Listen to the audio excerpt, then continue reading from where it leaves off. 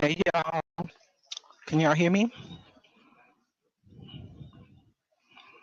Can y'all hear me? Good, good.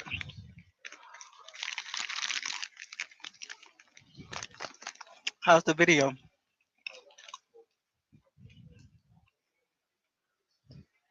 Awesome. I've been working on this shit, trying to perfect it just right for y'all. Think I got it now.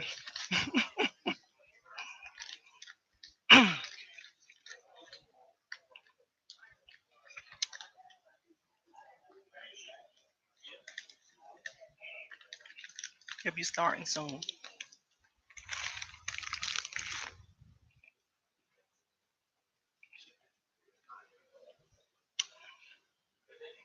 Awesome.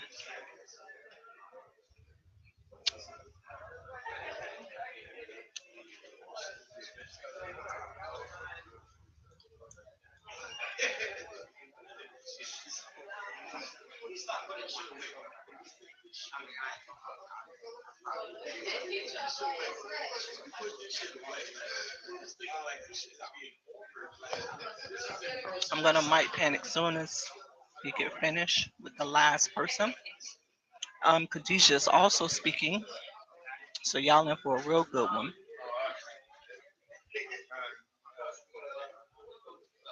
What go on? What go on? Salute. What yeah, it's gonna be nice. Oakland. Hey, thank you. You didn't see me. I said yeet.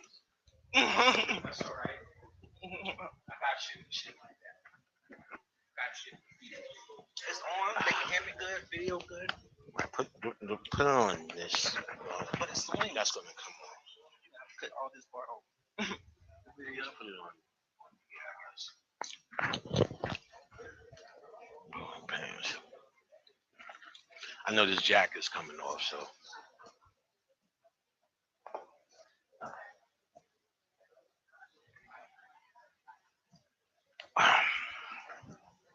you can hear me, Visa.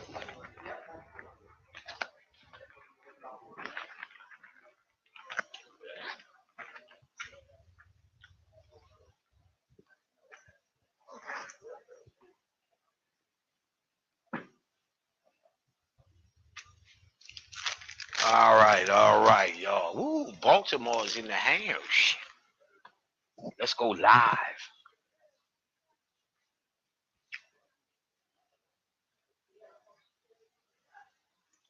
I don't know. I'm good up here at least. If I don't see anybody standing up.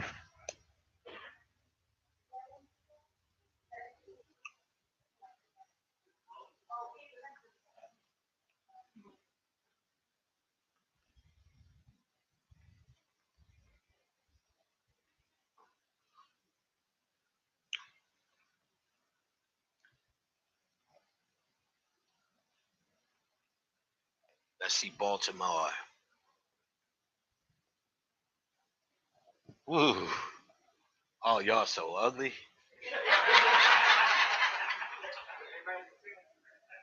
I can't believe it. The whole fucking wire is here. All these niggas from the wire showed the fuck up. All these old heroin niggas. What's that? They fucked y'all up. Not even just the wire. The other one before that, the corner. The corner. Look, the corner's here, everyone. We live with the corner.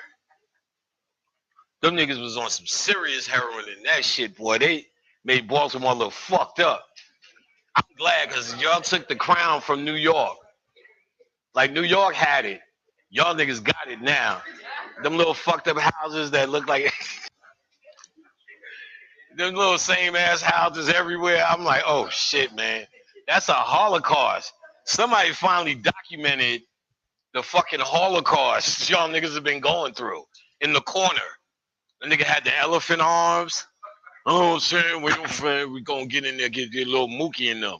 And then they show the real niggas at the end. Yeah, we the niggas. Like they proud of that shit. We the niggas that they were talking about. You know, this white man done exploited these niggas for fake, but we the real niggas. Y'all done fuck Baltimore. Y'all done. I'm just glad I'm here with Candy. If I'm here any other way, y'all niggas may rob me, beat me, and I might find myself on heroin. In the documentary with The Rock. Nigga, I don't know what happened to me, nigga. It was them niggas at Baltimore, the lecture. I'm just bullshitting. Let people who didn't pay for shit get a taste. So now, next time they know they need to pay like y'all motherfuckers. You cheap, free ass Instagram motherfuckers. That's what you get. You seen the flyer, motherfucker. The webinar was $35. You too cheap. You waiting for this moment, son of a bitch. So I can't wait to start talking to hang the fuck up. And y'all can scratch your arm wondering if this shit gonna show up on YouTube. Does Penny have a Patreon? I do, motherfucker, but you still should have paid for this. This is where it's at. You seen what Baltimore niggas is going through, and they still showed up. They on heroin and everything. They still came. They on heroin and everything. Niggas ain't talking about no tap. Nigga, no, your ass should have came. You cheap motherfuckers.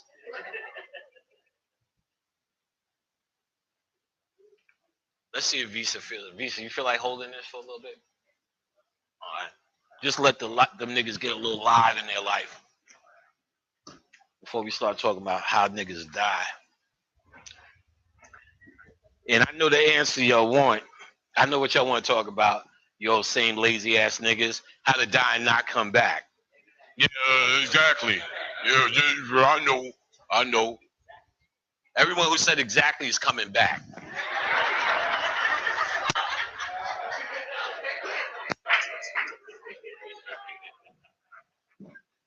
All right, let me get some water. Why is there a question of you may come back? Ain't you God? What the fuck you? Yeah. This is gonna be church today. I think. Everything. If I get that reaffirming, that's right. Teach.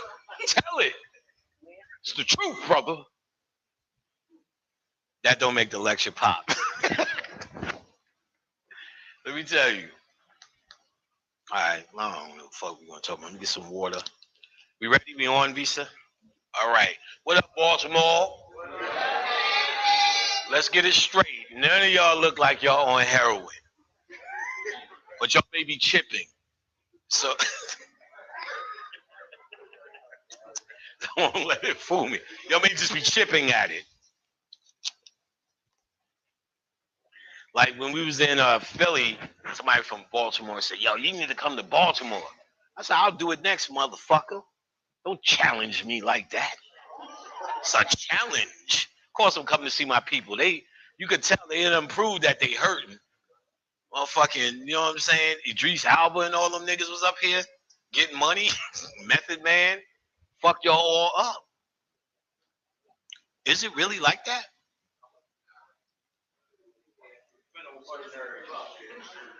I just want to see if y'all gonna lie. It's like that every goddamn ghetto I go to. Like y'all just was on TV. Of course it's like that. That's a part of the fucking psychological holocaust. But that's not even the white person shit. That's our shit. That's just the excuse. Like, the CIA did it. It's like we've been down here so fucking long that this madness has taken in. Still on? We're not gonna give them too much for free. Fuck you. You should have paid. You see what this means? Fuck you. You should have paid. You should have came. You should have supported. Baltimore supported. Y'all seem to be having fun out there. We'll wait for y'all, guys. We'll wait for you to come in. Yeah, we was waiting for you. Yeah, we was waiting for you.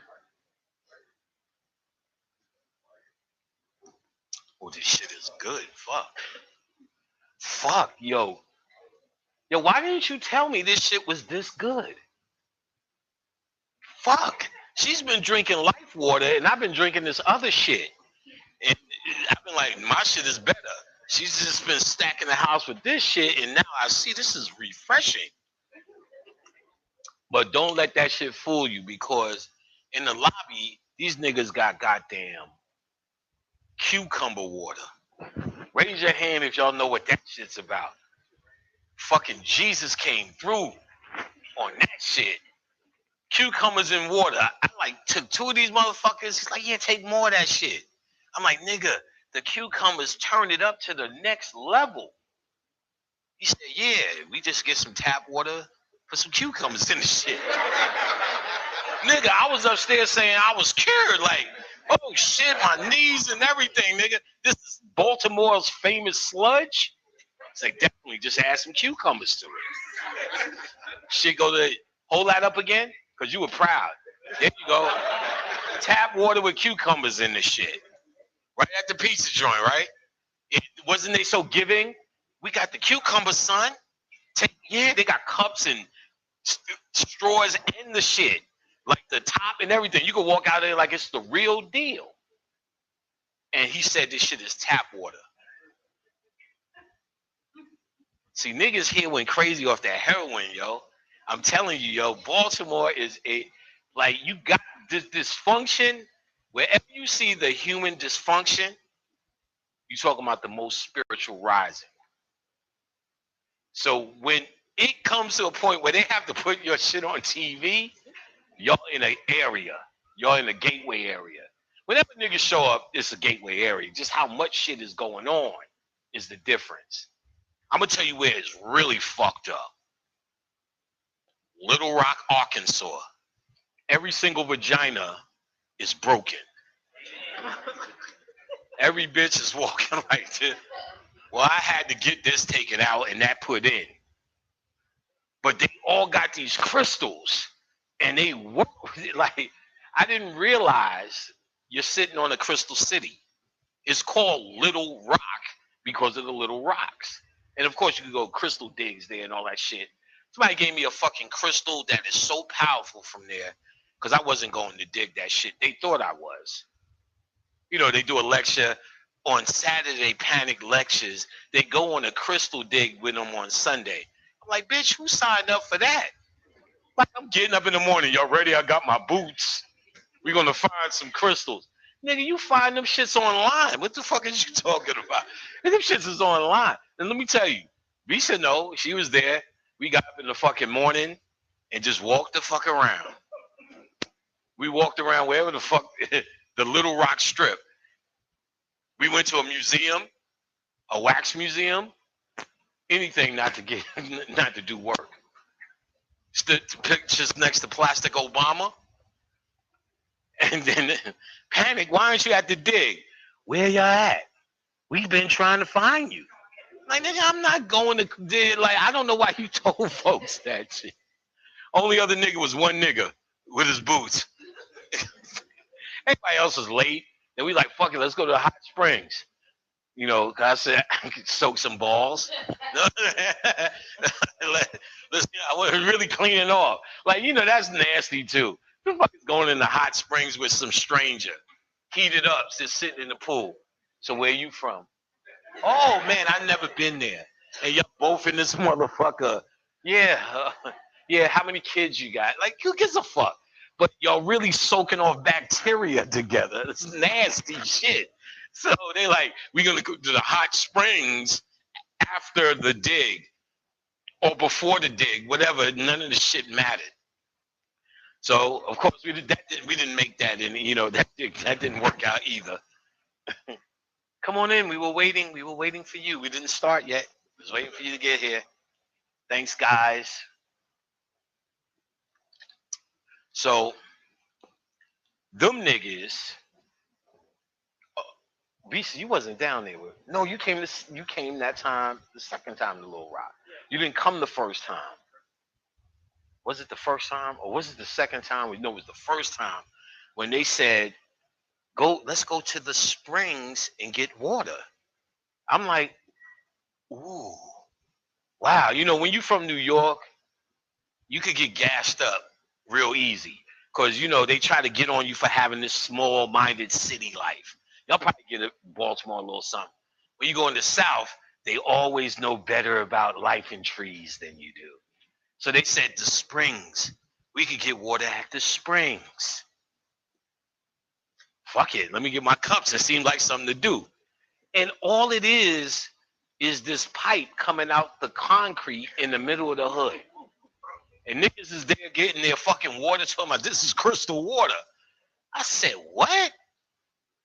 I said, man, you know what we would have did as kids to that pipe? See if you can stick your dick in it. Go ahead, go ahead, go ahead. They're going to get water tomorrow. That head just stand there. Oh, I feel it. I feel it. And tomorrow you be down there getting your water. Yeah, we going to make ice cream out of this. So, yeah, they could do that bullshit over there. They can't do that shit. We couldn't grow up like that. I'm not drinking out of that shit. What's wrong with you, Patty? You're not natural. Like, yo, this is just a pipe in the hood. This is open to anyone's discretion. See, we saying that right shit because we from there. Nigga came and said, go online to finddesprings.com. Them shits is all across America where you can go get spring water for free. Don't know why we talking about it, but let's about it. These motherfuckers energy, like feel, becoming sensitive to spiritual energy. I'm in this motherfucker like, yo, there is so much fucking power around here. I can feel it in every who it's a White Castle at. You know, I need to get this out of my system here. And yeah, nobody really caught that, but when I started to see the more wretched or the more destitute, I guess the area was, you can feel like the power is like just hanging out right there. Almost as if it requires niggas to be fucked up for them to even have access to stand next to it. So this little crystal city, it's definitely a crystal city. These motherfuckers got this weird power, but a lot of them niggas is like fucked up for it. I ain't gonna front. Like, see, she catching it. Like Cassie, you know, took my class, like, because the young lady who took me out there to host this time, the first time, she takes me to, like, she's like, Patty, people want to meet you. It's at this I don't even know what the jamboree. It was some kind of let's go all the time. Let's do it. So I'm like, but first we need to get some turkey burgers first, because I know that shit they're gonna be having there ain't conducive to what I'm doing. You know what I'm saying? Sure enough, we got a vegetarian hot dog. I'm like, come on, I'm glad I ate that turkey burger. First of all, the heat that y'all niggas think y'all used to in the summer, and I'm sure y'all went down south, you know, this motherfucker is unforgiving. We standing out in the sun. I'm going, what the fuck? I can hear my heart going, doom, doom, doom, doom. And then there was a nigga who took my class. And like I said, you can't have it both ways. Like the chick was even telling me, damn, he was selling these tinctures. So he got off of toothpaste. That's the nigga I tell you, you need to get on that fluoride.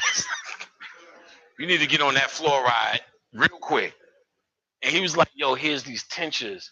I'm like, man, the tinctures ain't working. Like the humanity got, because when he was in my class, the shit was all right. I mean, this shit was like, oh, this is alarming. And even homegirl said, oh man, he need to leave them tinctures alone. The tinctures, like, you infuse alcohol with, know what a tincture is? Rose spray is a tincture. So I took a combination of rose, this, that, the other, and soak it in alcohol. The alcohol will pull it out, and the essence is in their tincture. You know what I'm saying? They do it with vitamin D, the liquid, that's a tincture. Now, most people can make them. They would use drinking alcohol if it's something that's going to go in your mouth. So they would use regular vodka or drinking alcohol, grain, to pull it out. Peppermint, let's just say, and you got a peppermint tincture. So they'll add that with, let's say, baking soda, and now you're brushing your teeth with baking soda and peppermint essence tincture. He's on the tinctures now, but the tinctures aren't serving him to chemical level. Chemical level being deodorant and fluoride. The tincture level of the game was terrible for him. So I can start to see like they have to give up something over there to get something. Like for him to fuck with the tinctures and go to that next tincture level, his whole collective system started to collapse. Started to collapse. Then it was always something I was noticing. I was even meeting people for the first time, had no idea who I was. It's like, yeah, the hysterectomy, and then my vagina collapsed, and then I sewed it back up, stuffed it around my back, and then I got a tightening serum, and then I started using these crystals, and that's how I could walk again. I'm like, what in the fuck is happening? Like, I'm hearing story after, I'm like, what the fuck is going on? I'm gonna get the fuck out of here real quick. Shit, terrible. Little Rock, Arkansas. But then I started to see and started to get message overall that this human suffering is going because they had gateways, and there's certain gateways that were in these cities that we think they just made randomly, but they was trying to house this nigga energy. Y'all niggas need to come to terms with this shit. Y'all have become a fucking battery. And until you change your mind, you're being sucked on levels you have no reasonable clue to understand. And that's by design. Whew, where can we start? Where shall we start?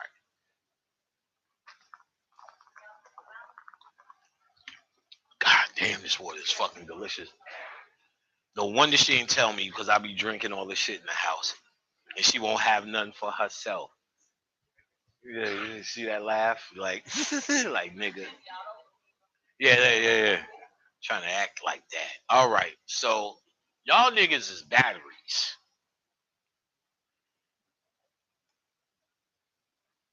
I can feel just getting on an airplane, they sucking shit out my ass. I'm like, something don't feel right. This is a trick. Shit's a trick. This whole game is about energy. Truthfully, that's what they really tried to tell you in the Matrix. There's so much other shit that everyone's trying to be deep in decoding, but he gave it to you in one sentence. Here's the reality of what you are, a battery motherfucker. He's Listen to this. I want you to understand something real logical, because I know y'all think y'all cool. Think of a cow or a chicken. In their entire fucking world, you ever notice? They don't even know they just our food source. I'm sure whatever they doing, whether they understand their purpose as a chicken or don't, they have no clue. Their whole entire existence is just so they could be hot wings or your battery. A cow doesn't know it's your battery. In fact, where have you ever seen a cow in the wild? You ever see a chicken in the forest? They don't exist in nature.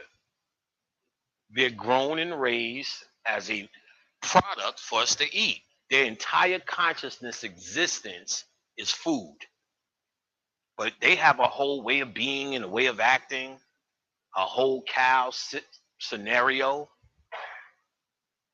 that they think is a big deal.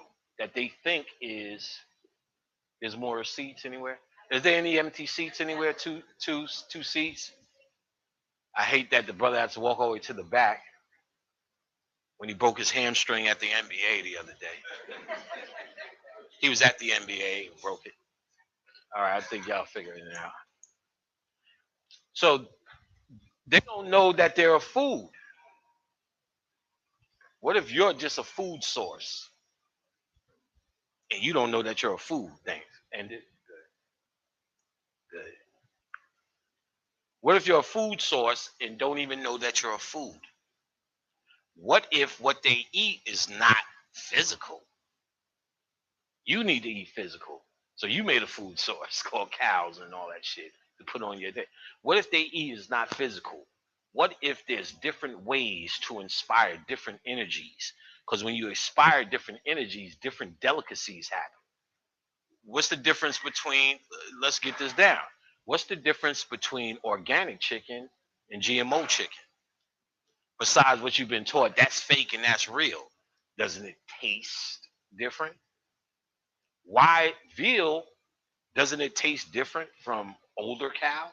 Don't they brag this is, what's the name of that beef from the West? Angus beef.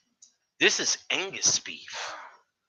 This veal is just milk fed because they're trying to say what we put into this shit gives us a different energy back. So what if we can inspire a smorgasbord of different things, scenarios, individually and collectively to happen to niggas, and they start to taste different because they omit different energies under different scenarios. What if all of this shit is just an elaborate way to get you to act or react because you a motherfucking food source? Ooh. They made a movie called Chicken Run where the chicken said, I don't want to be chicken. And I had three more of them, but I forgot. But they always show you this conscious, this idea of realization, or they kind of show you. Matrix is one of them. If you, besides, see, what got most of you niggas is y'all wanted to be a little bit more deeper. And some of them shits was just flat facts. He said, this is, let me show you the world of the real. There's something that lords over you. Now, in that one, they said computers. That's what lords over you. How would you know that's not happening now? How would you know? You really wouldn't. That's cute. But that is far from anything. Your idea of conscious may be manufactured. We don't even have to go far from the Matrix to find that out. What is the Oracle? Another program. What if consciousness is what? Another program. Just a way for you to be another food delicacy. Maybe consciousness is the best meal yet. I say you don't want to have faith in what you think you know and your feelings and your emotions. You want to be able to enter all possibilities of what could be going on here. Because we're going to get it to the one thing you will know. That I'm going to save you from this chicken dinner that you are. Oh, yeah, I like them afros, son. Now we playing with power. Somebody better get up and let that afro sit down. She might be able to sit up front. That's a powerful afro. I felt that shit from the hallway. Don't worry, y'all gonna get a hold of that.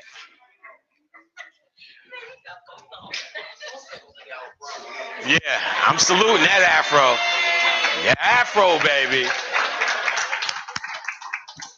Afro. I ain't got no weapon, man. I ain't got no weapon. Love them power froze. All right, so you may just be a goddamn food source. If you choose not to be a food source, you're going to have to find some self-containment. If you do anything as a collective, at least in this context, you definitely offering yourself up as food. Isn't that what cows do? Isn't that what herded animals do? They move as what? A collective. So when you start saying we as a people, We need to do this. This is what black people need to do. What are you saying? Moo. Bah. You trying to tell them I'm walking like a herd, then you can be controlled like what? A herd. Then the good shepherd now can control you.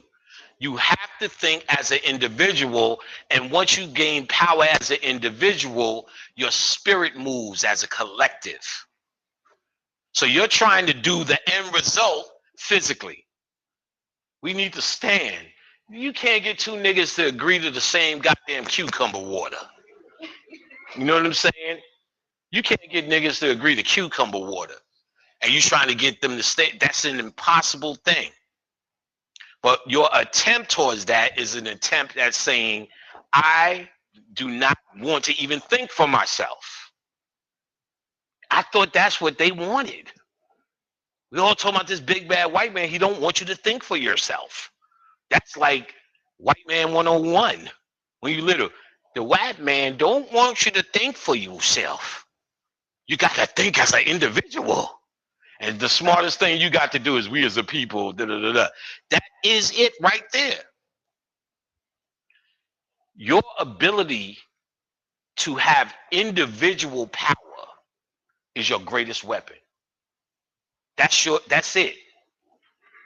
Not to need anyone to agree with shit you got to say.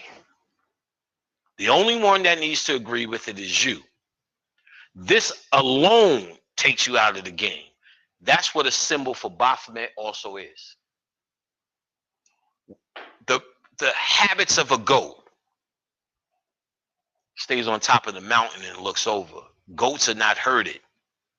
Sheep are.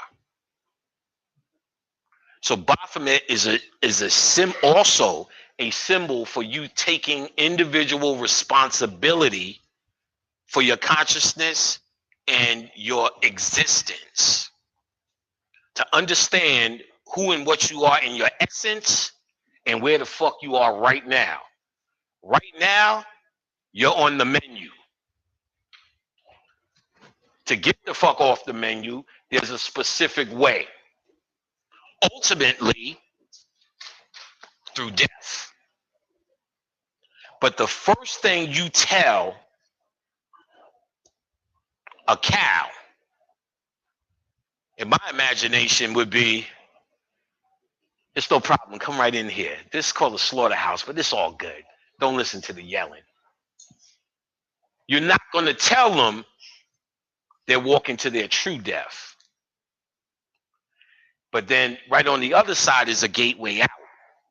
If they just left this because they made an individual choice, we find those cows all dead on the road all the time. Like, I tried it, son, it didn't work. I tried it, son, but it didn't work.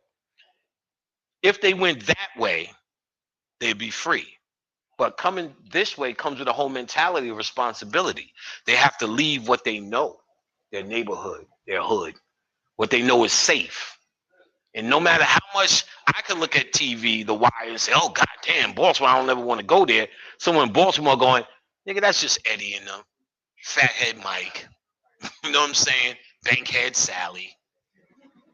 But to me, I'm like, I don't never want to meet no Bankhead Sally bitch. That bitch will, you know what I'm saying? You cut your fucking tendons, cut you off at the tendons. But that cow is used to that. He's used to someone coming to tell him that. Even though they may say, I hate that motherfucker, white man, whatever, whatever, they still need him to do it. Don't lie, nigga. That nigga turned off that nigga stops selling Wonder Bread. Y'all niggas will be eating each other in a week. We don't want the white man, but let's say the white man was just going tomorrow. Would y'all still be going to schools? Would y'all still pay mortgages, rent? You're like, well, we was paying rent to the white man. Like, nigga, I own this. I'm a nigga. You still gonna pay me? Are we still gonna use the mass transit system that we know is, let's say, destroying this or that? Like, how are we gonna get back to nigga shit?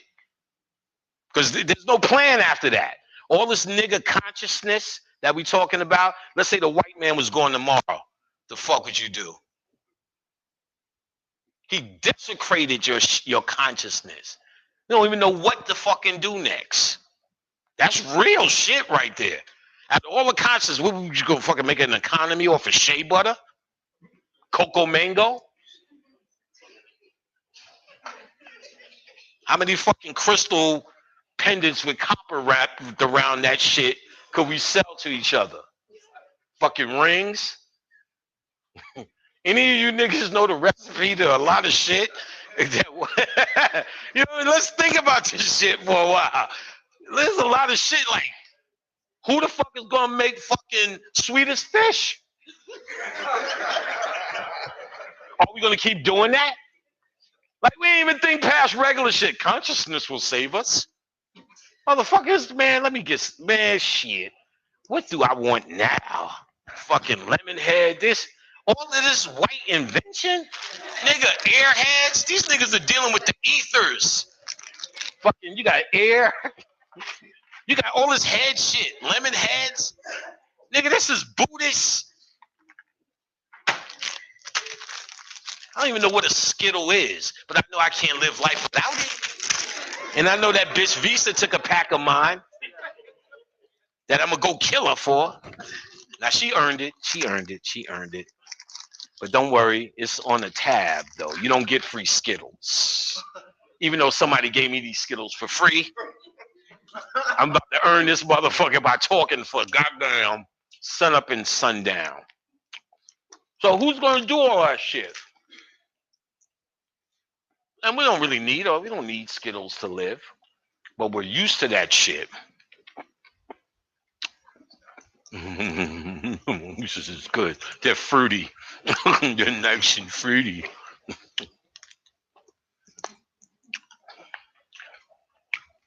That doorway that represents freedom comes with a lot of responsibility. A lot of it. Conscious people seem to want to make that run towards that door. But what if those who own you said, what if?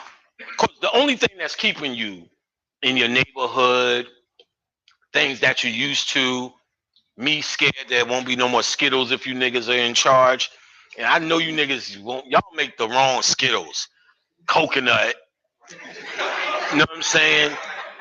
Niggas put coconut in everything, don't they? Mango, organic Skittles. You know what I'm saying? Fucking niggas.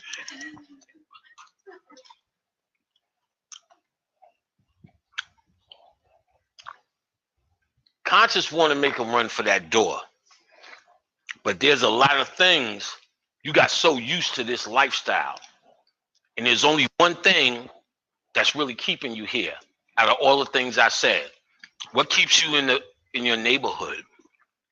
Knowing the things you know.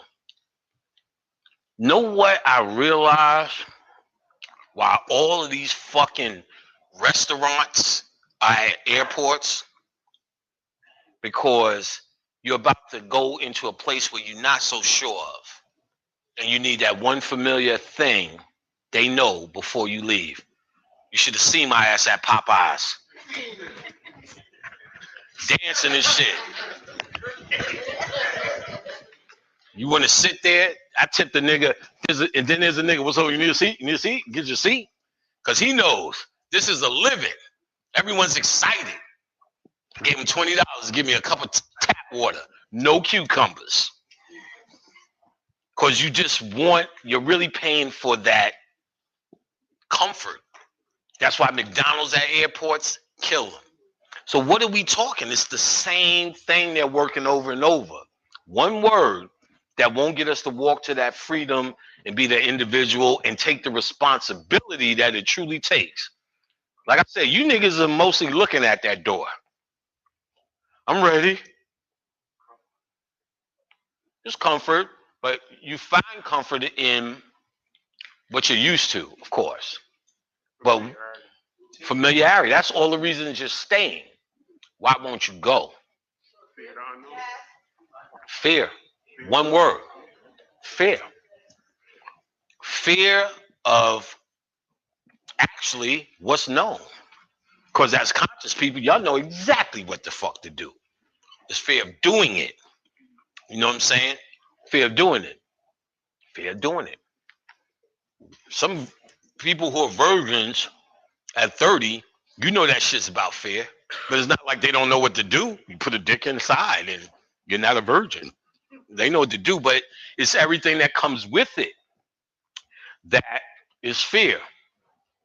The true way through that door is death. And that's the master trick that all you niggas is scared of. And as long as they have that ignorance there, they got you. And we don't even have to say white people. White people are only the latest rendition of something that you guys are already in. Humanity is the problem. Being human is the choice, either out of ignorance or for reasoning. I have reasoning.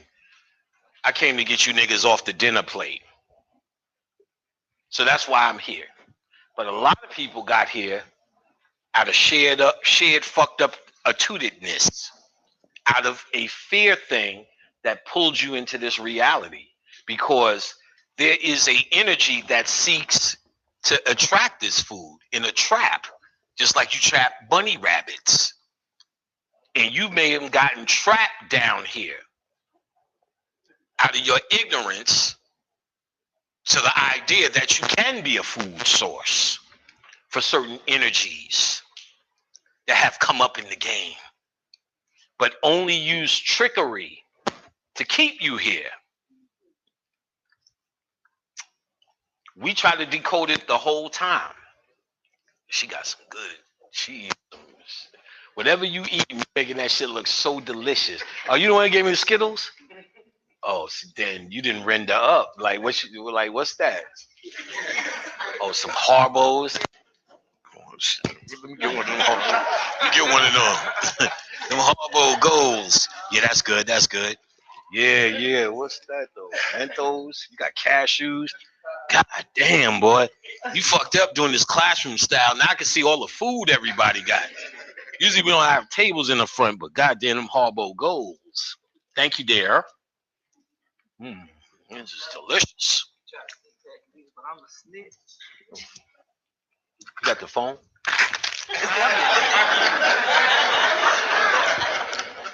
Fucking greedy. How'd you eat that fast? And V said fucking tall. She eats Skittles in like one bat. Like one, that was one Skittle. That was one motion. Raise your hand if there's an empty seat by you guys. Okay. You have choices, my dear. Now, I might put my water here. I think this will be distracting. Good. We'll leave that for the last. Just raise your hand. Oh, you seen all them guys? They raised their hand real quick. They didn't even just raise their hand. They did this shit. I'm gonna sit over here. So it's not that white people bring this against you. They're benefiting from a situation that is way bigger than their existence. They probably don't even know the whole story because we were addressing this. Raise your hand if there's an empty seat by you so the sister could get a seat. All right. They're benefiting from this. They're not dictating this because I can show you in all the ancient study that you study that we were addressing this. This is not well, it may be new me saying it in this time now, but it's not a new concept. Your energy and you're fed upon here's the trick. Y'all ready? You're already getting tricked so early on. Your energy is fed upon with your participation. The more you emotionally participate, the more you're setting yourself up to be a dinner meal. That's why you'll hear, Bobby said it, I'll say it, but the ancient teaching, you'll hear Don't be human. Get past humanity. Don't buy humanity. Well, what is humanity? Does it mean walking around on your legs? Shit, you're having a human experience. You're going to do that. But you're worrying about Trump or worrying about Obama is the perfect example. Two sides of one coin, hating or loving. Like people say, well, Panic, I know you hate humanity. No, I fucking don't. Because that's the other side of if I'm saying I don't love humanity, I'm not trying to indulge in it, I'm not trying to raise it up, I'm not trying to nurture it, I'm not trying to communicate with the human in you.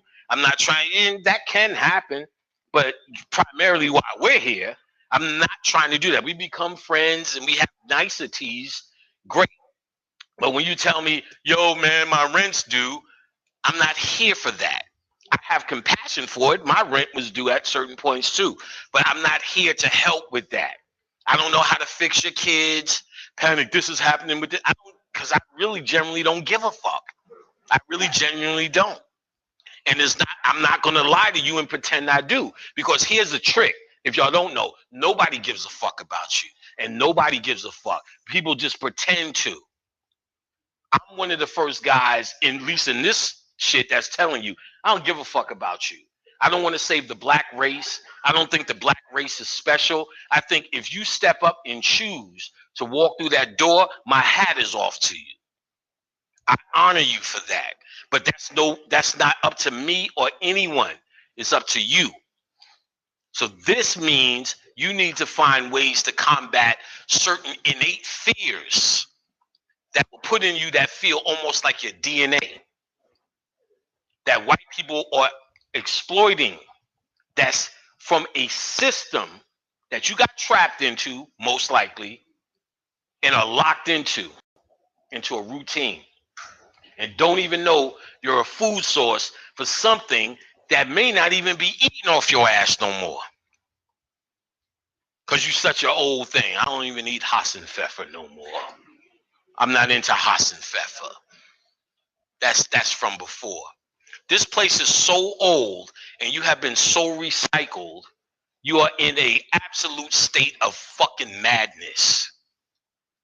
Madness. You have mad cow's disease. You niggas got mad cow disease. I promise you, you do. And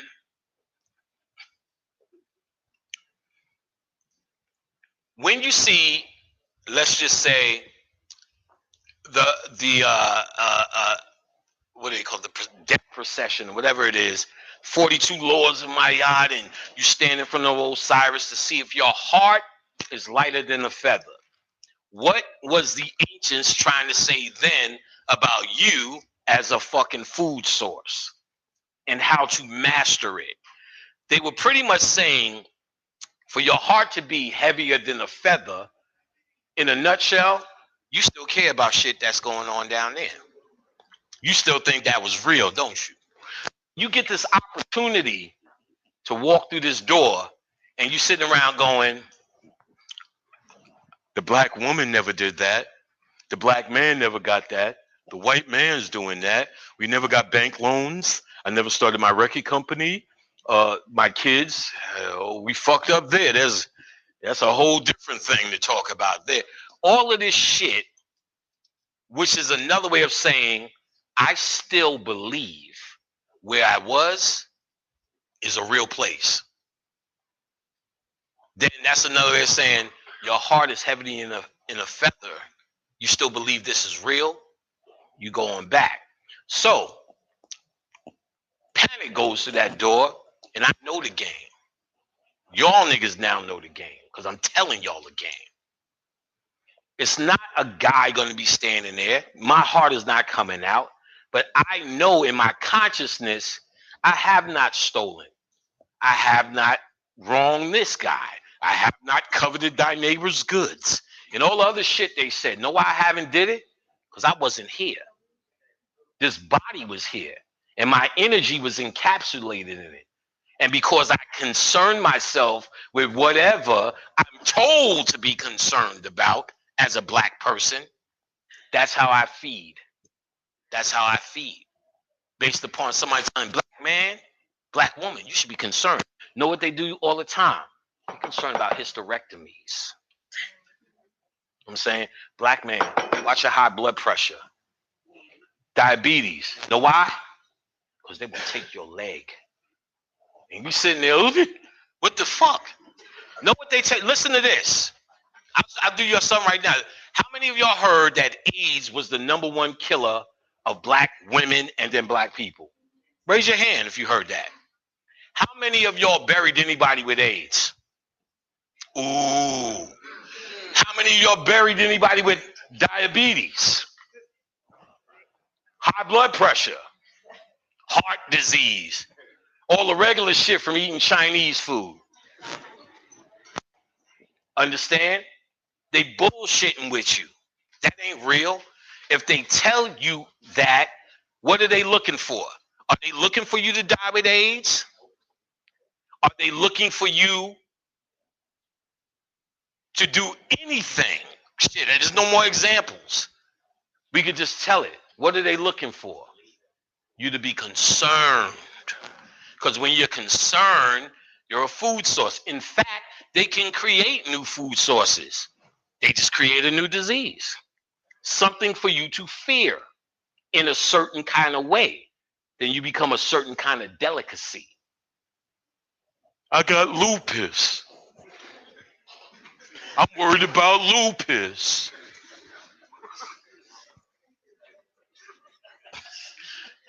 You ever see a nigga walk like that and just get worried? You be like, what the fuck is that? I ain't lying. You just worry. A lot of shit be in your mind, and you know you ain't never going through this shit. I would like a piece. I would like a slice of pizza. You like, what in the fuck do they got? Or motherfuckers that just curse. Some motherfucker.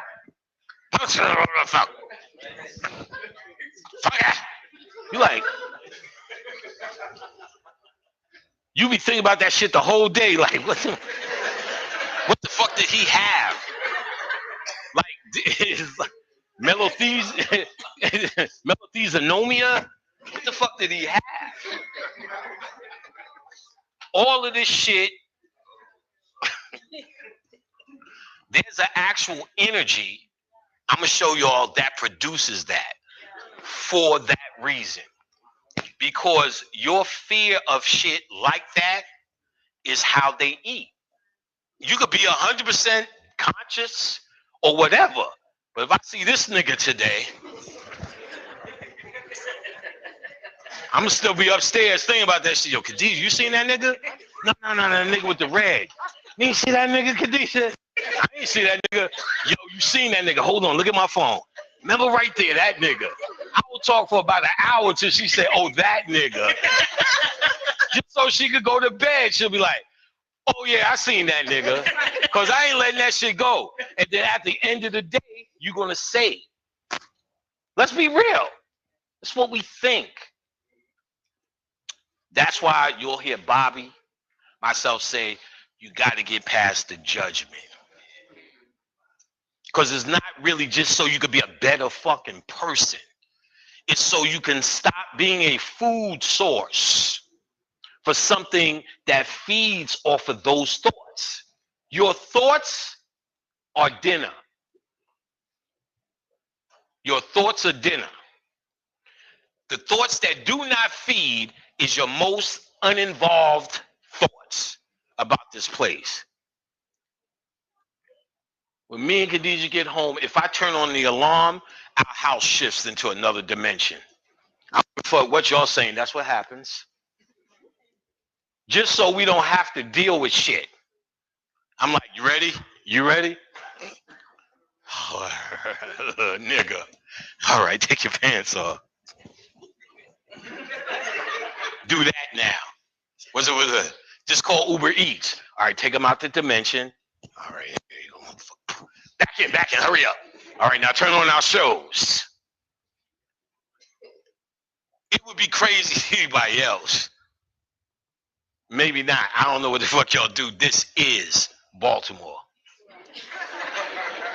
I seen the corner, nigga. Niggas on. Man, that nigga had the big elephant on. I seen them niggas in New York. Don't get me wrong.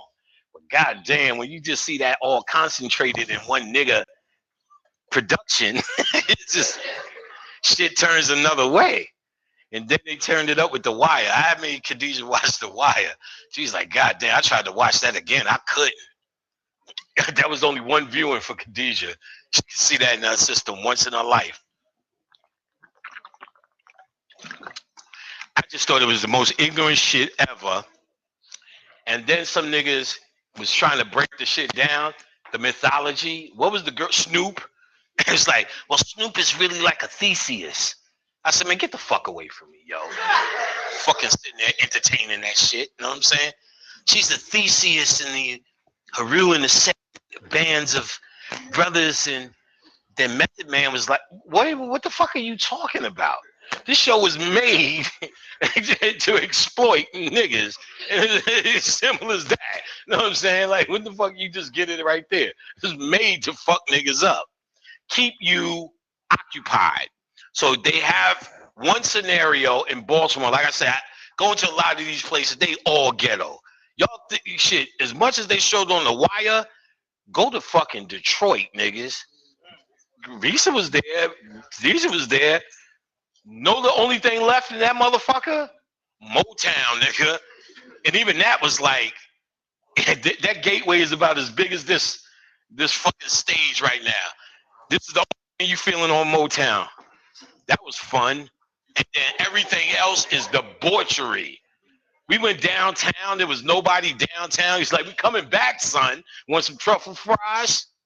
I'm like, I'm not eating fries from here. And definitely, I don't know what the truffle is. You know what I'm saying? That don't seem like real truffle. Not in Detroit. Everything looked fucked up. I was like, fuck it, man. Let's just go to Burger King, nigga. And this was before the Impossible Burger. I was like, let's just go get a fish sandwich. Because, like, ain't nothing hit. Yo, let me tell you, it's terrible. So, like, they not even doing it. Like, The Wire looked good compared to what Detroit looked like. We didn't even get to Flint. You know what I mean? We didn't even get to Flint. See, I know you see upset, right? It hurts, right? Go on. Give them dinner. Give them dinner. It hurts. I know they drank that brown water, those poor people you don't even know. But I guess because they're black. You know, I get it. We have compassion for these things. But I am telling you, that's the game down here. And I know, see, you don't even really, it's everywhere. And I'm not trying to put you, but that's what we're so used to that. You know, I hear that shit, brown water, fuck. I'm not really thinking about those people. Know what you really thinking about? If your water turned brown. If they ain't do shit about them, they ain't gonna do shit about us. So all we really talking about is what again? Fear. It's the controlling of fear. It's not, it's under the guise of love and compassion for black folks. But it's really under quality of life and fear of death that we are really being moved by. And once you can identify the one thing, then you know what you're really fighting against. If you think you identify all these things you have to do, oh, when someone says, Flint, I got to learn not to act certain. No, you're not even worried about that. What you're trying to find, and once you start identifying and losing this fear of death, all this other shit starts to work itself out. You start to say, I get it, and I understand what they're doing in Flint, but if anything, I'm playing it off. I had to probe it in an Uber. Like, my real feelings. You're in an Uber, and the lady goes, oh, my goodness, they raped this girl in Chicago, and they did this, and they filmed it. They put it on YouTube. The story was famous. And while I'm in the Uber, I'm sitting there going, oh, these disgusting, and they should all die, and motherfucking niggas, and where's their mother, and the problem is the fathers, and all that shit that everybody else says. But then I noticed, as soon as I got out the Uber and got on my lawn, I was like, I don't give a fuck. And that's real. That's real. It doesn't seem right. And y'all saying yes because y'all know it's true. You don't want, if it happens to someone you know and all of that, if it was happening in front of me, I would not let it happen. I'll murder everybody in the room just for her integrity and all the rest of that good shit. that you would if you were standing there. But really, this kind of story they make public for one reason only, not to inform you, because even if you are informed about this, really, so what, right? So why are they informing you and choosing to inform you about specific things for one purpose and one purpose only, to create a dinner menu, to make you feel Trayvon Martin, all the motherfuckers, to create elixirs in you. You know, you create elixirs out of your mind, out of your, all your organs create elixirs under different circumstances. Your adrenal glands kick in and create what you call it, adrenaline in your system. Adrenaline is a delicacy. It creates it constantly. So if you're in a constant state of fear, black people are constantly creating what? Adrenaline. I'm talking specific energy, but constantly adrenaline in particular.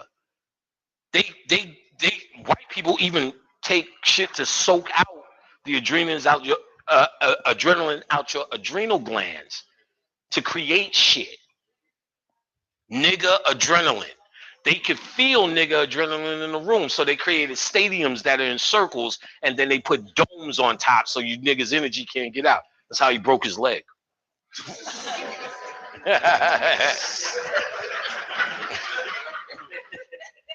So you can't get out. The energy is in. They're doing it, they're feeding off of you. So white people understood the game because they understood what we decoded about those who set this up. We're going to talk about that. Who set this up. So they decoded and understand, oh, these niggas is food. And our food made us. So if they're food, we don't really have any allegiance to them. That's like going to jail and then saying, why are you sweeping? Because the other inmates told me to do it. No, he's an inmate, just like you. So we got to fight for this, you know what I'm saying? Or I'm going to be sweeping. So they said they created us. No problem, but they're a food source down here. So we can run this just as that, because now we don't have to have, if they're a food source, like cows, we don't owe them any moral responsibility. Therefore, we could do whatever the fuck we want to do to them. The same way y'all do whatever the fuck y'all want to do to chickens. Whatever the fuck y'all want to do to cows. White people just realized, out of stealing and robbing while your ass went to sleep, who in the fuck we are and what all this is about. So they're taking advantage of a situation. But they're a food source that nobody really can eat from. They don't have what you have. So what you have, once you put it in the suit, activates the suit. So now it becomes all of this special shit trapped in a feeding apparatus called the human body. They didn't come from this special place to be trapped in this place. They were made down here. So nobody really gives a fuck about them. They only become valuable if they serve those who are eating off of us. So they pretty much said, we could be your motherfucking tools down here. We could help you by striking terror throughout these niggas for your feeding in hopes you take care of us. What you have to study, oh y'all ready for it? All right. What you have to study is John D and them niggas. And John D and the other one. John and D. The what you call it? The niggas who brought us, what's the angel word? Almost had it. Enochian system. Enochian. The story goes, I'm going to drop it now. The story goes, y'all have heard of James Bond 007? That comes from something. That was actually the Queen's Guard. There was a 007. And that was this dude, either John or D. They were channelers. And John was the spirit guy, D was the other guy, whatever. Long story short, they broke through and came up with a language, an angelic language. They channeled it, and they said, "Look, there's an energy that's going to give us a language that we can use to call on for their power."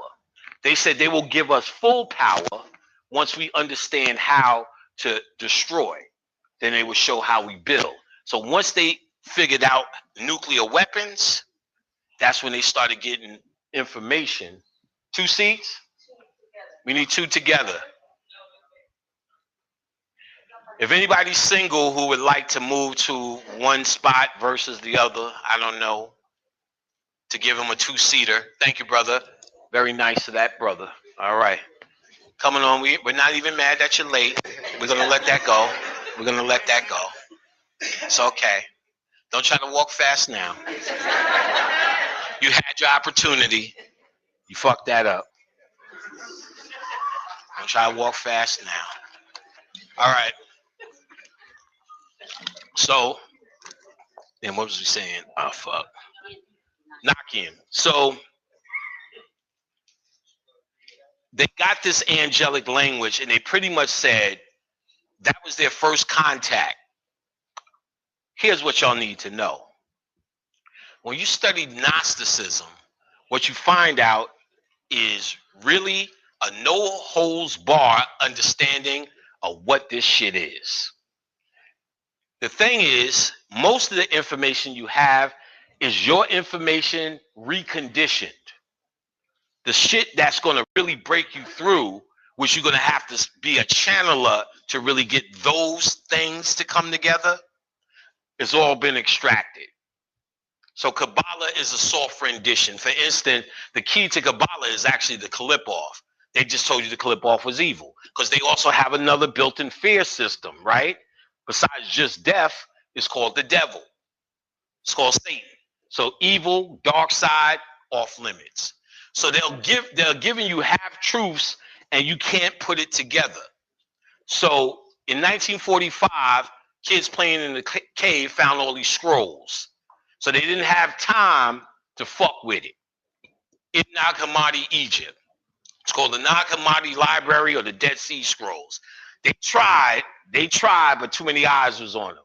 The first one they reconditioned was the Book of Thomas, and they let that one out. This is Gnosticism. People said, nah, give me everything else. So they always put it out under the guise that niggas won't understand it anyway, and niggas ain't looking at it, and that's who they really don't want to look at it, niggas. But then you had this little thing like Bobby Hemmett was looking at shit that niggas don't usually look at, and he's saying, I know you niggas ain't gonna look at it, so let me just tell you. You know what I'm saying? And that's dangerous, but they're not worried about somebody just hearing something. They spent so many years conditioning you that you need to understand there's methods for getting out of this programming. You're not just going to say, you know something, I don't believe in Jesus, and it's all good. Oh, hell no. Let somebody put a gun in your face. Oh, dear Jesus, don't do it. Well, I don't know. Maybe you niggas in Baltimore, this is just everyday shit. Like, oh, you about to rob me? Let me go get my Skittles. Here you go. What you want, my wallet, nigga? Oh, no, niggas, spirits want that shit. Yeah, shit. That's how we do it. Shit, what you scared about? Oh, oh, oh, oh. Nigga, you crazy? I'm gonna eat these shits off the floor. What the fuck is wrong with y'all? Oh, scared ass niggas. Oh, with some Skittles drop. So they have this built-in shit called the devil. That's how they controlling you. In the Gnostic thing, they have these straight scrolls. So you can buy the Gnostic Bible. That's what you call source information. It's just a straight reflection of those actual scrolls. It gets no better than that. This is where your gospels come from. Gnosticism. The gospels are the dumbed down conditioned version of ancient texts. The Dead Sea Scrolls, no conditioning, ancient texts. Now they're out there. So of course you have authors who have wrote or now have written books on the Dead Sea Scrolls. So that's the author's interpretation of source information. Y'all have to know the difference. That's why Bobby was so hard at defining authors, because he would study the whole lineage of the author, where they came from, what are they saying? Is the government paying for them to write their books, or is it that side dude that's actually challenging the status quo? So because remember, the authors on books are nothing but the internet before you could click on it.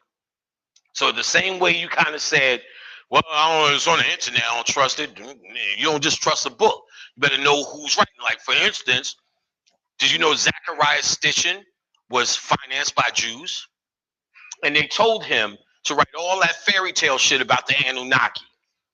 Now there's pantheon of shit out there about this evil race that used to breathe gold that came to this motherfucker to mine gold. I'm sitting there going, why don't we use common sense? These niggas could fly around the universe. Didn't Da Vinci and them niggas come up with some shit that was like turning electrical? They can't figure this shit out? Or breathe some other shit? Like, give me some more intelligent shit besides, fuck it, we running out. Let's go find some more niggas. You know what I'm saying? And that's the story. It's all bullshit. So you got to know who these authors are too, who you fucking with. Jacques Le Carrier. He wrote a book called, is it the Gnostics or not? The Gnostics. Not Gnosticism, the Gnostic. Probably one of the best. Where not only he gives you the gist of the shit, but here's what the Gnostics said in the Dead Sea Scrolls. Because I said this was the precursor to what now became the Gospels. Remember they'll say on the TV shows they didn't put everything in the canon. This is the other shit that didn't go in the canon. And he told you what, first of all, the Gnostics or Gnostic thought, which just means knowing and knowers and all the rest of that shit, were later day Egyptians. They were after all the pharaohs and all the fucking headdresses and all the fucking Haru pieces, Jesus pieces. After all of that, they was like, look, no more initiations, no more whatever, pyramid going to. Let's just give you the gist in a nutshell what all this shit meant. So that was who they were. They never wrote shit down. They spoke on the mountain like they attributed with Jesus. People later wrote down their works. The work of Simon and Valentinius or some shit. Those were great Gnostic men based upon, listen, their philosophy on existence. I would be a Gnostic now based upon my philosophy. They were everything anti-human. They would say, why aren't y'all writing this fly shit down? Because we don't want nobody to be around later to read it. That's how serious they were. Orgies and killed everybody who was killed all the babies who were pregnant. They believed in absolutely nothing about pro-life. Nothing. They would talk about the soul. And the soul is the only thing real about you. The human body and earth is a prison for your soul. Y'all have seen me in lectures talk about this. And I've read from those books where line after fucking line is like, God damn. That phrase, I'm in it but not of it, is a Gnostic phrase. I am here with you. I'm in it. But my mentality is not of it. That's a trigger. That's a key word for not being fooled. Y'all seeing this now. We're going to see it more. Now, they also talk about how you got here, how it got corrupt by way of mythology. How you got here. They said, well, first let's talk about the human body and how the human body got here. They said, well, first let's talk about this shit to get to that shit. They said, there's this all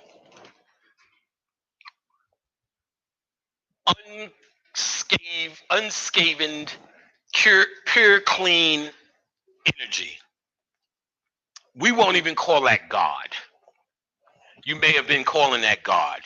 In Hindu mythology, it would be Brahma, and the Orisha shit, Olodumare. This pure thing. Underneath this pure thing, and there's always this number, 8. And 8 is really just a binary code. The 8 Ogdod and all the rest of that shit. There's these 8 deities that this almighty, I can't remember the name for the Gnostic. It's not a Abraxas. I don't think it's, I think Abraxas is just another one of the gods. Anyway, this god creates these 8 deities. At the bottom of that pile, of this hierarchy, was this goddess called Sophia. Sophia is a Gnostic god. Sophia, being the furthest from this original source, didn't have access. And the further away from the source, the more ignorant you become. So out of ignorance, she has a child that didn't have that same seed that, let's say, she had. That seed, soul. So she created a child with no soul. And out of embarrassment, she went to hide this. She wanted to hide it in a lower plane or lower frequency, whatever you want to call it. And in fact, there was an abyss. And she said, she told it to come here. Come here, child. And the name come here, child is also called Yaldabaoth. Later, Jehovah, Yahweh, Allah, Noble Drew Ali, whatever else you pray to. But Yahweh and all the rest of them are this energy. So as she says, come here, child, it falls into this abyss. And it is now very much ignorant of what it is and where it is from. So it says, there's nothing else around me. I guess I'm the God of all things. What was born then? Who said that? Good nigga sticker. Oh, let me get you a good nigga sticker for that one. Oh, and it's hard walking on this stage, so you earn that shit. It's hard stepping up on this motherfucker. Oh, it's in my bag. Huh? She said ego. But she was going to get into it. At that moment, got you. The ego was born. I got to put these back in my bag. I don't want niggas getting bad niggas start stealing good nigga stickers. I want the bad niggas to steal my good nigga stickers. You're a good nigger. You're a good nigger. You're a good nigger. Here's a good nigger sticker. There you go. Excellent. Ego. Ego. Ego. At that moment, the ego was born and the psyche of the human condition began. You are born. Oh, we can just do ego shows. So he then began to create the firmament and also a place to lay his head called the astral world. That's not home neither. The astral world in this system called nature. For all you niggas trying to be natural niggas, guess what? Updates. Nigga, that's your Holocaust. It is a self-contained system here that will never end. Cat eats rat, rat eats cat, cat eats dog, dog eats frog. All fucking day. You will be here forever doing that shit. Natural people. Oh, I didn't know you got an afro too. We got to honor your afro. I know you ain't look around just now. I know you just didn't go like this. Your afro, my queen. Appreciate it. I love the afro look. You shouldn't have did that though. You shouldn't have said, what other motherfucker with an afro That's 10 inches deep. I'm gonna let that slide though. Don't put her on camera for that. I don't want her to be known for that. No, only joking. So man was just another animal. This is the mythology. This is Gnostic mythology. Man was just another animal in the system. You just knew how to roll with a stick, baby. That's all you know how to do. I'm starting to learn moves now. Aaron is showing me. I'm in his karate school. I guess, yeah, that nigga showing me the moves now. Like you, nigga, shit. It's gonna take a while though, but that's the move. You know what I'm saying? I'm practicing when I get it in. Cause I'm sitting there trying to think of this shit. Like, motherfucker, I'm gonna get fucked up, and you ain't thinking about that shit in no fight. But then I said, oh shit, that's how I used to skate, nigga.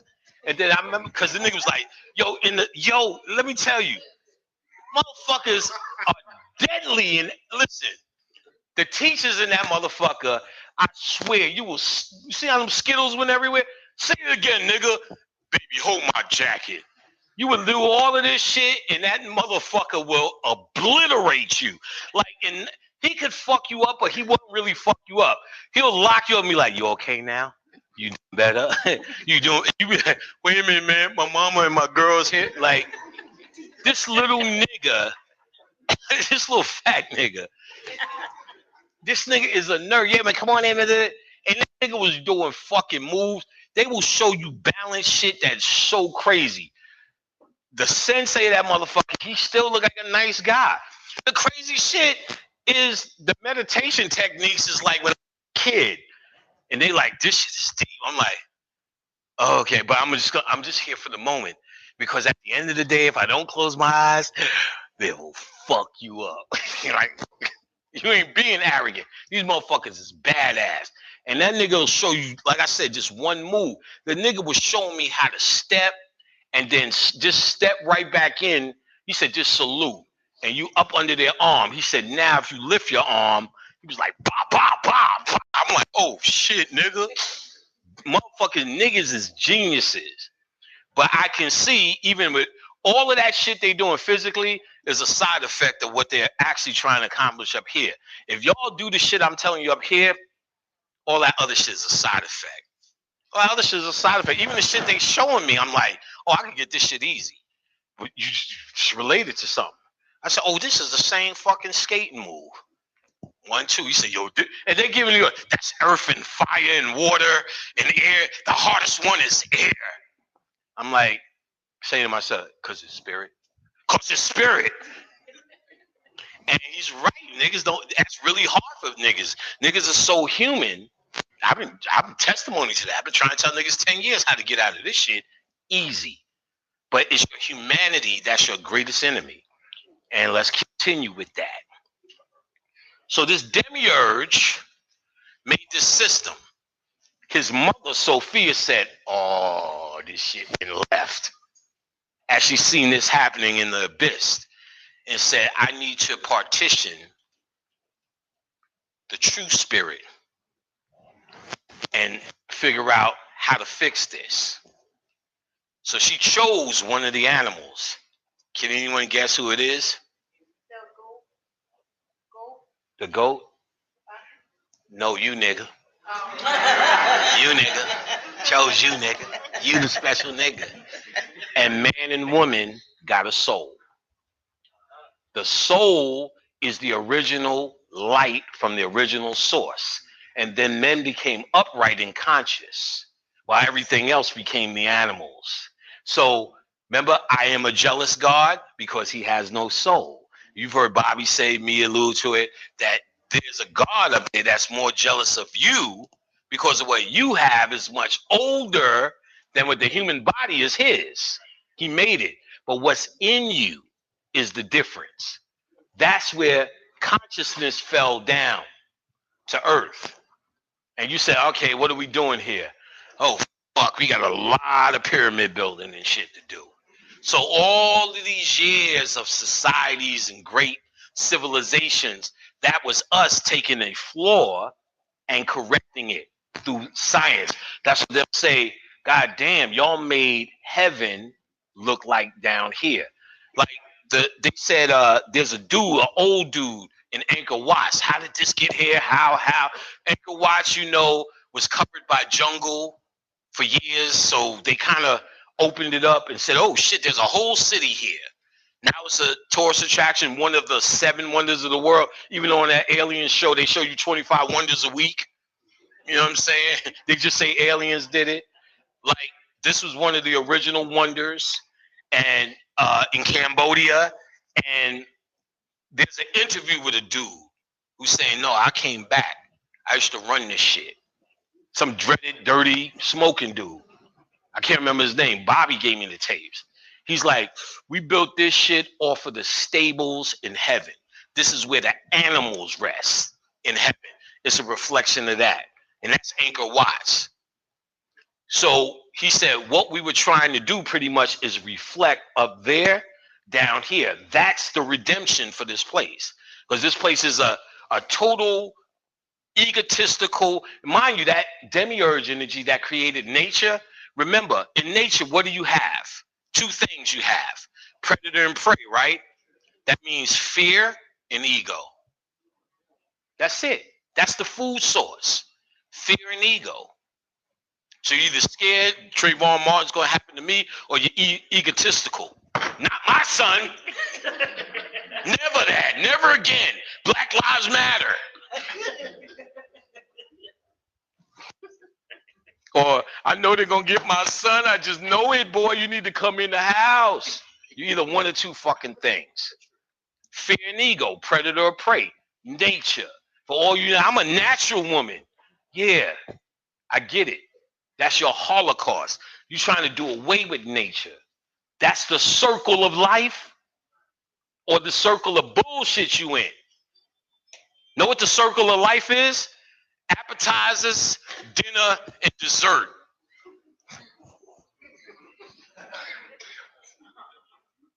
And Arnold Palmer. You may have cocktails afterwards.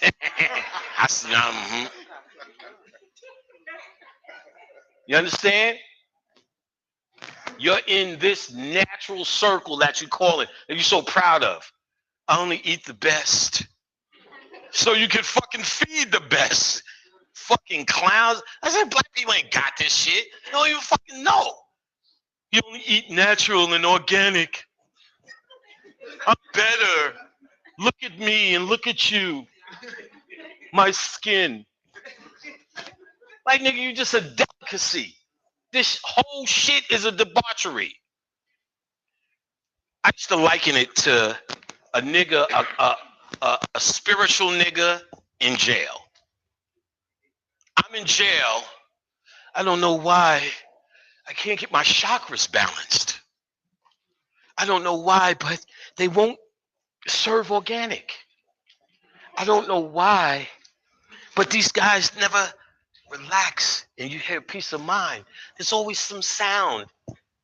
Nigga, you in jail. You're in Rawway State Penitentiary, nigga. You on Rikers Island. I don't know why no one will cooperate at meditation time. You on fucking Rikers Island, you're gonna get cut. You know what I'm saying? They're gonna stab you. I don't know why they're stabbing me. Son, is so unrealistic to what we are as a people. You in jail. So, you on planet Earth. I don't know why there's so much GMO. Do I even need to go any further? I don't know why. And I don't know why. Cause this is a big fucking prison. You're a big fucking food source. So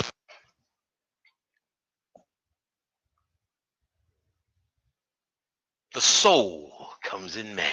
We walk upright, we start building. The teachers understood what it was. We deflected it, we reflected it in code, in mythology. And you could only really tell someone who's ready to walk through that door. So we couldn't recruit. Even like now, we can't recruit. I don't go to the hood to say, I got a message for you. You got to show up here for some reason. So when it was showed up, or when those showed up in the ancient world, or you was giving them real, because they were ready to handle. We are not ready to handle who and what we are. See, let's be real. Raise your hand for me. I want you to think back for a moment. Think back for a moment. When Morpheus did this shit, you are nothing but a battery. For a moment, how many of y'all got offended? Raise your hand. Be real. Be real. Y'all going front right now? So raise your hand if it didn't matter to you when Morpheus said, you're a battery. You just said, oh, whatever. That's him. That's what you did? Okay, no. I just want to see the hands go up. Oh, well, first we got to wait till they get 2 seats.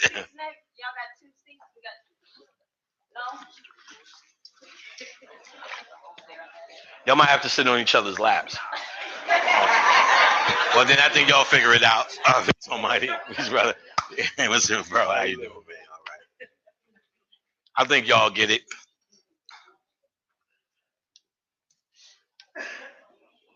So raise your hand if it didn't bother you.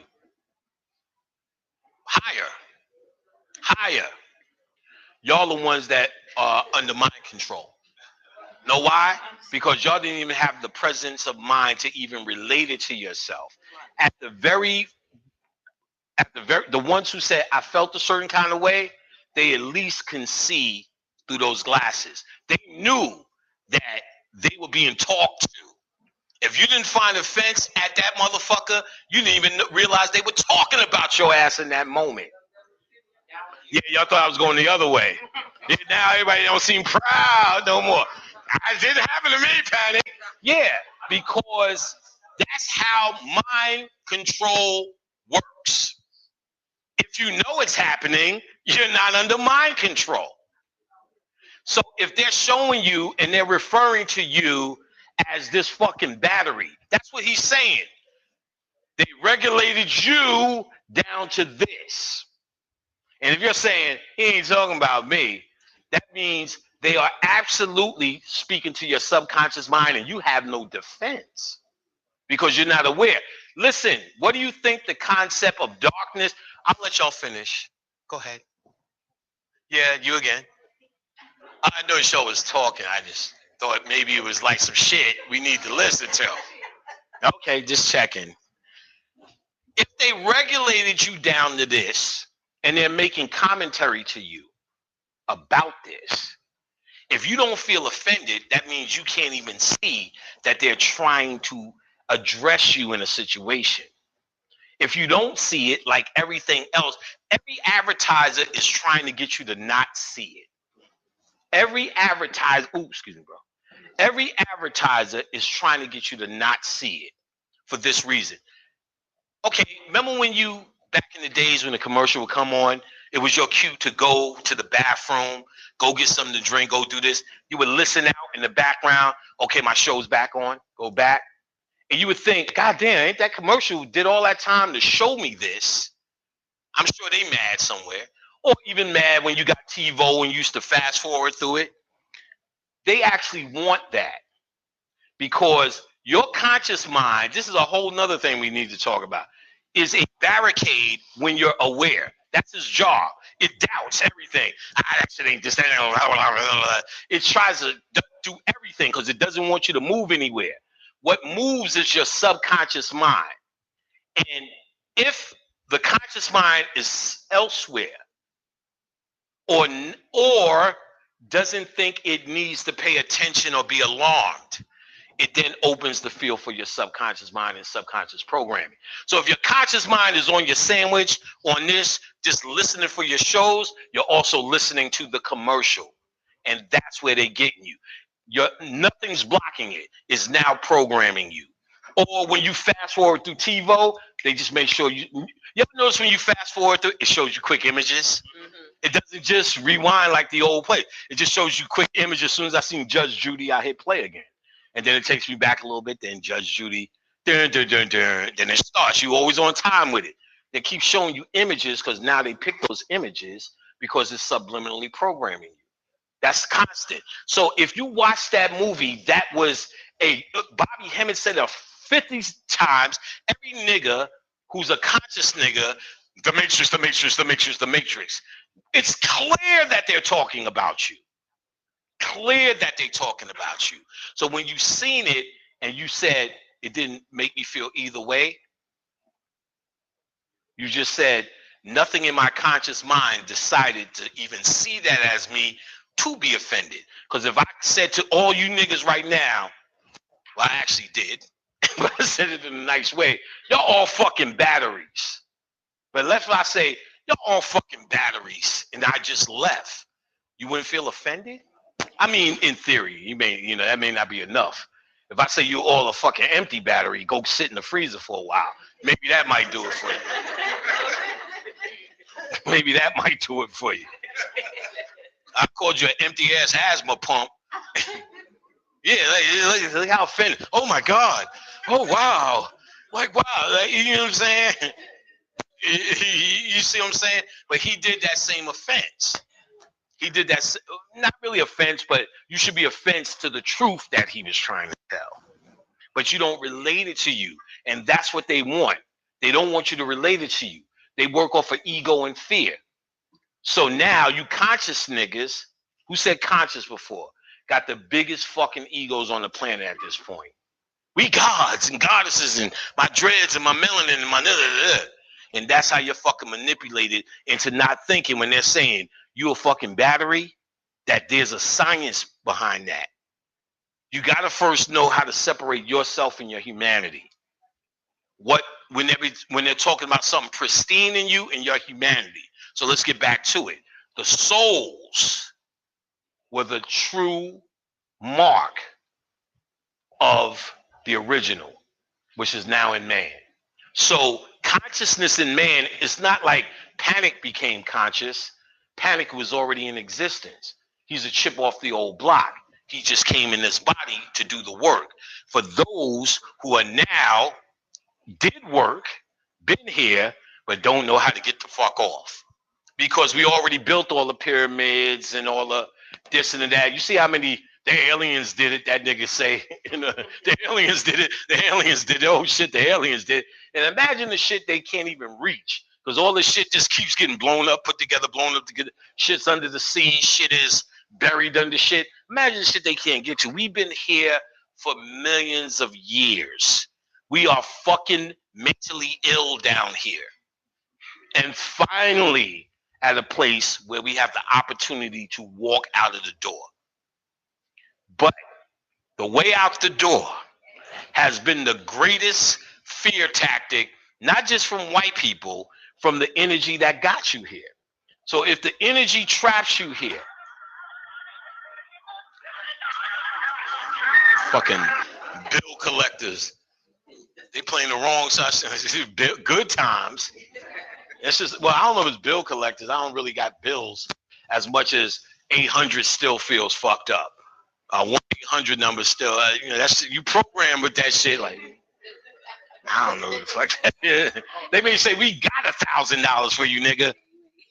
You shouldn't have called from an 800 number. You shouldn't have called from that number. All right. Oh fuck, man. Let me put all this shit down here now. Fuck that. Walking up this motherfucker. Well, let me put the steps on this side. Shit, nigga. That 51-year-old shit ain't right. Like, okay, so now that this soul is here, this young god, Yaldabaoth, couldn't maintain. That was the answer. But then there was other energies that came to help him, called archons. And archons said, what, you don't even know what you created, nigga?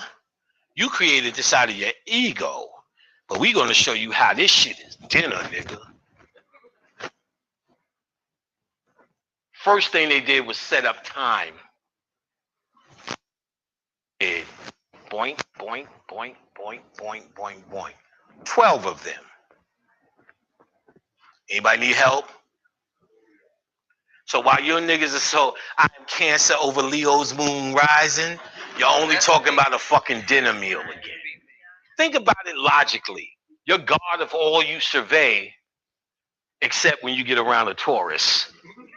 You can't do it around Cancer. You're good until that Leo with Jupiter rising comes in the room. And in fact, all you niggas are fucking intelligent until Mercury gets in retrograde. It's over. You know what I'm saying, Miss Afro? It's over. Over. And that's just something you co-sign with. Let's be real. Up until 2 years ago, how many of you niggas even knew Mercury could be in retrograde? You didn't start getting fucked up until everybody else started saying, oh, Mercury's in retrograde, that's why you didn't get my email. Well, tell. What is this retrograde shit? Then all of a sudden, why are you late for work, Johnson? Mercury's in retrograde. You know what I'm saying? You know, it's that retrograde, nigga. It's that retrograde. So you co-sign with dumb shit just because it's dumb shit. But I thought you were God. If Mercury is in retrograde, whatever the fuck that meant, like I said, you didn't know that shit was stopping you until somebody told you it was something to stop you. Pluto's rising over Mercury's Cancer Leo moon. How many times have you niggas heard it's going to be a blue moon this weekend? It's going to be a lavender moon this weekend. We ain't seen that shit for 48 years. It's going to be a full moon with a half moon over Mercury rising. And the crazy thing about that shit, we'll be able to see Pluto when it happens.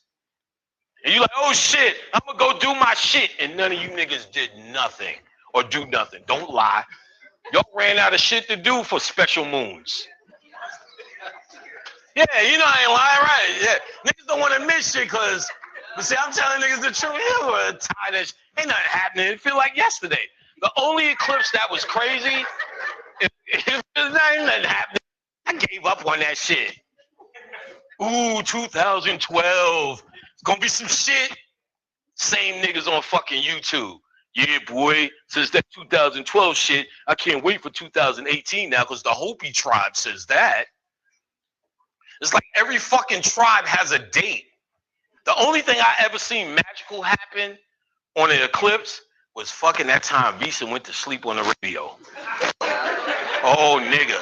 Did y'all hear that? You ever hear that? Oh, nigga. That's her. That's her. Yo, she was snoring. You heard that shit? That was uneasy. That was some demiurge shit. That was some Gnostic. That was some Gnostic mythology shit. Yeah, that was some Gnostic mythology shit. That's the only magical thing I've ever seen on an eclipse. Except for a solar eclipse. My granddaughter was born. So we're going to see if some shit happens or she's just going to steal our shit like the kids did. Steal our shit and live in the basement like the kids. Maybe that's what a solar eclipse means. But she feels magical so far. She feels magical so far. But the reality is that shit leads you on and takes you to nowhere. It fills your ego and nothing's really happening. I don't want to be down here for none of that shit. I want to go, whoever's starting the eclipse, I want to go and see how they fire that shit up. Down here looking at this. That was wonderful. What a wonderful thing. You don't know what the moon or the sun is, but whatever it's doing, it seems to be something. Don't know why the fucking moon is there, but it's something because it's eclipsing. Fuck out of here. So all of these things were set up by these archons, though. They do tell you why the moon and sun and all the rest of that crap, this matrix of night and day phases and all the rest of that crap exists. They said to this Yaldabaoth who created this template out of his ego, that these archons said, oh, nigga, wait a minute, you set something up sweet, nigga. Let us show you how we've been doing this. First thing that we do is we lock their consciousness into time. 12. So now you're a Taurus. Now, as a sidebar, that's what the Christ concept means. And the Christ concept was written about in Gnosticism. It's the Jesus of Gnosticism too. They dumbed it down to Jesus of Nazareth, but they talk about in the Gnostic text that every single one of you are actually Jesus or a potential for Jesus. So that's where they get later on in Christianity, be like Jesus. What would Jesus do? It really comes from the occult understanding of it's a level of consciousness, Christ or Christos consciousness. The number for Christos consciousness is 13. Why? Because 13 is out of the cycle of 12. And how many disciples does Jesus have? What's the root word of disciple? The idea is you're supposed to be disciplining the animal self, which this archons and demiurge, Yaldabaoth control. Your animal urges, base emotions. What is fear? Base emotion. What is your ego? An aspect of fear. Everything, let's say my ego made me wear this outfit. I want y'all to see me in the best gray shit I can figure out. But that's a way of protecting myself. I know I have to stand in front of people and I want to make an outfit where I'm not worried about, are they looking at my pants? Are they looking at my this? Like anybody would do, right? Is my hair comb? Is my this? My whole presentation of you is an aspect of my ego. When you wipe it away, it's the fear that I have to stand there and somebody's going to say something. He had eye boogers. Panic had a booger. Panic's breath was on fire. You know what I'm saying? Don't act like y'all niggas ain't gonna say that shit. Y'all was hugging Panic, man. That nigga arm. That nigga had a whole civilization going on. But don't think, let me tell you, don't think I ain't doing about y'all. Some of y'all niggas show up to the lecture smelling. Not y'all here. New York niggas, man. I was like, nigga, you ain't, like, I can see we got out the lectures 4 hours later. Oh, goddamn, nigga, I didn't know. And my secret done ran out. Okay, I forgive you. But niggas walk up to the lecture, panic. Let me tell you, panic. I'm like, oh, what the fuck, nigga? You walked out your house like that? That bitch is transcending the ego. This woman, like a woman smell like that. I'm like, your breath and your arms smell like that. I know your pussy smells rank. Because that's what niggas think. And you girls are right. We do think about if your pussy stink like outwardly. Not in the moment. Like, because I know it's even like Khadijah, when men get in the shower, we start this first. That's where we go first. Because as a man, this is what says it's that. When women get in the shower, right here with it. Because that's psychologically what you don't, like leaving a trail of ass, like your ass is a whiff. You don't want that shit. And niggas don't want to be this dude. Yeah, you know, like, God damn, because women will make that face like, see how you make it? But like, you know, my arms were stinking. You be just trying to look and hold on.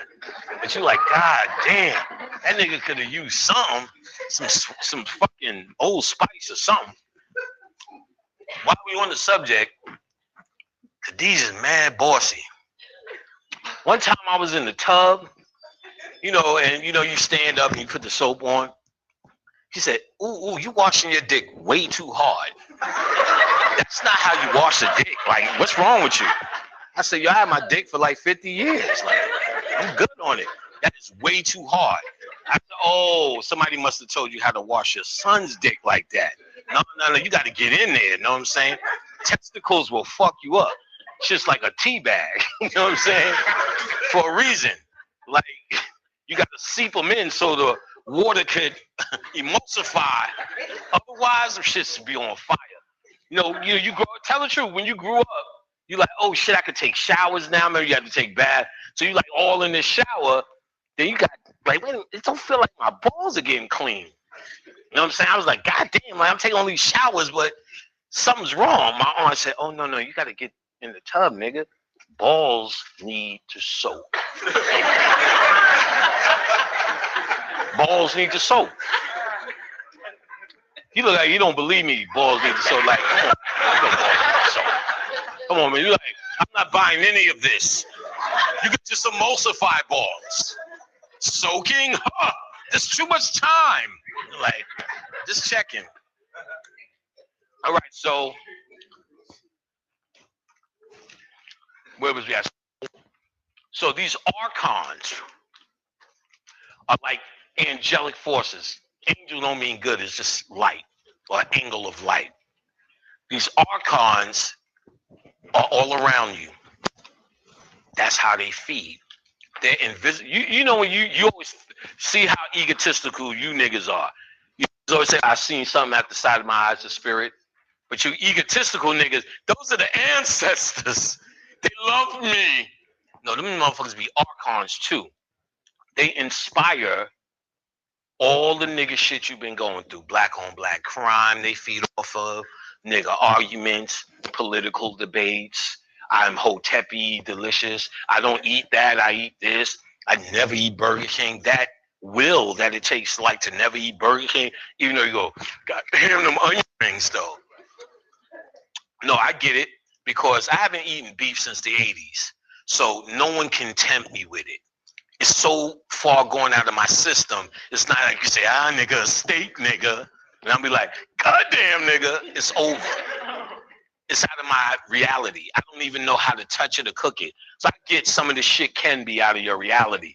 But certain people I've met who abstain from eating things because it's hotepalicious not to, it's the correct no-tep way to be. They're really, their spirit is still asking for onion rings. Understand what I'm saying? Because if you're truly getting rid of stuff, see, my aunt killed this shit. My aunt killed this shit, and you was there that night too. She was a guest on my show. She been conscious before I was born. She's known in the game. She was on my show. And they're talking to me earlier before she came on about how all the wonders of jackfruit and all the magical shit you can cut it up to make it look like chicken again. Yeah, we did that and we got jackfruit steak, nigga. Ooh, you mix it with the potatoes and you would never know you're not eating a stew. All this shit. So my aunt, who's been a vegan before I was born, raw from before a lot of niggas was born in here, got on and said, well, what do you think about this? She said, hell no. You shouldn't make vegetables look like meat. What are you really saying? So are these niggas really vegans or are they using vegetables pretending it's meat? Because psychologically, what do they want? Meat. So they haven't really given up meat or the addiction. They just did something they could feel better about telling you they eat. It's for better life. All right, show me the 100-year-old vegan. We haven't met him yet. Haven't met him yet. But he's a coming.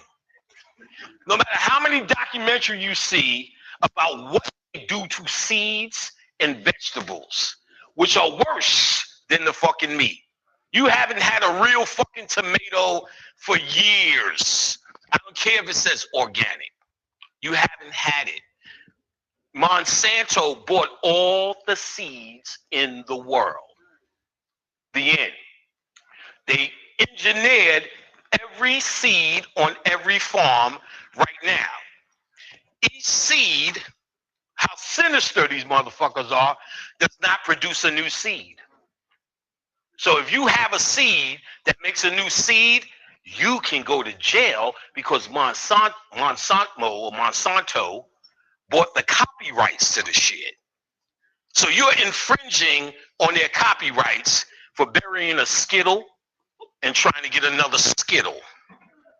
Which means after you do a crop, you have to go back to them to buy more seeds. That's all.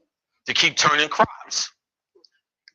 In which they also engineer not only to not have any more seeds. How do you think these watermelons without seeds are happening? Right.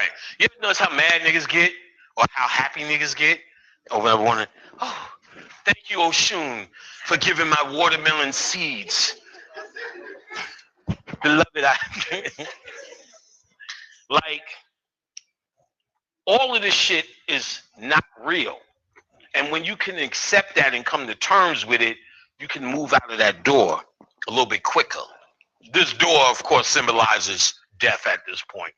We didn't get to the door yet, but you can move towards transformation quicker when you know there's nothing to hold on to down here. When I hear people talking about, I'm only organic, I'm only GMO, you're just trying to hold on to some shit. I get it. If you just eat that way, that's not a bragging point. Just eat that way. You know what I'm saying? But after you eat that way, if you still in this motherfucker doing a fucking tap dance with me, then you ain't getting nowhere. You know what I'm saying? You shuffle off the buffalo together. No matter if you organic, if I'm on the Skittles, we still in the same boat. If your consciousness is not being transformed, you're wasting your time on all of this shit. Be the food. And you're not going to do it with side shit. You're not going to be able to do it with side shit. I'm going to keep on time because remember, Khadijah's going to speak today too. Okay, I'm going to get this point out. If we have to wait to go to link two, whatever, I'm going to get this point out. Then you about, well, we want to, what time? It's 5 now, 6, 7, 8, 9. So I want to, yeah, because they bought a lot of stuff, so we could kill that. That was almost done. So, oh, you have to sell. Khadijah has a plenty of stuff she needs to sell. Chakra stuff. She'll tell you about it. So, you want to speak first, and then after you speak, then people are probably more. We're gonna let them come out. Then we'll take after you speak, we'll take a break, and then let them, and then I'll come back and close it. So I'll speak for a little bit more. You go, then a break. Okay. All right. So I'll just finish this point, so then we could get to some of the death stuff, some of the kind of things, the mentality, the setup. No one died and came back. Well, I died and came back. I could tell y'all about that shit, but I didn't come back with enough information to say, guess what, nigga? I seen him and him and him. I just know the feeling of what to expect. But I'm gonna tell you who did die and come back, and y'all missed it. Anybody want to guess? Who said that? Didn't you already get a good nigga sticker? She said at the same time she getting a good nigga sticker. Yes, Bobby Hemmett. Y'all thought it was just a stroke and the nigga should have ate his vegetables. Oh no no no no! It took me a while to realize what happened. He went as far as he could go and came back to say what it was all about. And he did. And no one caught it. Khadijah's going to remember what he was doing. And I didn't realize what he was saying was the answer. And then after that, we talked for a few, and then he stopped talking to me as well. I haven't talked to Bobby for a couple of years now. I don't know what the fuck he doing. And that's by design. He wanted it to be over. But right before he went, he did talk to me because he was trying to give me an answer. And you're just worried about human shit. Stroke, nigga, you dribbling. I don't want to go there and you make a mistake and shit on me. Oh, and he was funny like that too. He still was funny.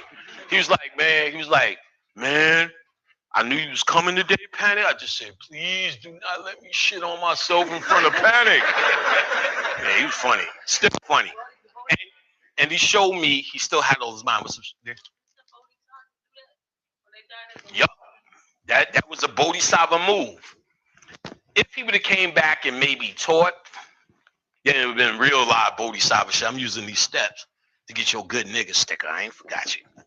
Oh, fuck, man. Nigga, what the fuck is that? It's just, you know what that shit is? I need to go to the fucking gym, man. That shit ain't nothing but taking my ass to LA Fitness. You know you got a fucking subscription and just don't go. You be mad every time they charge you every month. All right. So I'm gonna get this point. We're gonna let Khadijah speak. Okay. Well, no, they just gotta suffer in the webinar world. They should have bought a plane ticket. You're a good nigga. Here's a good nigga sticker. Okay. Well, that's good. I'm just gonna sum it to here because I want to bring them to at least a certain point, and then we'll talk about some of the ideas of what you could do in your head to prepare and start realizing what that transitional state is, the mentality for that transitional state. Because now you have a sick mentality of this state. So much so when you do get that opportunity, field day, every nigga thought, every attitude. You ever see a nigga just on Judge Judy with attitude? There's an Archon 9 times out of 10 standing next to him going, ah, that's delicious. Delicious, nigga. Ah, oh my goodness, that's a crystal, ain't that? Ah, Shango. Delicious. It's like, yeah, Shango's up here. No, nigga. Shango. I went to a Orisha drumming. First one I went to, it was terrible. The energy, niggas was bumping me. I didn't know what the fuck was happening because I didn't belong. They knew what was going to happen. Then I later tried it later. I'm conscious. Let me try this shit later. So I'm with this chick, and she dressed up. You know, they dress up like slaves for this shit. Like with this puffy shit on. So she come out the room with this slavery shit on. I said, bitch, you think I'm walking up the street? Go put on some fucking Fat Farm or some shit. Baby fat. You walking with this old pie hat on. I'm laughing my ass. I'm like, you really think that was going to be a thing? I mean, let's go. We get there.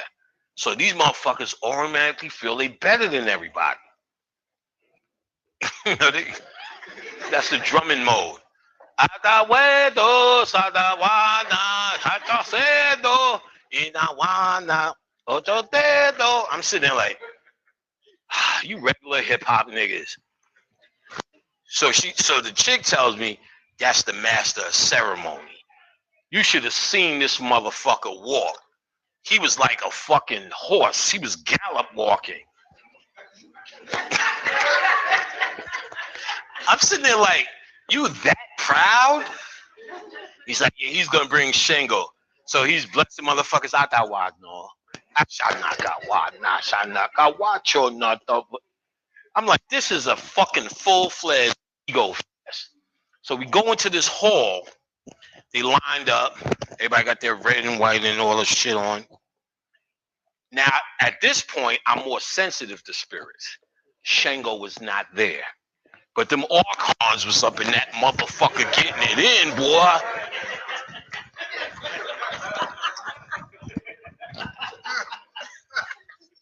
And I'm sitting there going, y'all just feeding some dead shit.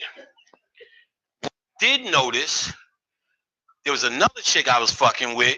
She lived in the heart of Brooklyn. But there was a live chicken place in the heart of Brooklyn. So we like drunk. So I said, yo, why don't we just buy mad chickens and let them loose in Brooklyn, in Marcy? Fuck it, let's go. First time I went into a place where all these chickens were condensed live. The smell is unmistakable, unforgiving, and the stinkiest shit you ever would want to know. I almost got off the wings. Almost. And it made us say, fuck it, I don't want to even touch none of this shit. I smelled that smell at that drumming again. I said, oh, whatever's feeding off of these live chickens and that energy, same way we physically feed off of it, is feeding off of this ritual and this drumming. This is a feeding for that. So when they cutting all these chickens up, and they going to Shango, and Bobby used to tell me that, and I figured that I got it myself, but if you don't want to take it from me, them niggas are gone, been gone. Like you. Like how long you stay with the same pussy? You ain't be fucking it for 1,000,000 years. Not saying you personally. Not you personally. I don't know. You may be married for 1,000 years. Who knows? But that mentality, let's look at it. Because they never was in love with you. See, we want to think that they love us as our children, so the Orishas are here. They were always created by us to serve us. And anything you don't control controls you. So in other words, let's be clear. Are you controlling this now, or is this controlling you? Oh, try to go anywhere without this. There was a time there was no such thing as this. You better talk to Khadijah in the morning. What's the plan for the day? See you at 3. You know what I'm saying? Other than that, it's over. Did she call home? Did she call home? That's it. Remember that shit? So do you control this or this controls you? So the same question. You think you control Shango and them niggas? Or they control you? Their story has been written thousands of years before this incarnation of yourself. You tapping into some old shit that you have nothing to do with psychologically. This phone was created for the psychological need, well, not really. It became a psychological need. They knew they were going to control you like that. Watch the movie Batman Forever. Excuse me, Batman Forever with Jim Carrey. When they keep showing you this thing that they were connecting to their heads, that everyone was sitting there doing this. That's what I said. You should be offended when you see these movies because they're talking to you and about you. So when you see it, it's like, oh, that shit was funny, and they dropped in that. They talking about your ass. You like, yo, that's funny and it's dropped. Let me tell Panic about it. You're doing the exact same fucking thing. Huh? I can't watch that. But they were doing, yeah, the American gods. She's right, though. They give you the concept of the new gods. You're absolutely right. They said the old gods in this show are saying, we're running out of power. They're not praising us. He was mad at Esther for taking a ride with Jesus. He's like, nah, this ain't your holiday. She's like, I'm good. Everybody praise Jesus on Easter. They don't really know it's about Esther, about me, so I'm still eating. He's like, you throwing a party? Fuck that. It should be about you. While the new gods are TV, internet, and phones, right? Technology, Technology. media. Well, technology is the pantheon. That's the new gods. They're telling you this shit all the time. We create these gods somewhere in Africa, and now niggas can't do shit without Oshun and Shango being mad. Think about this shit. And you know what I'm saying? Oh shit. Oh, even the worst one. This is always the worst. I had a dream last night, Brother Panny. Oshun allowed me to brush her hair. I said, well, I will allow you to wipe my ass. Doesn't sound as appealing, huh? Because you made a fantasy in your head about being her servant, because in your mind you still have a religious motif. So somehow serving this thing is divine, and wiping my ass, who's been down here in the struggle, is a is a disgusting act, violating. You understand what I'm saying? If I say, well, wash my feet, I've been standing on them all day, and I've been giving you all this science. She'd be like, what? Panic's ego. Don't you got a woman? Right. But if Oshun allowed you to comb her hair, oh shit, I got my brush. Oh, what kind of grease you like? Ultra Sheen or Afro Sheen? I got BBs. What you need? You want a part in the middle? But Panic said, oh my God, my feet are weary. You nigga, you need to sit on the edge of that stage. Ask Khadijah what she's up to, because I ain't helping you. I'm only joking. Y'all have always been helpful to me. So there's like I said, active energy that's always in your ear.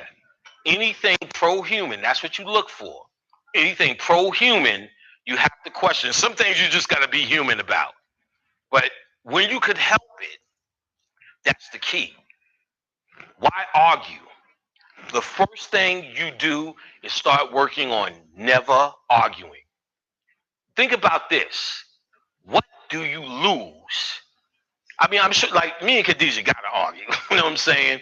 Because we're trying to figure out a balance. We only argue with the idea of trying to understand, not I'm trying to be right, she's trying to be right. Sometimes we start that way, but then we have to sit down. You're still having a human experience. But we're talking about some motherfucker on the street, some motherfucker in an Uber cab, some motherfucker on your job. That really don't mean nothing.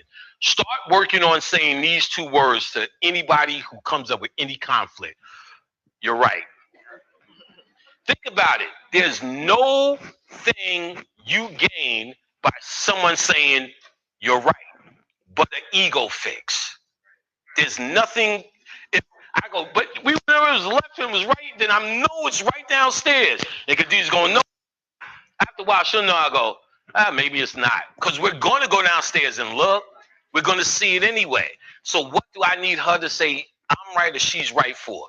Sometimes your ego, you'll be doing that shit and don't even know. That's what I'm saying. What I'm saying is not easy. You'll be doing that shit and not know.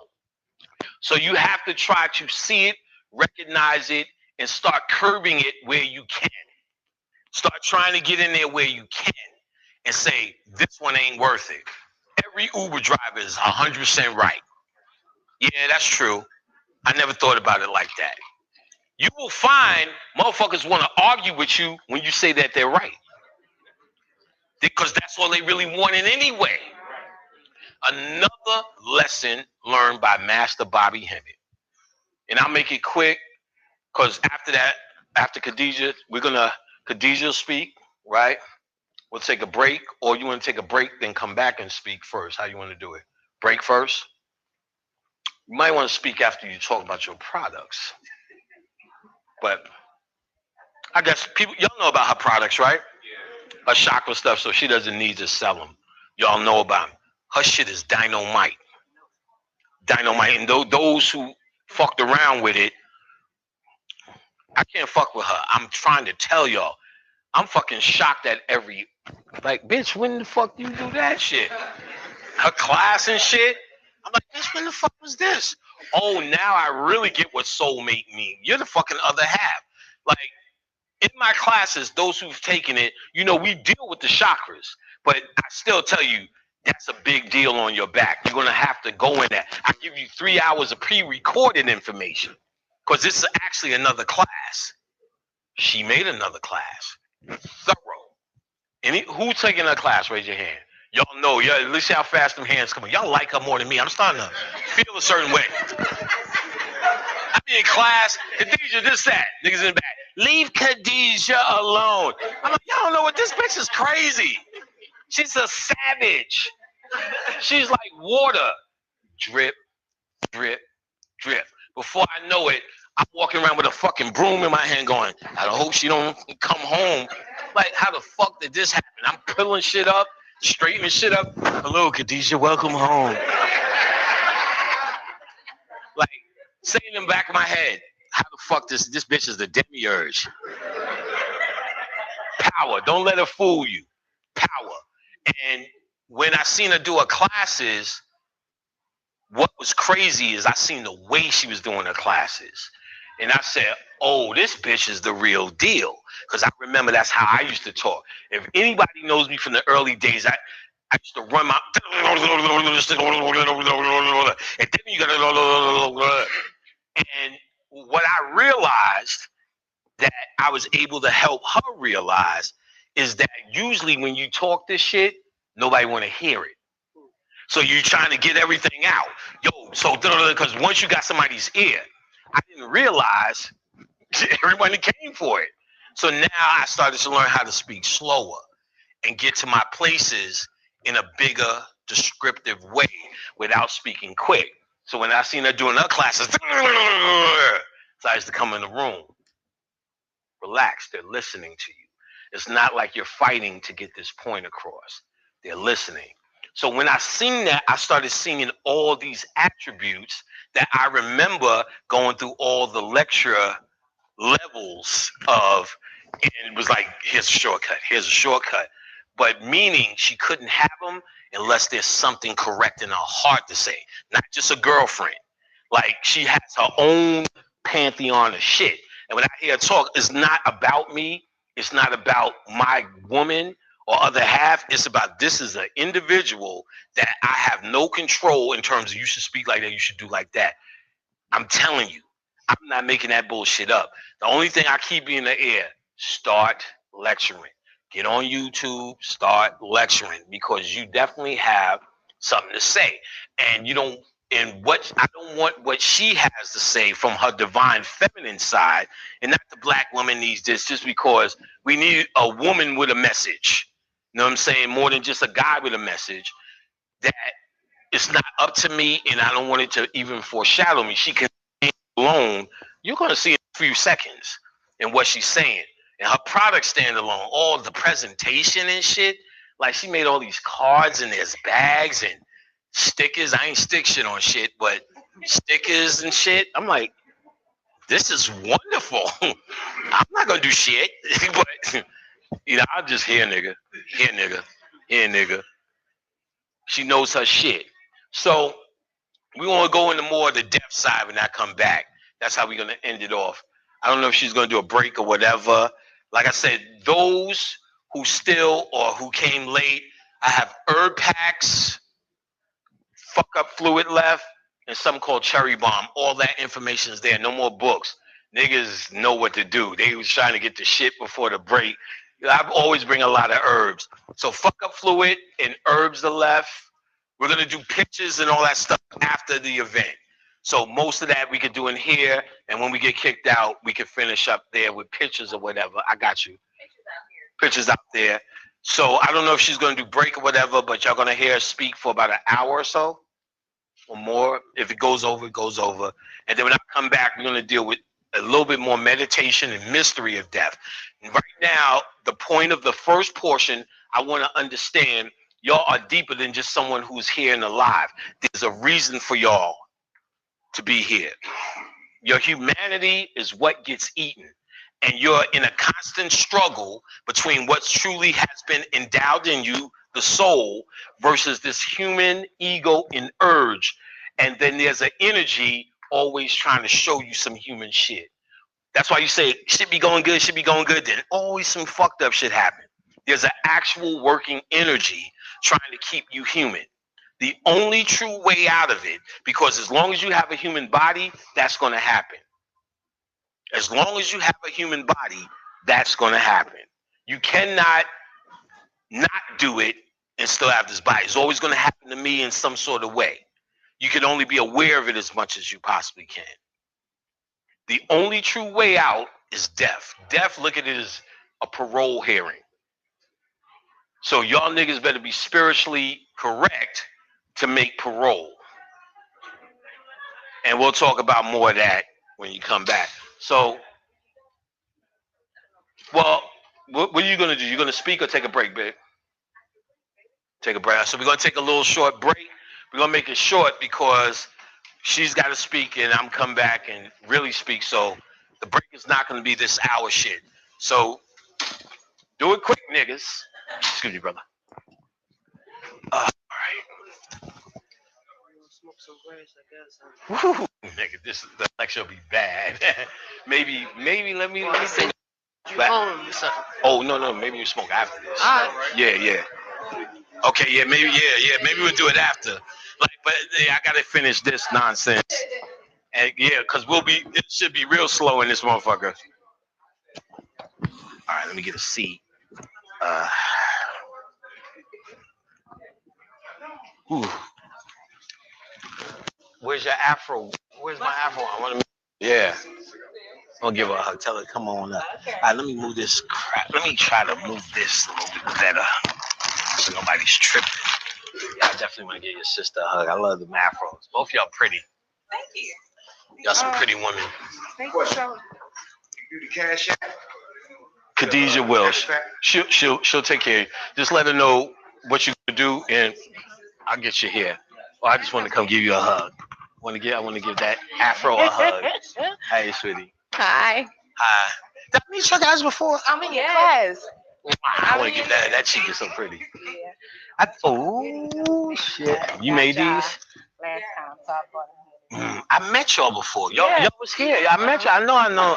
This is my in Virginia. Yeah, I know I wasn't going crazy. I know I see. I remember a pretty face. Lovely. I love it. Oh damn. And I also love short hair like that too. Y'all good. Y'all got it going on. More hair than me. She She just chopped it off. Yeah, that's just get on my nerves.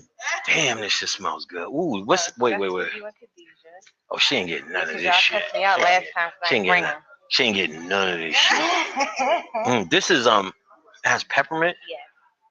That's good. Peppermint and lavender. I was going to say lavender, but I didn't want to go for it because it's purple. So I was like, yeah. This is hold on, don't move. I've smelled this smell before. This is not jasmine or nothing. Hold on. It smell like Dove soap. I give up. Green tea, lemongrass. Lemongrass? That's hard.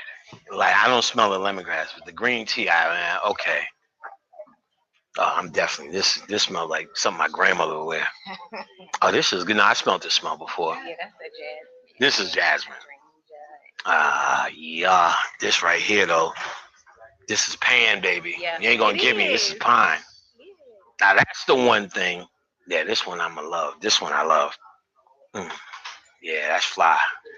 Khadijah ain't getting none of this shit. You say y'all all you want. That's for y'all. She ain't getting none of this shit. So we trying to get This- dust. Yeah, I got you. I'm gonna bless y'all for some of this too. Now, I do have a question. I'm listening to fuck up food. And do you have your meditation room? Like, Yup. yeah. I did bring that. Please. I would Oh, love this is to some. walk those. Okay. Ooh, shit. And a rose spray.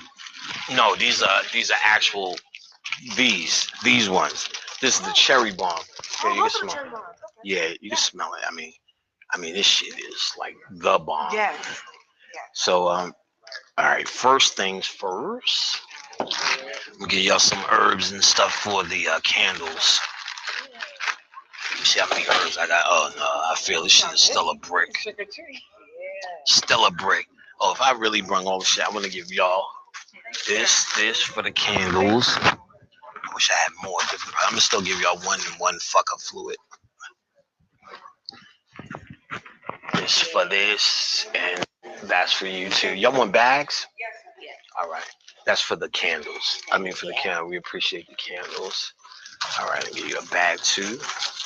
Oh man, there's a real line. I thought everybody did it already. Me. Yeah, it's no big deal. I mean, we don't break now, so ain't nothing to rush for. Cherry bombs, okay. So you want some of those? Your rose spray? I only had a handful. Sold them all. Yeah. Oh, they killed them. They killed them already. They killed them. You said how many of these you want? Ooh, I love the way you talk. I'm still giving you a discount. Like I'm a sucker for a pretty lady, so y'all still gonna get the discount. Both of y'all. Okay, so y'all keep y'all. This will be 60. So 4 for 60. Okay. And then the fuck up is Well, no. That's for free. That was yours. That was a gift for the candles. Thank you. Yeah. Good. That's perfect. Excellent, ladies. Thank you, ladies. Nice to meet you guys. Let me get another sit down. Thank you. Good seeing you guys together. Love your guys' smile. Thank you. Thank you so Thank much. you for coming. Always good to see y'all guys. What's up, bro? How you doing, man? Same here, man. How you doing? Everything's $20. Yeah. Let me move on my. I don't want my shit to turn up missing. That motherfucking Visa. One fuck up fluid, one cherry bomb. Oh yeah, I like the way you talk. Dream oil. Nah, just no. This is the only 4 items we have. They done killed me. Oh, let me move all this crap out the way. That's the fuck up. That's the cherry. 2 herbs. Yeah, so that'll be 80. You need a bag? All right, got you. Oh, I like the way your 20s feel. They don't feel like you sell drugs. They don't feel drug dealery. Fresh from the bank. All right, so we won't stereotype it. Got your cherry bomb? Thank you, brother. Nice to meet you, man. Thanks for coming. Hey, how you doing, sis? All right. All right, how you feel? All is well. Fantastic. I'm glad to hear it. Excellent. Awesome. Yes, yes. Got you. Troublemaker. Answer a question real quick. Depending on the question, I'm gonna ask. I'm gonna ask a question. No, what's the question? If this is just a okay. Don't let me forget you though. I got you. Not. Okay. Ooh, that sounded vicious. I will not. All right. Okay. Yeah. Yes, ma'am. What is the cherry bomb for? And I definitely want a herb. Got you. Here's written information, but it's for meditation. You put it here, just a little dot on the crown before sleeping or meditating to help you get in that zone better. Some herbs at the bottom of it.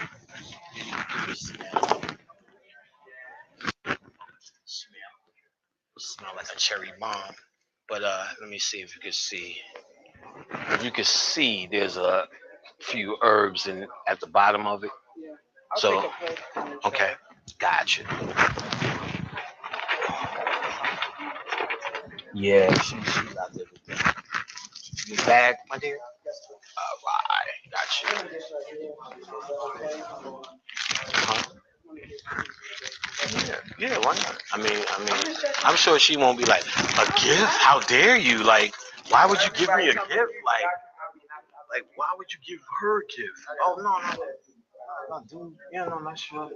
That's a story of, I'm gonna give you a friend. And I gave you a gift. Is that okay? Thank you. Nice to meet you, sis. What's up, bro? How you doing, man? Get a bag? Get a bag. Thank you, brother. I appreciate it. I was out of it. I went to that was one chick. I think so. The rose, the rose. Yeah, she ain't had no problems with the man. None of that shit. Oh, I know it. Crazy. I do know it. We do shit with work. Shit with work. That's cool. That's what's up. Thanks for that report too. All right,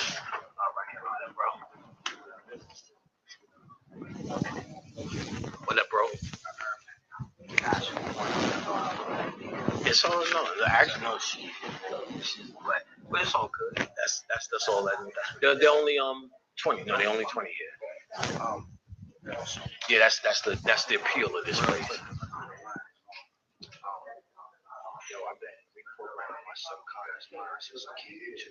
Good. You need a bat? Okay. Everything. Like, but I visualized me and you having a conversation a couple days ago. Like, good. Like, another issue. The psychiatric, like, it resonated with me as soon as you held it up. So I stopped the lecture to the PDF. Got it. I started doing that meditation. Nice. I opened that valve and body. I'm like, that's what I like. Oh my nigga. Just thank you for just doing the work, my nigga. Let me get the fuck up. This here is like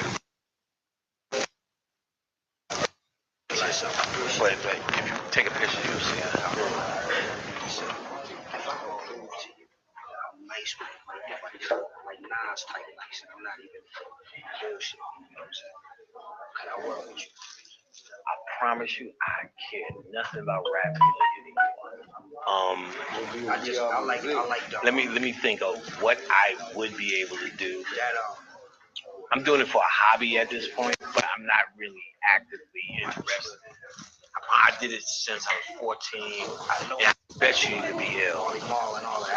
Right. I bet you could be ill. Yeah, like that. You from out here? Born and raised in Dallas. Okay. That Frankie Lyman jump president.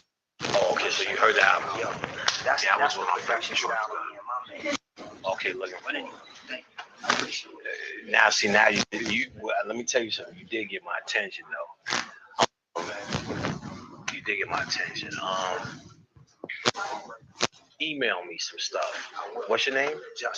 Justin. I go by Poetic Just. Okay. Yeah, you got a card or something? I don't have a card. I'm working with just something. Yeah, okay. Email them. Okay. All right. Oh, good enough.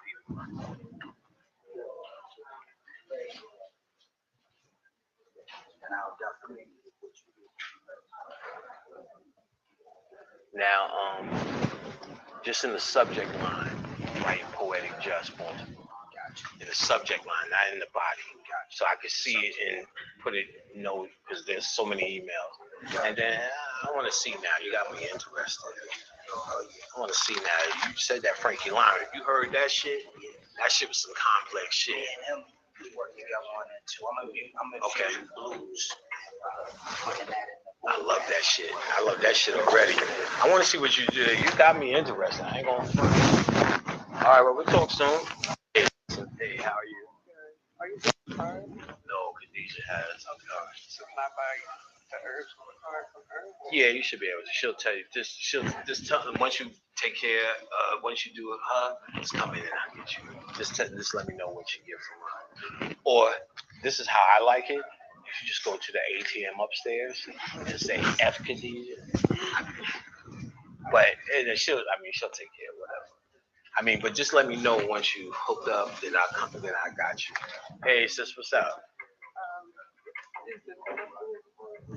It's written here, but it's like on the back of the neck,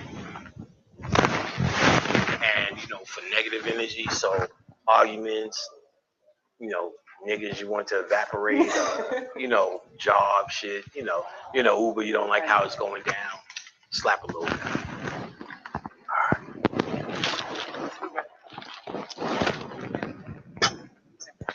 Oh, you came in oh yeah. In VA, shit. I thought this was the same place. Baltimore and Virginia. Bad. It's the same fucking place. Thank you. Appreciate it. What up, cuz? All right, how's it going? Nah, niggas been killed that. Niggas been killed that while I was speaking. Yeah, I only had a few. It's a lot to pack that shit. So when it gets thin, it's like, oh fuck. My son got to do it. There's a whole thing. Oh yeah. So I hear about it. yeah, I mean, but either way, I should be packing that shit. I shouldn't. Because I missed it. The DMV, the one in VA. I missed it there. I promise you, I got about 1,000. But they sold. But I brought mad fuck up fluids, cherry bombs, and herbs. Okay. Yeah. Yeah, it's about that herb life. Yeah, I wish I had one for you. Thank you. That the 10 I had, motherfuckers ate through that shit. Like, I guess you all on them, baby. yeah. Maybe I'll come back yet again. There's Baltimore, Virginia. Next one's Washington. Nah, I'm making it. What's up, bro? How you doing? Fuck up. I actually brought it in Philly too. You was at the Philly lecture. Okay, I know I just seen your ass somewhere. You wasn't trying to get away like that. You get back? Good. That sister went to 7-Eleven and somebody else gave me some Skittles. But like, you can have the Sour Patch. I don't eat sour candy. Oh shit. Okay, you want back? All right. Yeah, there you go. Sour Patch. Where you from? Philly. This is the fuck up fluid. That's the one you wanted, right? Yeah. It's on here. It's on this. Last one. Yeah. Thank you. All right, bro. Good looking. What up, boss? Very good. Cycle 13. Cycle 13. Ooh, what's your name? Fred. What's your last name? Last name is Mosley. Would you call me Mosley? Okay. Mosley. I remember that shit. It's wild. I was calling. Wait, what's your real last name? Mosby. Mosby. I was calling you Mosley. Fred Mosley. I remember that shit. I know there had to be something funny in your class. Funny as shit. Visa. Visa was in your class? Moon Eyes. Who's Moon Eyes? She had braids, dark skin braids. Yeah. So Visa was in your class? Yeah. She remembers? Did y'all talk? I'm talking. Well, talk to her. I want that to be interesting just to see if Fuck up the cherry bomb. Yeah, nigga got good taste. Hold on, let me display the niggas start looking nervous. Let me see if there's any more of this shit. Uh-oh. Yeah, niggas looking nervous for a good reason.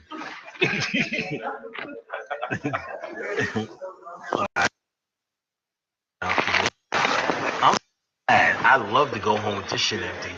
Just cause. My cherry mom. Fuck her. Enemy lines coming out from DC. Oh shit, yeah. I heard somebody say, I'm from DC. Niggas just say, oh, that's like some gangbanging shit. DC in the building. What's up? fools. It might as well be. Gangbang, I'm gonna throw you that. All right, DC in here, fool. DC in this building, fool. I'm gonna go 40. Good. Thank you, bro. Yeah, sure thing, bro. There you go. Yeah, I'm gonna say something. Yeah. Almost definitely. All right, let me straighten out my drug dealer 20s.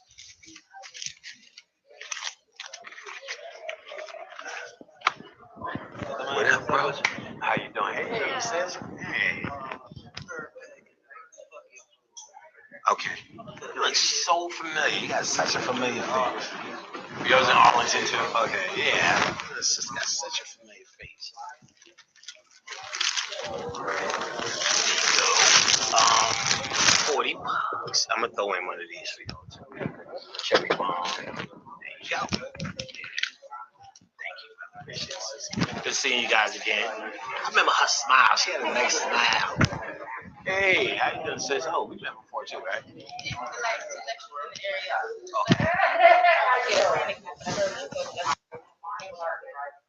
Dang.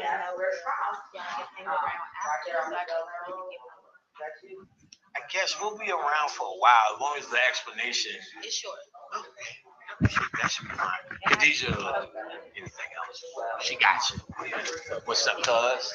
Chilling. How's it going? Just herb packs, cherry bomb, and fuck up fluid. Gotcha. Ooh, this is what you want in your life. Let me give you one of the sample. It's really explained here, but it's pretty much just take a little bit back and get that. You can put it wherever, but it helps to eradicate negativity, right? So arguing, Uber drivers, job. That shit ain't gonna work. Take you to the ATM.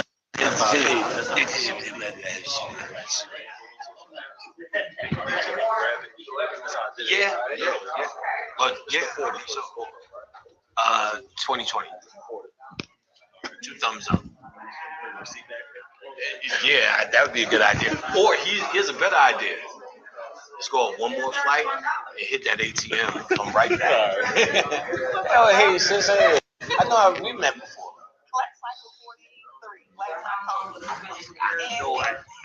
What was your name? And B. God damn it. When there was a pretty face. Yeah. Did I put my feet? Did I put my feet in the thing? Yeah.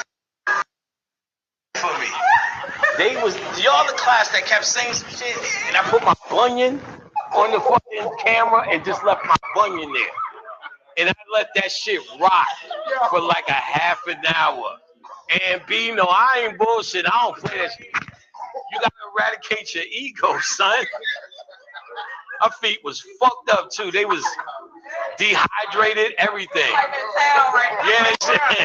Yeah, I was like, and the bunion part too, where the cuff was, the shit was right in the camera. Niggas like, know how you knew shit was real? You start seeing doing this shit. You say brother panic. There was no denying. Oh, you was in that class? Was that the one where the girl was crying? Is that the? There's so many of those. But when the chick just starts crying. Oh no, I'm getting one of each. Oh yeah, I like talk. I'm gonna throw in something free for you. You get the bunion. You get the release. You get the bunion pack. 1, 2, damn, 3 things. I'll get down.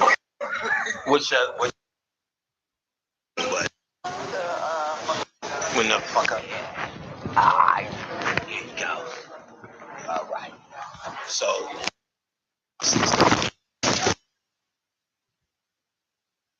and here I'm gonna get another.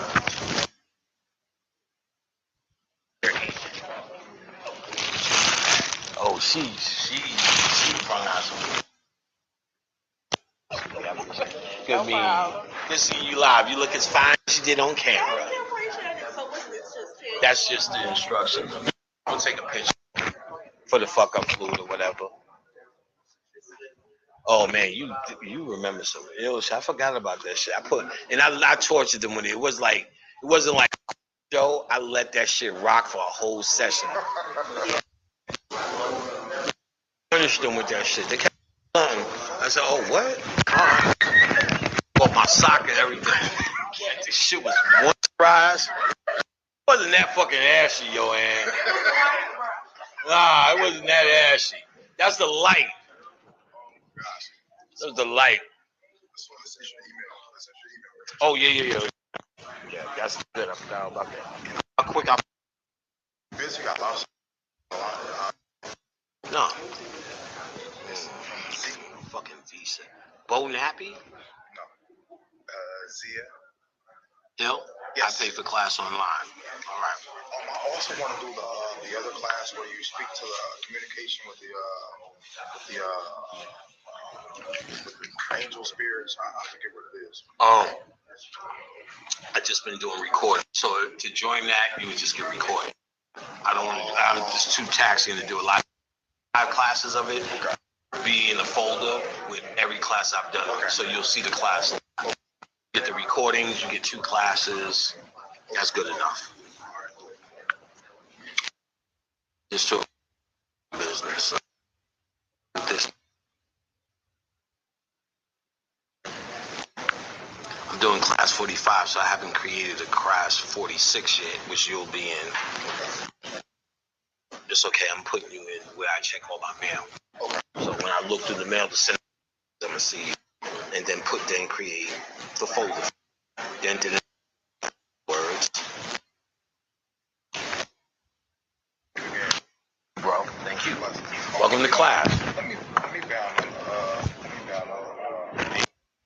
Speak. You want more herbs? Yes, sir. Fine. Couple more.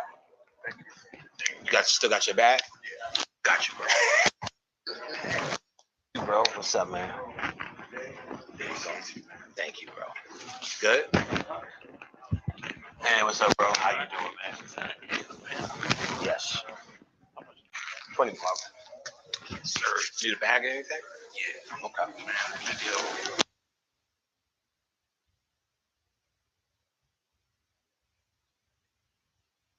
That's one of my favorites. Huh?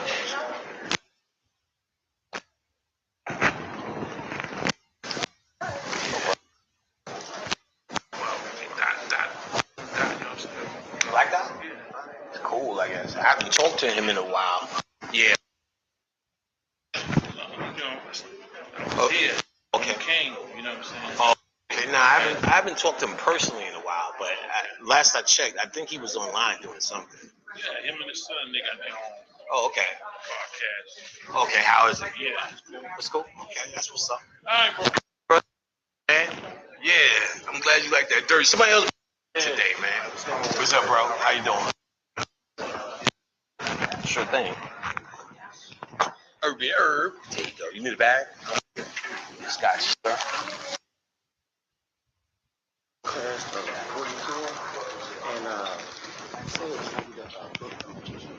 Yeah. You didn't get it? It's in the folder. You got your recordings? It's in there. It's definitely in there. Okay. You got the chakra stuff that's from class? It should be on. Look in there. It should be in there. Oh, you really did come back. I thought that was a fantasy. Well, I knew you was gonna do it, but I didn't know. I thought you was gonna see Khadijah with it. Yeah, I'm gonna give you an extra for coming back. No, I'm good. You sure? Yeah. You got it, bro. Thank you. Appreciate it. $20. 20 smackaronis. Let me give you a herb pack too. You need a bag? There you go. Hey, what's up? Same thing. Yeah, you got it. Boo, get off the stage. Like, yeah, Khadijah take care of you. Just once you pay it, just come back and let me know what you got. Like I said, you can, yeah, most definitely. There's only 2 people left. What are you trying to get? Rose is going. Rose been going. Been going. Okay. No, there's enough here. Like I said, here's what I like better. You just go to that ATM upstairs and lead you out of it. Because then, like, when you, like, let's say she's holding your money, it's already money that you owe her. Like it's like, well, we gotta pay for the laundry shit anyway, so you don't really get it back. You know what I'm saying? So it's like fake. Like okay, she'll tally it. Well, you have exactly this amount. And then what you gonna do? Like okay, give it to me. So you could just say, well, here we need to buy fucking a new. So all of that shit to say, if you just go to that ATM, no, And also, if you choose to go to that you sell it online, like the rose. yeah, I sell that online, so you can get it off. What's up, bro? Sure thing. See, you got the cue. Yeah, that's what I'm saying. Like, it feels better with me than with her. It just does. Yeah, there is. You want a bag? Right. Right. Right. Yo, I'm glad you told me that. Thank you for that, actually. Good. I'm gonna bring that shit up. What up, big dog? Chilling. I know you from. No doubt. You got the look like nigga. I'm proud of this shit. Fuck up Floyd. All right. You in the bag? Yeah. My man B Moore. What's your name, bro? Mark. B Moore. Thanks, Mark. Yeah, we're gonna do once. Yeah, I'm gonna make sure. What's up, bro? What's the spirit shit? Oh no, I'm good. No. At least I'm missing what you. Oh, some libation. Oh, I want to do. If we could, if you want, I don't necessarily.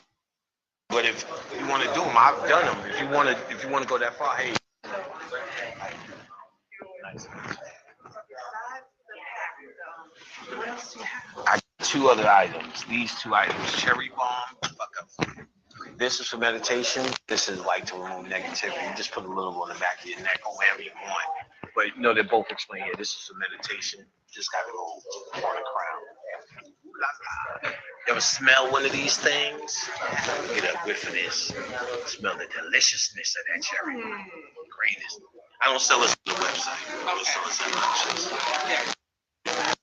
From the website. and as long as you're willing to wait, Oh yeah. you can do it. From the store, so. Yeah. Store.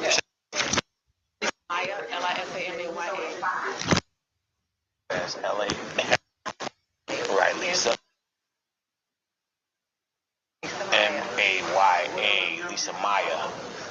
Okay, that doesn't stick out. So remember names because I actually have to write. I can remember names in this way. Okay. So much stuff the package, so much.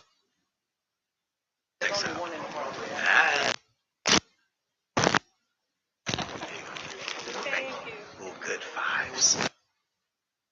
Lisa Maya. Yeah, that's what people are doing, taking pictures. This is a lot of fucking. I am going to systematically. Oh yeah, you saw that too? No, you people cannot have this. I'm sorry. These were treats. Yes. Don't eat the candy god's candy. Hey, that's what's up. Nice to meet y'all. Alright, so Got you. what I did was I had paid for 2 presentations. So this is one of the options. So Oh, from the thing. We actually gonna mail all those out. She said get them now. No, so she gave me 4 options. One of the 4. So what I did, I got her gave me a package. That was nice. Did you give her a list?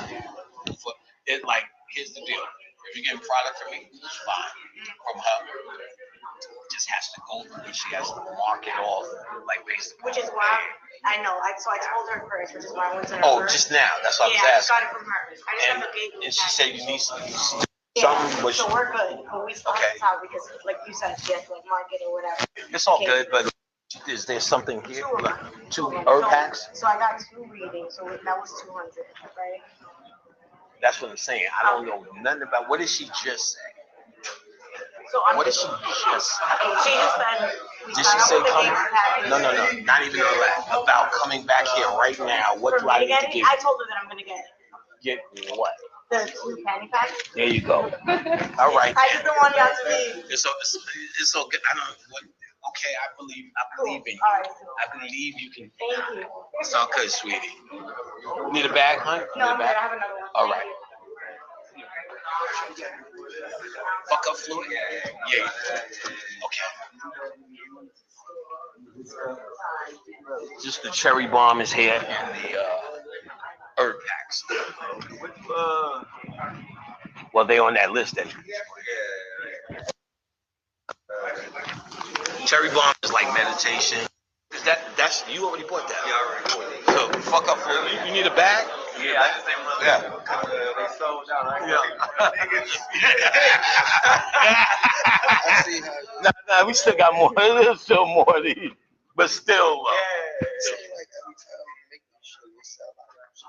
they do. It's just hard to carry. Like, if I would bring more. This is another bag of shit that we wear. That's what people have been doing. You know what I'm saying?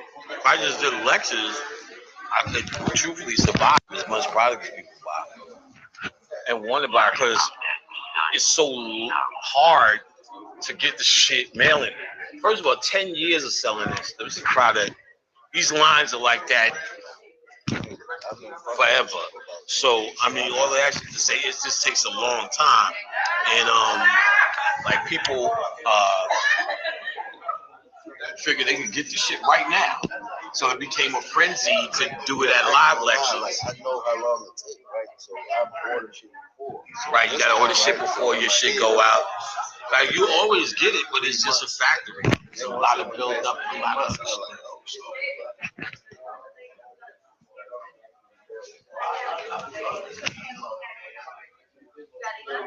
Yeah, you just need one? Okay.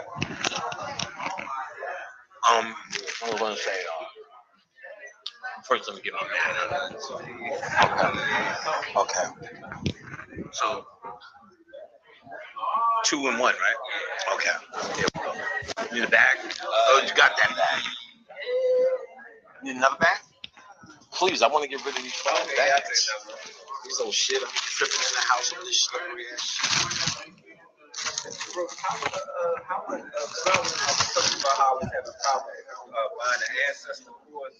So how would we Just email me, let me know that problem. And if you're using Chrome, try Google. If they both don't, I'll just send you an invoice. I'll make sure you get it. Just say problems buying. Any nigga gonna see that problems buying. And you know what I'm saying? Ain't no nigga gonna ignore that.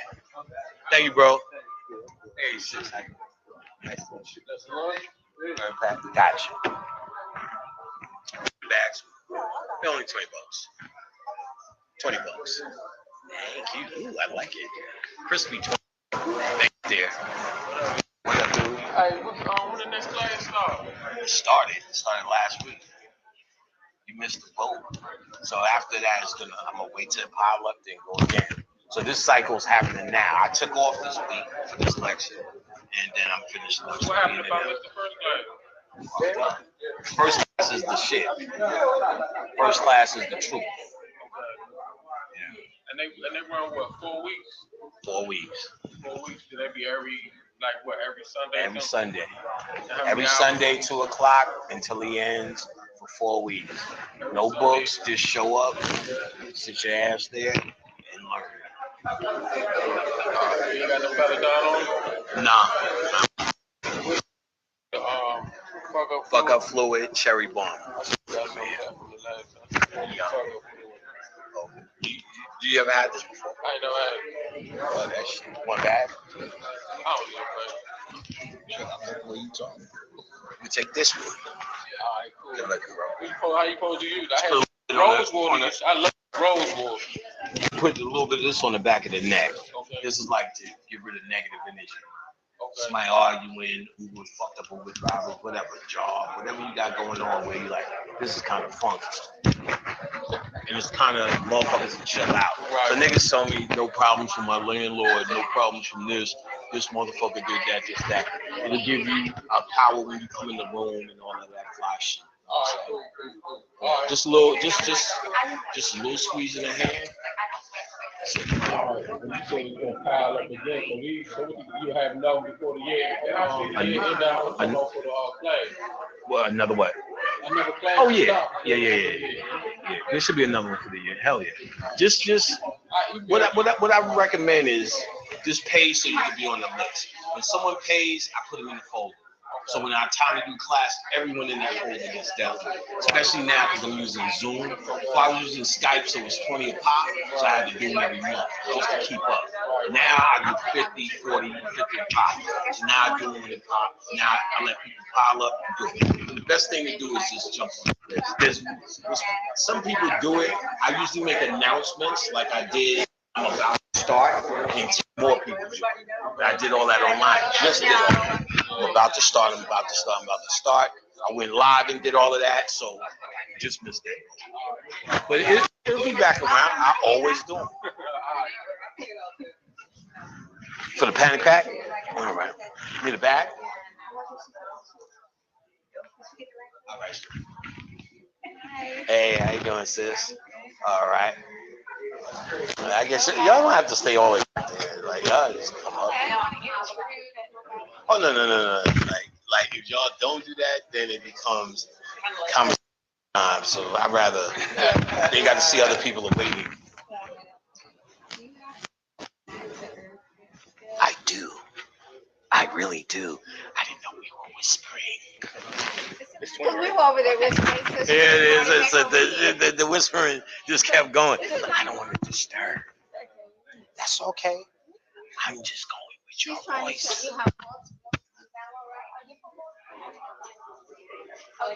Yeah, they could be mellow because that's what heroin does. Mellows you out.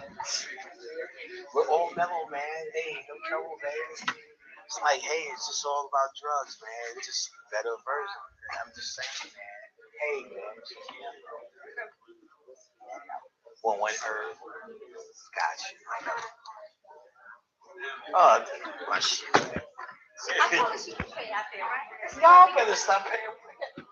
Y'all women. Y'all think Khadijah gonna give me that fucking money back? we know what we're doing. We in the sisterhood. I'll catch you later. We already done. Well, let me tell you what the brotherhood says.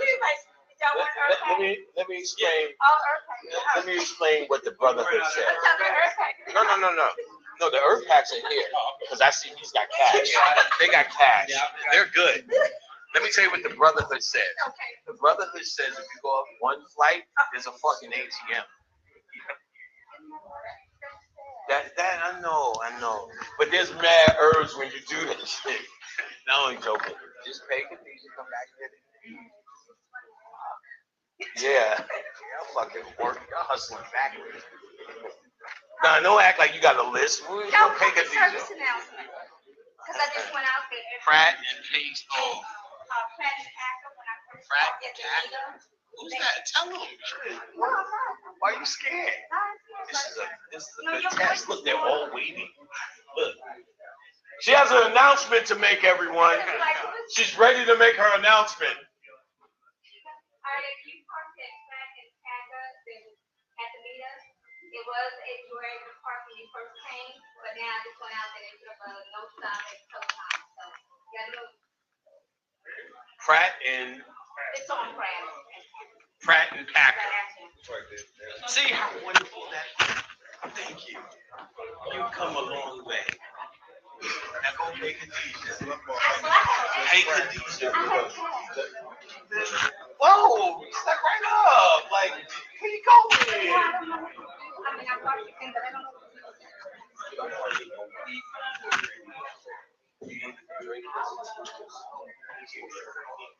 I heard you know what I was talking about.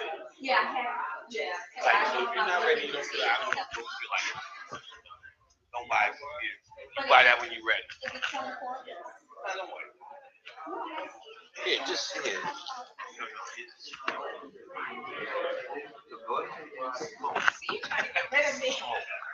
No, I'm trying to say. You gotta make tea. You're in business. First, you heat up the water. You'll see bubbles. You see those bubbles? They're getting so mad. They're looking at me like, she's back. Just come to a boil. Add your herb. Drink. You know how to drink? You're in business. And then meditate. Focus. Try to get into it. So relax. People have told me from top to bottom, better sleep, better meditation. Some people stop smoking, one thing can cure cancer. You don't tell anybody I don't need that pressure. And somebody got a wheelchair, don't tell anybody. I need that. You never know. You might walk around here, I'll on the pack of the bell. Don't do that unless you're naked. Like, you can't match my wits. So quick. Yes, yeah. Cool, thanks, bro. Met before, right? Yeah. Never forget a talk.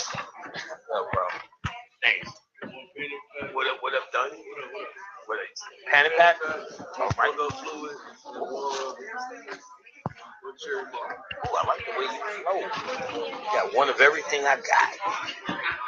I'm gonna throw in an extra panic pack. That? Got your bag and the tag. Right, that'd be $60. There you go.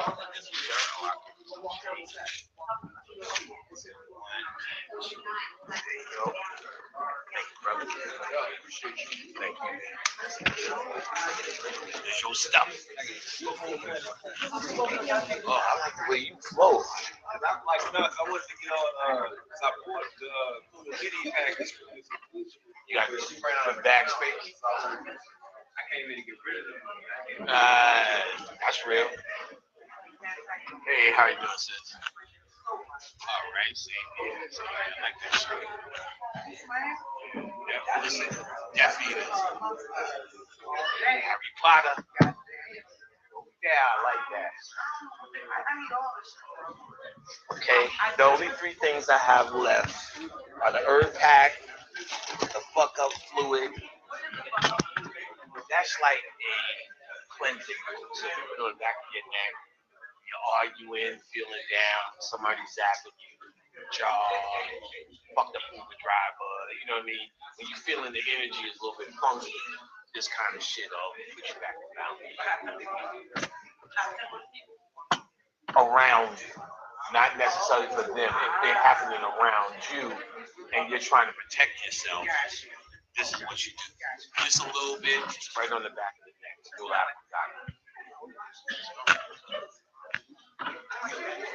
everything. Oh, I work hard on this smell. My smell game is hard.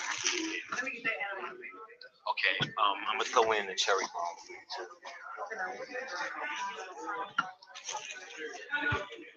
This is the cherry bomb. Well, first, this is what it smells like. So I pointed out to work my smell game. It's meditation. Well, truthfully, this should be on the ground. So you're gonna have to dance, get a little bit, get on your finger, and just touch that ground. So kind of like the tiger bomb, but instead of the pineal crown on top of it. And it's your meditation. Everything is $20. So this is the weekend. I'm going to throw this in. So do 40 if you got. Thank you very much.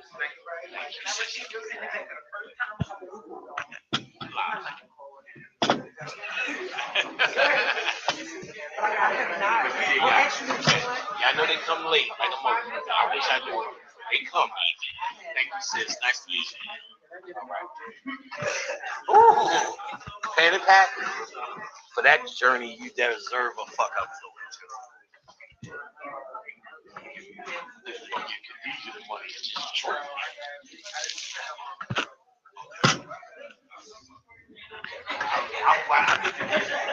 Anybody with cash, tell them to come this way.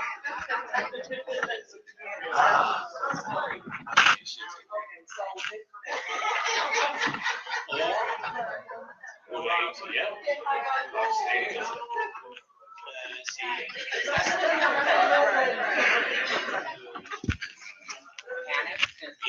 All right, question. Is that okay? Real quick. Well, yeah. Well, we gotta get to the. Well, she got a long line. We see what she's up to. What's the question? For years, many years, over 20 years, sometimes I would close my eyes, not ready to go to sleep. Eyes are fluttering, I'm moving fast, dark Let me tell you. around me. Let me tell you what I've been telling people lately. Automatically. I usually experience or dealt with everything. You can just ask me a question. I don't know what the fuck it is. Well, ask me a question. So as my eyes are heavy, I don't know. I've asked, what are you trying to show me? So you're saying there's a spirit coming trying to show you something? I don't know. I'm moving fast, Panic, like I'm moving. Like, what's the question? I don't know what I'm supposed to see or experience or feel. My heart is beating. There's images beside me. That's nothing I can answer. Okay. Think about it on this level. That's like saying, I pull my pants down and I don't know what I'm supposed to feel. I think that's something you got to figure out. You understand what I'm saying? I can't tell you what you're supposed to feel in a room when you pull your pants down. You follow what I'm saying? In other words, you know how personal that would be? It's none of my, I don't know. How would I know? You're going to have to figure that out. You know what I'm saying? And I teach you how to do things. I teach you how, where we at with it? Oh, it's still on, I guess? All right, so where's Khadijah at? See, that's why I told you. Give me 1 second, let me tell you. And that's nothing I can answer. That's generalized. That's something personal you got to figure out. That's the point of your whole thing. Yeah, I got to do this. To what? Oh, what? Like, see that girl with the orange? She does that. I don't think so. It's not on me. All right, you got it, bro. Nice to meet you, man. All right. Okay, nice to meet you again. You said that shit like I don't meet thousands of niggas from around the world. What's it?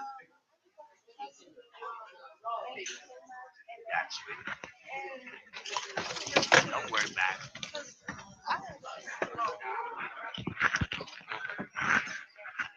Out here?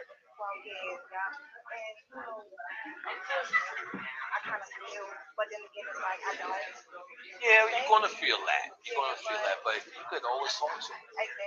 Have you been? You'll find that you're always gonna miss the flesh, but you're gonna find that there's actual power. Like now, it's definitely not gone, but you can find that you can actually access it. You can actually get it from it. Now, like, it's still new. But after a while, you'll find that shit is going to work out for you. But the true ally on the other side is like no other. My mother and father has done more than me did. See, that's why I want to get now. Yeah. Yeah. Okay. He needs a herb. Need a bag? Good. Okay. Somebody else.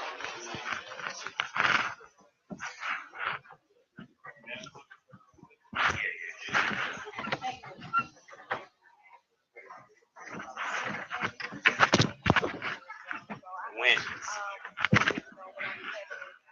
So you can talk to us. You have a set of altars. Oh, I see that. You're really just setting up a space. All right. You're really just setting up a space. Just put their pictures up. Remember some of the things that they like. You know what I'm saying? And just make it pretty much an area for them. You're really creating a gateway. And then, what drinks did your brother like? Or whatever. Apple juice. Whatever. what you're really doing is trying to create a space that's all about them. So anything that could possibly go up there that would relate, remind, or whatever. Put it up there. Exactly. Wow. And I was like, pick this by my dude. So like, I guess that's like, do you go to the real world? Oh yeah, do that. Yeah, just talk as if they're still there. Yeah, I do. I gotta tell you. Okay. I'm sorry. Yeah. Well, we're gonna answer questions.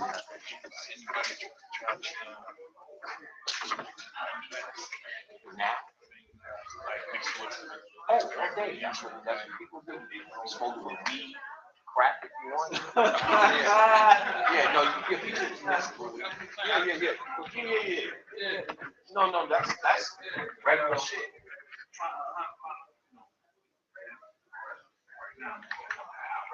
Right.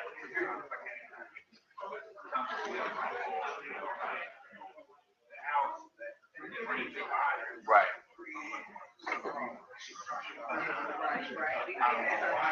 Anxiety. Yeah. Anxiety.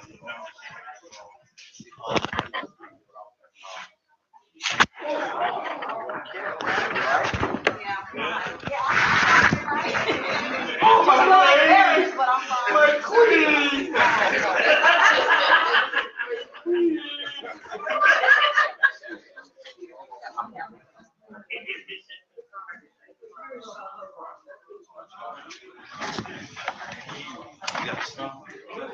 So,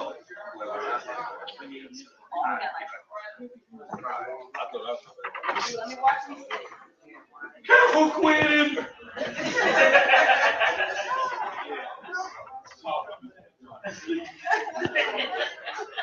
it's anxiety. It's anxiety. You're gonna have to do mantras and meditation. And like I said, herb pack can help. People have told me it's help with anxiety. Have you tried that? People say it's help with anxiety. But you really got to come to terms with the treatment because psychological. How long?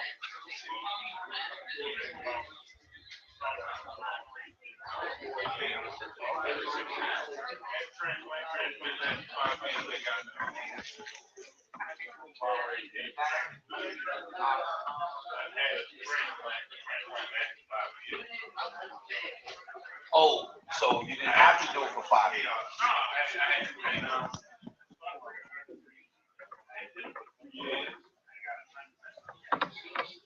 Okay.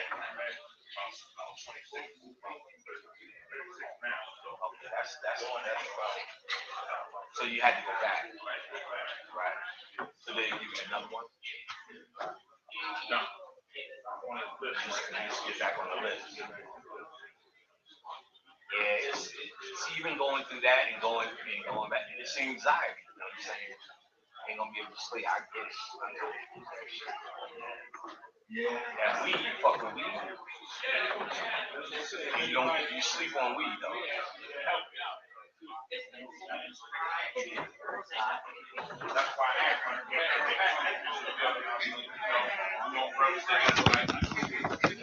Yeah, so you did.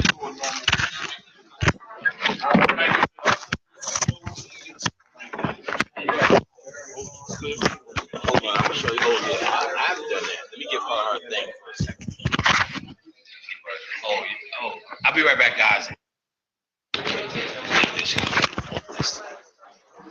That's why I asked you.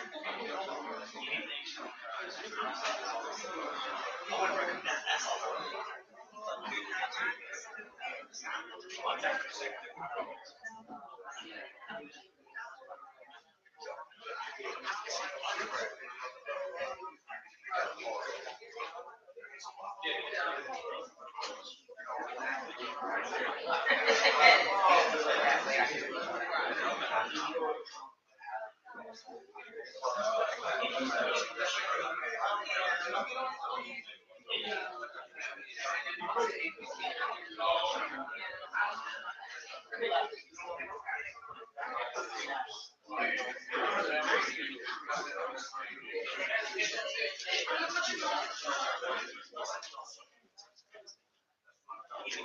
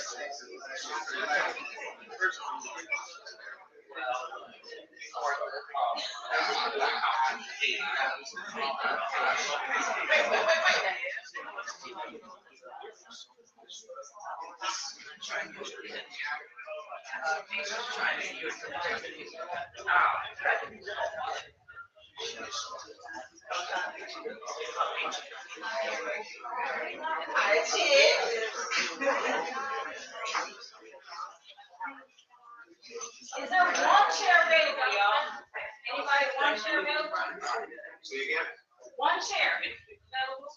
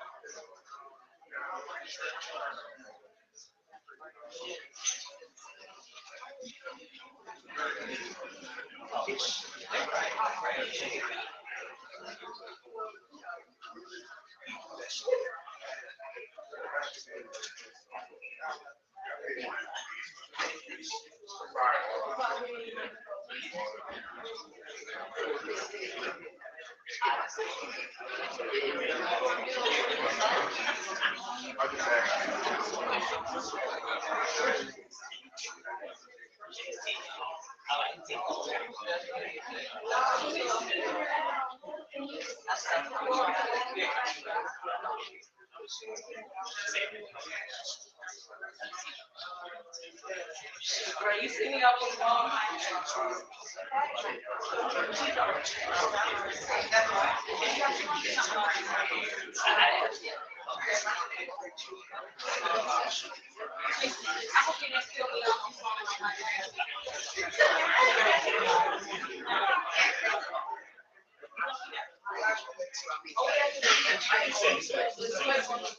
Oh, it's up here. Did you turn it off? That's the thing. Yeah, I'm gonna stand up here because I don't carry as much as Patty does. Is it on? Can you hear me okay?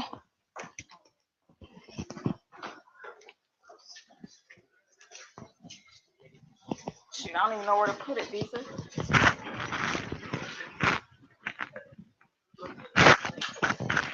Is it gonna stay on here? We'll try it and see.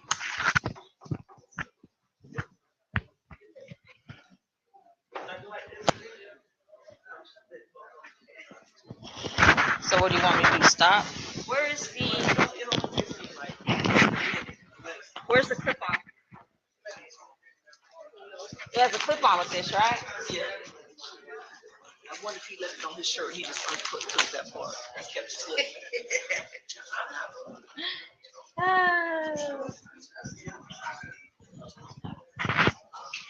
Yeah, it's not up here, so I guess I'll hold it. Can you hear me like this?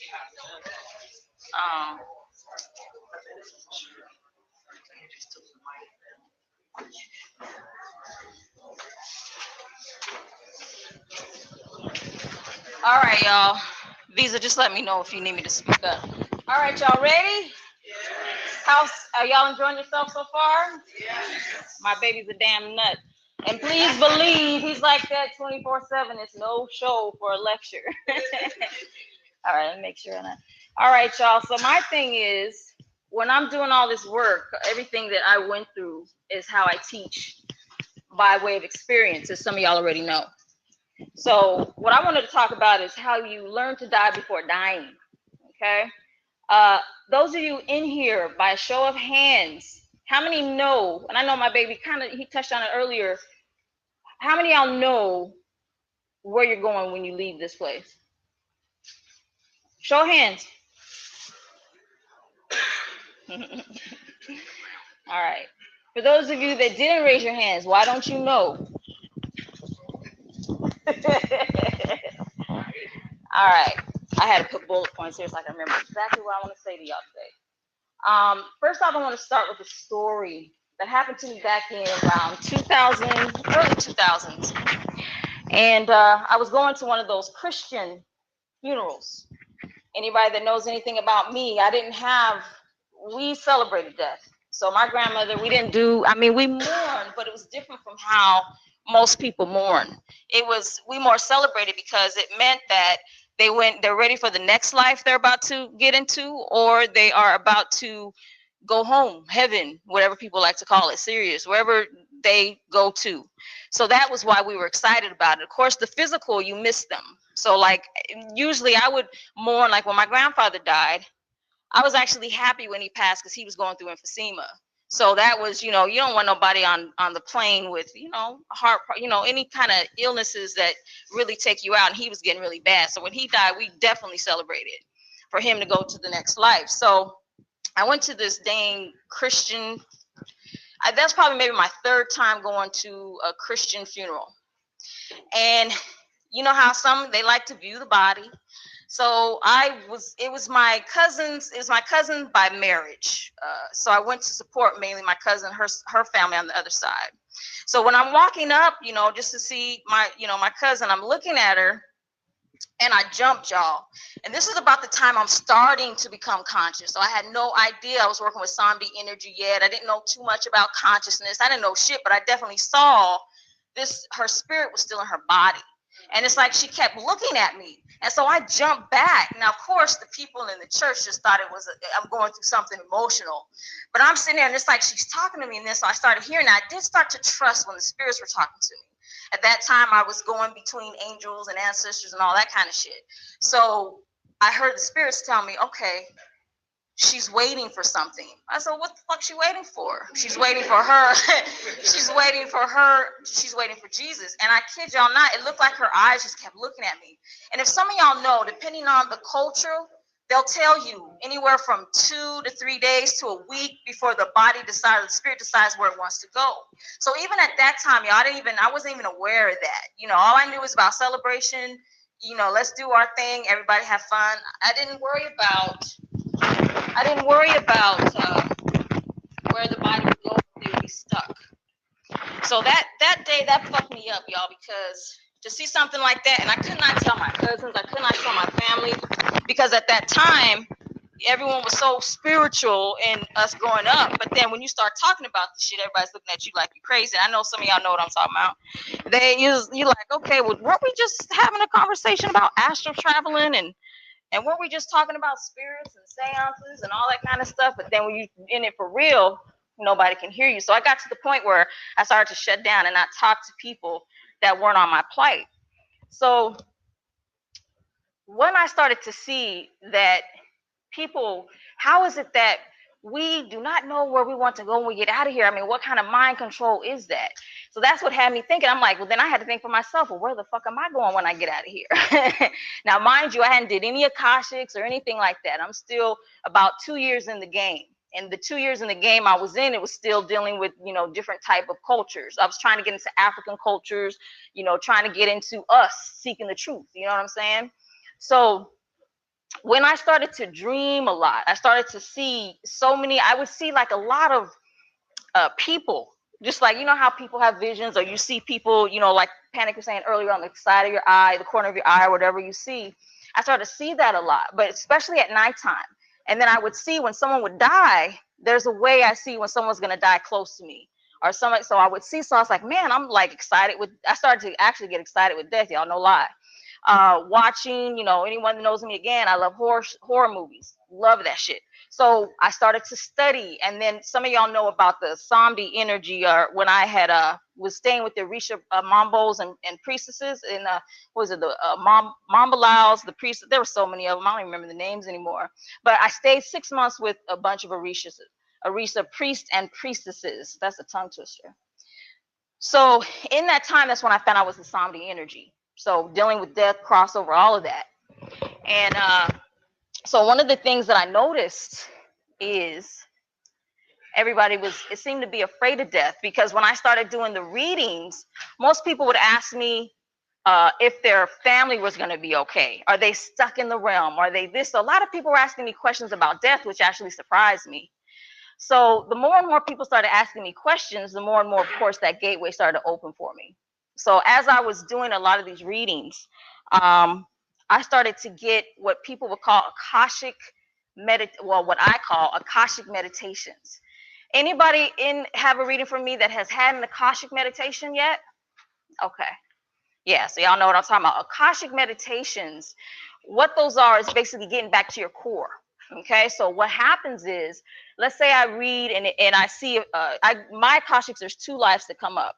Okay, so in those lives, depending on which one you gravitated to more, or depending on what you're into now, it just depends on each individual I'm dealing with when I'm reading for them, how we set up your Akashic meditation. And what that is it's your sacred space.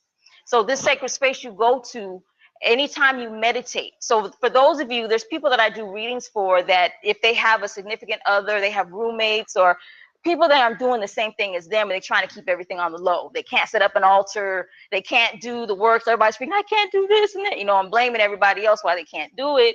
Now we don't stop there. Y'all, even becomes more powerful. It's more powerful because now you can do everything in the realms where it's supposed to be anyways. We know that these altars are just physical representations of what we are dealing with, like my baby says, in the subconscious. So when you are dealing with an Akashic meditation, what we do is whatever visions that I get at the time I'm working with y'all, it starts to show and unfold one of the places that you've been to before.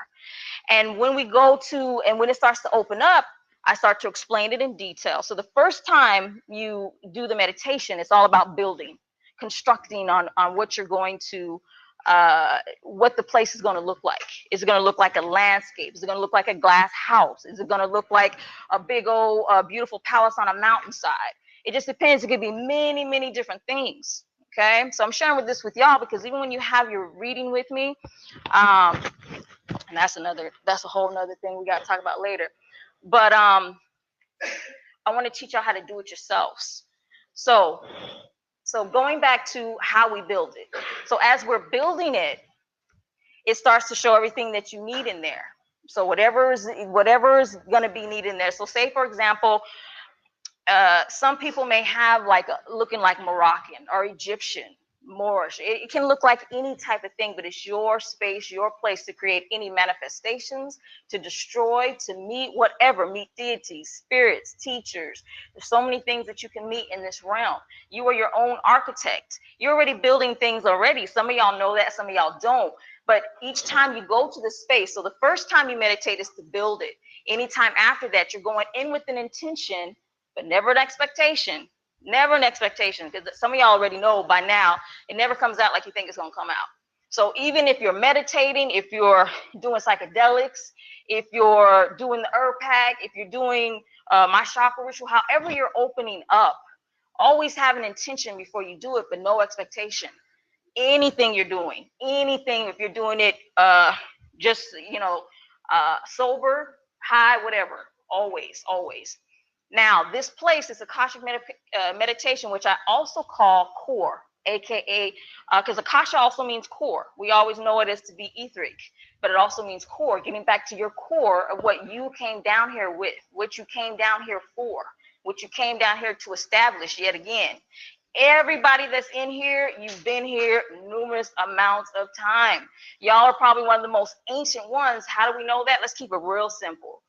You're in a lecture that says what? The learning to, what's the name of the lecture? What? Thank you. So the fact that you can even come to with that title says a whole lot. If we were to do a group reading in here right now, each and every one of y'all, by the time within the next, we can't work in time. So let's just say a year or so from now, each and every single one of y'all sitting in your chairs will definitely know how, when you go, where you're going to go to. Everybody in here. So if you had a doubt, let's stop the doubt right now. Because you're saying already, you want to make it clear, you want to know where you go here. That's why you're here. So now with these Akashic meditations, it depends on what energies, of course, people are working with. Some people want to say, hey, I want to meet my ancestor. I want to meet this, I want to meet this deity. I want to get this job. I want to do this. So I use the realms, y'all, for everything.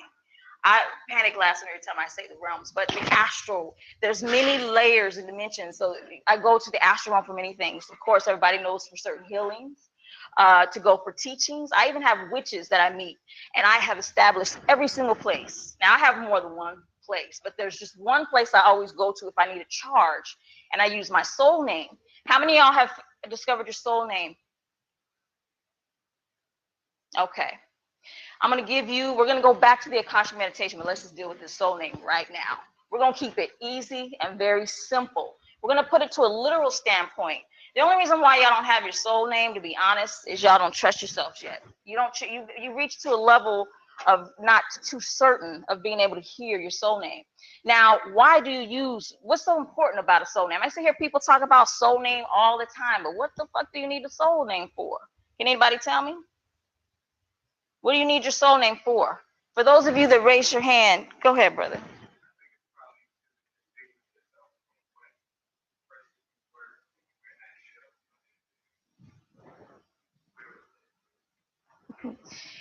Well, let me tell you what I use it for. What I use it for is it's like my access to more power. No one knows my name, not even my baby, even though we can share them. But he has his soul name, I have my soul name. And every time I need something, I don't just always call on because usually when I call on my soul name, I've seen the deities actually leave. Like if I can see the visions, they'll leave my third eye. Whatever deity I'm dealing with at that time is sitting at my pineal.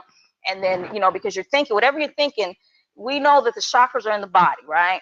So whatever deity, whatever you're working with is sitting at the head. And so whatever you're thinking, it operates through the regions of your body, also known as the chakras. So I will literally see when I go to the higher realms, all these deities and all that stuff we talk about, they leave, they clear. And then I become into the whole again. And I don't see people, I see actually, if you want to be honest, I'll see like waves or like mountains or pyramids, like real thin pyramids, like I'm in some sort of a frequency pattern. You know what I'm saying? Or waves, you know what I mean? So I don't see any figures anymore. Let's put it that way. I'm with the whole. I'm just so secluded in it. So when I use my soul name, it's definitely, it's a beautiful thing. So here's how we're gonna do this, real simple. Stop interrupting. Stop interrupting.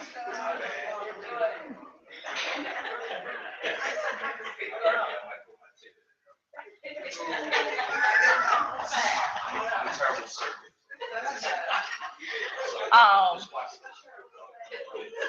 so those of y'all that are, tell this, how many of y'all have been wanting to know your soul name? Okay, so we're gonna do this real simple, y'all. Real simple. We're gonna take it literal, like I said, to spiritual. So get you, everybody knows African name books. Get you several different books, okay? Name books, where it's Moroccan, just nothing English, because you know you're more ancient than that. And then what you do, whatever you can use your, close your eyes, use your hands, or use a pendulum, however you want to do it, but going through each book and just trust, don't think. I was working with the sister earlier today that was thinking when I was directing her to what chakra oils that she needed. We're thinking too much. Just relax into it. That's why I got all these baths, and so y'all can relax into your spirit body instead of thinking. Thinking is just you're in your consciousness, so you're in your human body, okay? So you want to go beyond that. So when you get these books, just find what name resonates with you, okay? But of course, it's not going to be that name. You're going to piece the name together. What do they call it when you put different names together?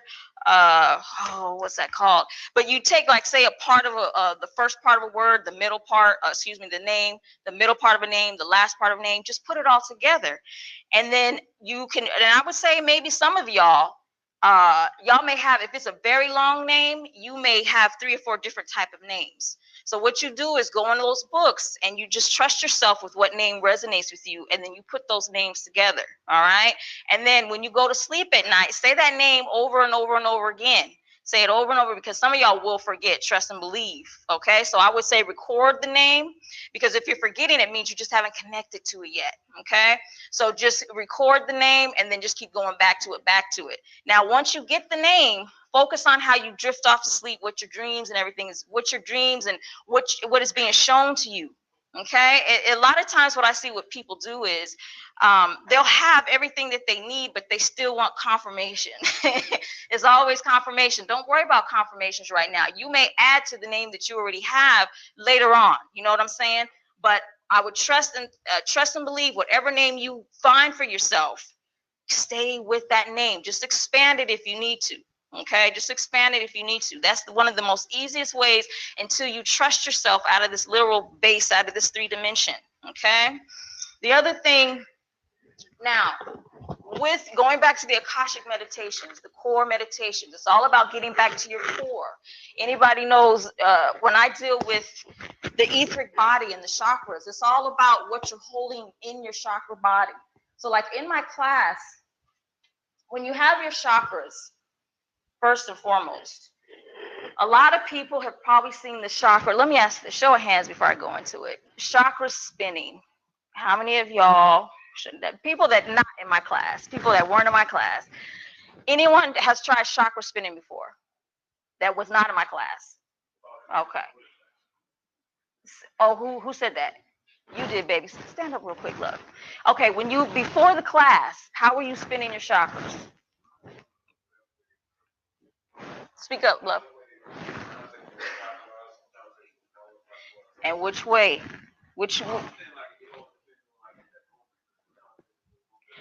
Okay, let me rephrase the question. How were they positioned?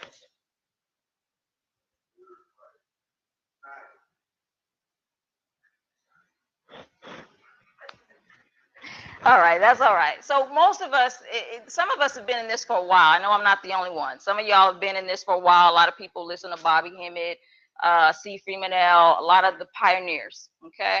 We know a lot of times people will tell you still this day, here's the thing I always tell people. When dealing with anything on this plane, everything has been changed. We're lied to. So we know religions and all that shit is bullshit. How would we not think chakras, the way they're teaching us, that is bullshit? There's only one guy that I have found, and I give this book out to a lot of people in classes, Stuart Swidlow, because the ancestors kept showing me, I'll get into that in a second.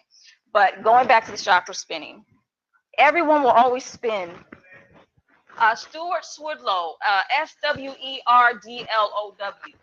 and that's the first time I've ever given that book out in a lecture. So that means for those of you here are on some shit, just follow the frequencies and just go by it. Yeah, I'm gonna spell it Swerdlow. Swerdlow. Swerdlow. And I'll explain how I connected with him in a second. Stuart Swerdlow, The Healing Handbook. Stuart Swerdlow, The Healing Handbook. Excellent. One of my favorites. Now, with the chakra spinning, we were always taught that you do it like a funnel. So you see, when you see it, it's spinning in front of you. There's none, baby. There's no seats.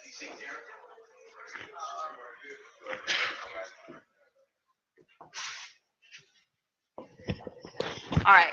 So we were taught that, and it's still very, people teach it all the time. You're spinning in front. So if you look in a mirror, you're spinning. So whether you're spinning, if I'm spinning this way internally, it's showing that I'm spinning. Like when you all see it, this looks clockwise, right? To me, it's counterclockwise. So that's how they were teaching us how to spin our chakras. But when I did it, y'all, I felt weird. I didn't like what I was feeling. I started doing my chakras from my heart. Because I was really working on transformations, and true transformation comes through the heart. So I was like, why do I feel? I've never worried about vulnerability. Well, about being vulnerable. You're a teacher. So I feel like things were bothering me too much. It's like, why is people bothering? Why is people? And usually I'm one of those people that people will say that I have no compassion. Well, y'all have met me around the way. Y'all know that's some bullshit. There's no way. There's just certain things. I don't like dealing with dumb shit. You know what I'm saying? I'm a realist. I always have been, even before consciousness. Just let's keep it real, find out the situation. People want to pout and cry, especially my family. There's most women in my family, they are so sensitive. You can't say shit. It's like walking along pins and needles with them. So I started to find myself coming like them. I'm like, wait a minute, what's going on? So I kept getting, the ancestors kept showing me albums spinning, the old school albums. Y'all remember the albums? Everybody in here should know. It's not too many young folks in here, but so the albums, I kept seeing the album spin. I'm like, what does it mean? And then of course, you know how you have the labels, and the label have whatever the record, what was it back in the day? The name of the group, the type of record company it was, all that stuff. But I kept seeing just colors. So I'm like, okay, why do I keep seeing this? So I started going on YouTube, y'all, because at this time I'm like, okay, they're trying to show me something, but it's not clicking. It's not clicking. So then one day I was trying to hurry up. I was actually going to meet Panic. And all of a sudden I looked down on my phone, and I'm seeing on YouTube this guy, the Stuart Swerdlow guy I was telling you about. And he actually was talking about exactly what I was going through. I was like, this something's wrong with the chakra spinning. So what I found out was why I was feeling so emotional is because I was getting doing all the spinning. It's like a funnel. If you do any funneling, it's going to put a hole. So this is more about the human experience. So say, for example, when you all think, when you're thinking, that's what we do. So if somebody could see auras in here, you would see, as I'm talking, you would see that that's what whatever my mind is doing is going into the regions of my body, and you could see how I'm thinking and what gateways I'm portraying. But that's for human to human contact. What I was concerned with, how to pull the energies from the heavens above or from the cosmics, the ethers, and to pull energy I needed from the earthly realms. So some 2-dimensional, 3-dimensional, 4-dimensional, and then to the other dimensions. And so I started to become more galactic. So I said, okay, this Stuart guy knows what he's talking about. So after I came across him and I started doing the chakras spinning myself, I then became whatever he's teaching is, it's right for what his melanin type is, or his lesser melanin. So what we're going to do, y'all, I'm talking about chakra spinning because one of the biggest things we want to do is we want to have our whole chakra bodies charged. And you want to charge them like every morning. Now, some of you guys, when we do this exercise, I'm having all y'all do meditation on the chakra spin. I'm going to teach y'all how to do it. Now in class, I go in deep. It's because chakras, like my baby will say, they're very complex. Very complex. So let's say, for example, there's something that you need, something that you want, something that you got to get rid of, whatever you want to manifest, whatever you want to destroy, whatever you want, you could do that in the way of your chakra spinning. Usually I recommend do it in the morning, you guys. Us as melanated people, if we do this shit at night, we are going to stay up. So some of y'all may stay up tonight. If you do, relax and breathe through it. Relax and breathe through it. And then write down what you're feeling, what you're seeing, all that stuff. So now with it's like a disc.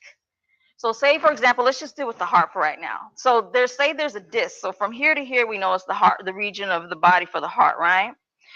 And actually, let's say, yeah, about right here. So I was like, well, shit, if you guys are showing me a disc, it's very thin, right? So then I was like, okay, so you want me to fill up the certain colors. So if the heart chakra, some of you are vibrating in green, some of you are vibrating in pink in here, okay? So I was like, okay, well, how do I feel? So that's what Stuart Swidlow had helped me with. So I was like, oh, we have to take this disc and make it a three-dimensional disc. So three-dimension is what? Height, weight, and depth, right?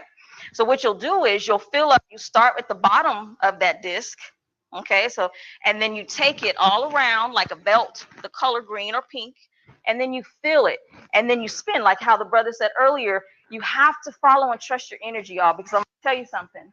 If you're spinning to the left, okay, so if we are, let's say if I'm looking down at myself and I'm spinning to the left, that's counterclockwise. Counterclockwise is helping you to get rid of, let's say you were sleeping at night, somebody's trying to put hexes or someone's visiting you in the astral realms, things are happening to you. For those of you that think a lot of stuff is going on, sometimes it's not really what's happening. We have to learn more, expand our symbologies. Sometimes it is happening. But whatever's happening, what you're going to do is shave that off in the morning. You're going to recharge yourself and start your day right. That's what this is about. There's more to it, but we'll keep going. So if we're spinning to the left, which is counterclockwise in a full disc motion, so it's like a hula hoop. For those of y'all who are trying to figure this out, it's like a hula hoop. Now what that's going to do when you're going to the left is going to dispel. Some people even say it could be exorcism, but it gets rid of low frequencies, low energies. Now, if you're spinning to the right, it's like higher, invoking more godly power. Okay, if you're spinning to the right. We won't talk about side to side, but you can even mess around with side to side. Now, when people do, like, you'll see, if anybody has seen people do like cones and they're burning them in the house, you'll do it to the left, you'll do it to the right. Well, you're that same thing. You are, let's say if you don't have any of that. Y'all remember, I always operate as if I have nothing. That's how I started out, because we didn't have YouTube and all that shit when I first started doing this shit. So I was going crazy, so I thought, and so I figured everything out without using a book, without using anything. I started to trust that, okay. And then Harriet Tubman came through too. Some of y'all have heard me say that. She came through and said, operate as if you have nothing. So when we're talking about the spinning, what you're doing is you're pulling down from the ethers. So let's say, for example, if you're wanting to open more of your third eye, if you're wanting to open more of your heart region, if you want to find your soulmate, well, pull from the ethers. And then you also pull, so whatever, when you're spinning, you're pulling, you're getting out of the human conditioning, and you're making yourself more, what I like to call galactic, more cosmic, more, you're tapping into your power, aka your core, aka your akasha. So what's happening is, let's say, for example, the balance thing. Everyone's always talking about, I gotta get balance, I gotta have my equilibrium, right? So to have balance and have equilibrium, this is also a good way of doing that as well. So say, for example, I'm having a big problem with men for whatever reason. I don't like men, so usually what's happening in my system, I'm thinking away a certain mind pattern. Oh, I don't like this man ain't this man ain't that, all these negative things. So of course what's happening is in my system, in my regions of my chakra, especially my heart, what's happening is I'm swaying more and more to the feminine, getting less away from the masculine. So what happens is, again, I'm going to recharge myself in the morning. I'm going to spin, okay? And when I'm spinning, I'm letting these energies be harmonious and not combative. So what happens is when you do the spinning, y'all, whatever you're going through, and I think some of y'all should know by now, when you're putting in work for your transformation, okay, or you're healing, whatever you're doing to make yourself tap into your subtle body, more of your spiritual self, your core, you don't get the answers right away, but you'll get what we call the synchronicities. So you have to pay attention to all the synchronicities, drawing everything to you even more. So this is how you do that. This is how, because people say, oh, when they take a class, I'm getting everything like this. I'm getting it quick, quick, quick. That's one thing me and Panic will hear a lot. When they take the classes about, they're talking about they're getting stuff quick, because it's all about activation. Why are we doing this if we ain't activating nothing? Why are we doing this if we don't even know where we're going after we leave here? Why do it? So we have to take more control. And you program yourself, whatever you want. Me and another sister were just talking outside earlier, and she was saying she gets into trance real easy in her car. Well, of course, a lot of us do, but you better switch that, because some of us, we get into a trance. So you tell yourself when you want to be in a trance. You tell yourself how you want to operate. But we need to start with a fully charged, well, should I say battery, baby? Should I say battery? But you want to start fully charged, okay? So again, when you're doing these spinning, which we're going to all do today, okay? And I'm going to tell you exactly how to do it. We're going to have a lot of fun doing it. But I'm going to, like I said earlier, some of y'all will not sleep tonight. Some of y'all may fall the fuck out and sleep really deep. Another thing about spinning, like I was going to say earlier, like the brother was saying, you to, all right, everyone close your eyes right now. Look at the top of your head, your crown. Which way is it spinning? Open your eyes. Which way was it spinning? Okay. So trust what your energy is doing right now. Okay. Some of y'all, I'm gonna be honest, and don't think that this is somebody that's higher or lower, or you won't get deep into this. Some of y'all will not be able to spin both ways. Some of y'all will have, it'll be easy and like that. But it just depends on, like anything, what you came down here for. You may not need to spin the other way. You may not need to do that. So, but I'm telling you, let's say, because I've done some spinning on the right side. Now, whatever side you just felt that you just picked up into, that when we do this meditation in a few, that's how I want y'all to spin. Okay, follow your energy. Now, let's say you try to chakra spin the other way. I would highly recommend, if you don't have anything to do the next 2 or 3 days, if you have to go to work the next day, because you're going to feel off. I'm not going to lie to you, you're going to feel completely off. Time will probably be, it'll be hard for you to stay connected with time and all of that. Okay. Some of y'all might get it right. You might start getting all kinds of downloads, whatever. But if you're feeling off, try to stay with it for 3 to 4, maybe a week. If you're feeling too off, then go, you know that it's not for you. Because of course, anytime you're going to change, do anything with transformation, anyone that says they always have great transformations is full of shit. It's full of shit. Because of course the outcome is beautiful. The outcome is always beautiful. But going through transformation, it's always some bullshit. So let's say if you're going to do the chakra spin, just say, show me fear. Like we said earlier, right? You're going to have an intention, right? Show me fear. What do I fear?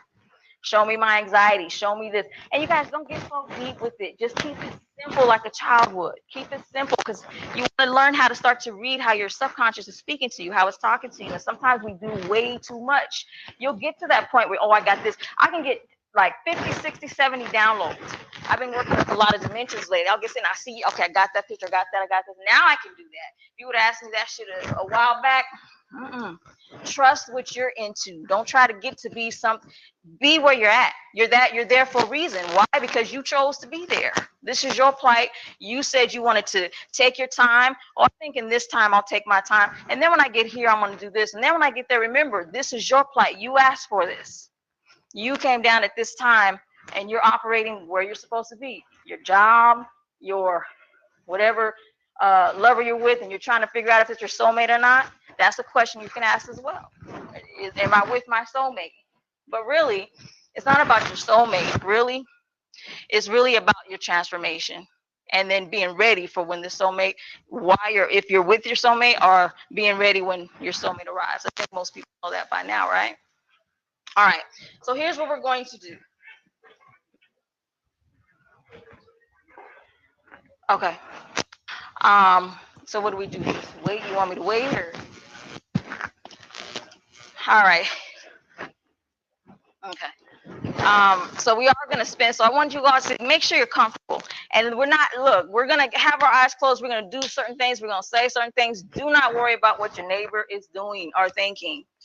Do not worry about it. We're going to get totally involved in how you're going to do this work. And you trust me, you will feel it. Now, some people think this is easy. So if you're thinking that you can't connect, it's just that you, like anything, you need practice. That's all. So let yourself get that practice.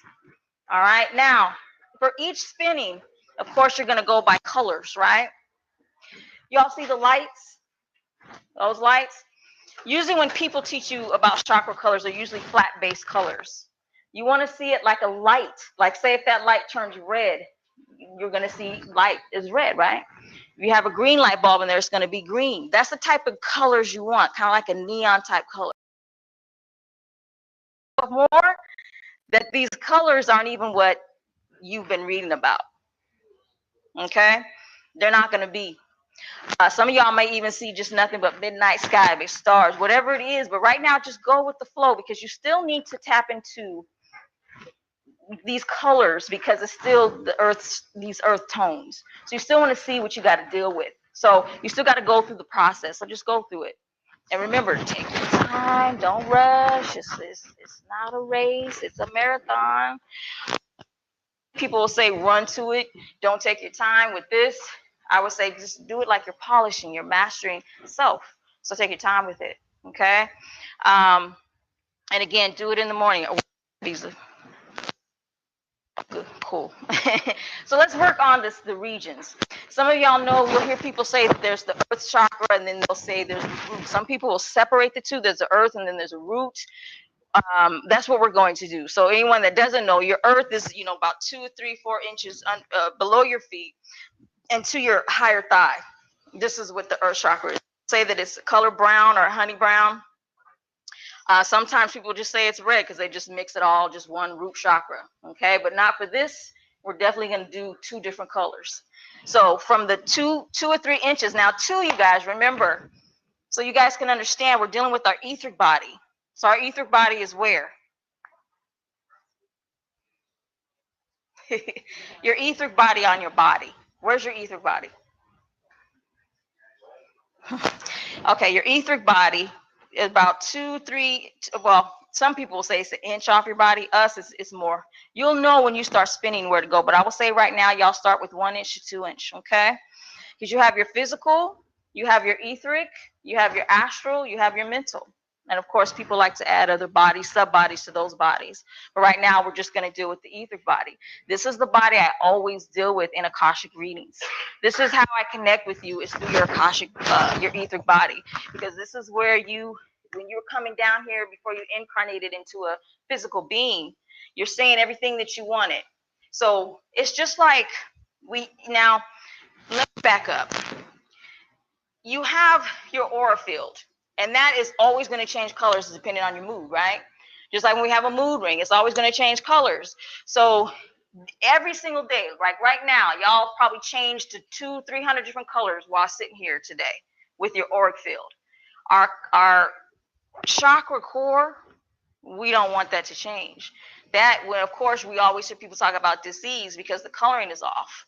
It's a lot of people I'll see, it's always voided. It's always spaced out a lot because they don't want to harm it, don't want to have harmony with the male and female. And even those that'll say they're really conscious, they've been this for a while and we love one another, you'll still see the void because they haven't got rid of a trauma yet. So they're just dealing with a lot of surface shit. So doing this chakra spinning, you're getting to your core, because when you fill it up, that 3-dimensional spinning, we're going to do 3-dimensional spinning, which take you to the 4 dimension. And 4 dimension is being able to access easily through both realms, the spirit realm, some people call it invisible realm, and the physical realm. Okay, so that's what you're doing. You're doing 3-dimensional spinning in your body to get to the 4 dimension higher when you start to get rid of any traumas. That's why you'll see on my cards, my chakra oils, it's a lot of y'all purchased today.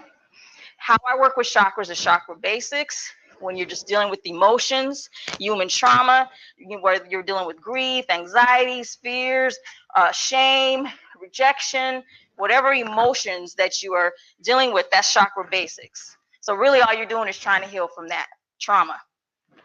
The next phase is then when you start to heal, you start to get into your chakra psychics, which you'll usually hear people call clairs. You start to become more clairvoyant, clairassentient, clairsturgeon. There's so many clairaudience. There's different clairs. And you'll see those on the cards. So now you're starting to tap into your empowerment.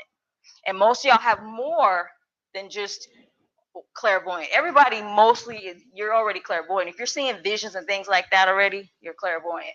But now you're going to start to use and understand it more. You can also use the symbols with the spinning. We'll talk about that in a little bit as well. So now, if you are, when you get to chakra dimensions, that means now you have control of everything that you were doing in this life and in the other realms. I like to call it the other astral realms. Okay, so that's what we're getting at here, because when you start to get there, so at the time when you die, your body already, your spirit already knows where it wants to go. Where you want to go back home. And in those Akashic meditations, you have, sometimes I'll see people have like 3 doors, 2 doors, and sometimes there'll be 1 door. So that lets me know if they're going to come back here, they're going to cycle here, or if they're going to go to the heavenly realms. And then I'll see if there's more doors, then they still haven't decided. They still don't know yet. Okay. So if you are one of those people that say, oh, I want to get off of Earth and I want to go to Sirius again, or I want to go to wherever you want to go to, or you just want to go back to the home and be done with it all, you just make that decision to be, and that's what it is. Just stay with it. Okay. Now, when we charge, just know you're going to be dealing with stuff, y'all, and allow yourself to deal with it. And this is the time now when you're dealing with it. Let's say something, you said, okay, I'm going to get rid of this fear I have. And then somebody comes to you and just pushes you around some mice. Just do something to you that's just really fucking. Now you mad, ready to fight somebody. But you have to sit and think, okay, is this one of my fears that I need to deal with? You have to start to see things beyond the human bullshit. And that's what Panic is always talking about. My baby, we always, like when we're getting into it, it's very rare that we argue. But if we do, we're really helping ourselves get past a certain trauma that he has dealt with or I have dealt with. And as soulmates, we help each other instead of doing all this. Well, we're doing this and then we're doing this. And we start to make things, we come together so that we can elevate, right? So with your chakras, you have to see it like, say, for example, you have a fear. So let's say, I'm going to do a little hand jive. So let's say, like I was saying earlier, if you're thinking a lot like, you hate men or you hate women, okay? Every time you think that, in that day, you start to separate from your core. This is your core, which is your spinal column, the magical wand, right? Each time you think about that thought, it starts to divide you more. So you get away from your core. And that's what all this is about. If you get away from your core, you need everything in this world. If you're in your core, you got everything you need, okay? So another thing with chakras, when we think and things happen to us, the front of our chakras is day-to-day realities, okay? The back is the reality y'all are into now, okay? It is the place where the shadow side or the dark side people talk about. Now we can go a little more complex. We have regions. We have our lower chakras, which you know is the earthly cells, and then we have our higher chakras, okay? The higher chakras, heavenly cells, heavenly realms. What happens is when we have a certain thought and that radiates from the mind on down through the regions of the body, it holds its memory in those different regions, okay? So if we're thinking of the future a lot, every time, like I was saying earlier, about spreading it from masculine and feminine, spreading apart from left and right side of the body, because as most of you already know, the left side is the feminine, the receiving side, right? The right side is the masculine side. Make sure my ass does not fall off this stage. So the right side is the masculine. So you're going to push energies the way of how you're thinking. Masculine, feminine. If I'm hating, you're combative. Now, if you are thinking to the future all the time or in the past, you're always holding on to, now the future is in the front. So you're constantly thinking forward. It's like you're constantly trying to meet yourself, okay? If you are thinking in the past, every time, right now we just went through like 5 minutes, that's the past. 10 minutes, that's the past. We're going through many different, already we're in the past. The past is behind us, right? You hear people say that the past, I put that behind me. That's the real shit. So how it works, I'm talking about time directions in your body. You have all these memories in you. You have the future, you have the past, and you have the present. So the present is where you want to stay most of the time. Only have y'all heard when people say you only want to visit? So if you're in the future a lot, trying to see your future a lot during your day, you have to learn how to get back to the present. The only time I do with the future is when I'm dealing with the quantum realms and I'm visualizing. Visualizing is so important, y'all. Visualizing exactly what I want. And so now I can hear the sounds. I can hear. So the more you can hear and see and smell and touch, like as they say, you make it more real, right? You're using your five senses. So what happens is if I'm thinking in the future a lot, I'll say, okay. And usually it's when I'm doing my day. So now it's like, okay, Khadijah, pull it back. Why are you in the future? So then I'll say, okay, show me what I need to, why am I in the future so much? Is it something I'm avoiding? Is it something, why am I there so much? Because the only time I want to be there, I'll think about it just a little bit. I'm going to be honest with y'all. But mostly what I'll do is I will actually make my future and be done with it. I'll say what I want. I'll see what I have. And then sometimes I'll have to go back and I'll put more detail. I'll put, or, however you start to see how you work and how your future operates for you. If you're in the past, it means that you're getting ready to get rid of a trauma. And usually I always call, when I have any fears that come to me, we all know when we have fears, my fear thing is now just getting hurt physically. When we die here, nobody wants to feel shit. We just want to go peacefully, right? So we all have a fear of the physical, anything that can hurt us. But if I have a fear of something or someone, or like say some people are still afraid of the astral realms. They're afraid that they'll see something evil. They're afraid that somebody will attack them. They're afraid to be outside their body. So if you have this fear, that's one of the things if anyone still have fears of the astrals right now, and you have to be honest with yourself, that's the first thing that you want to deal with. Okay, the first thing that you want to deal with, and you have to ask yourself why. So when you ask that question, show me what my fears are, then you do the chakra spinning, and then you start to get the downloads. Now when you wake up, family, after you do let's say you do the chakra spinning, you went throughout your day, let's say you forgot all about it, you were busy at work, what's going to happen is do not pay attention to the man behind the curtain, y'all. But what's going to happen is you're not going to forget anything. First of all, y'all, you have so much memory in your body. There's tons of. It just comes when it's supposed to. Stop thinking, oh my gosh, as people start thinking, oh, I don't remember this. You like, say if you're reading your dream journal, what you do is, if you don't remember, say, it'll come to me. It'll come to me. Do not say, I forgot. Why can't I remember? You get frustrated, because this is all about expansion.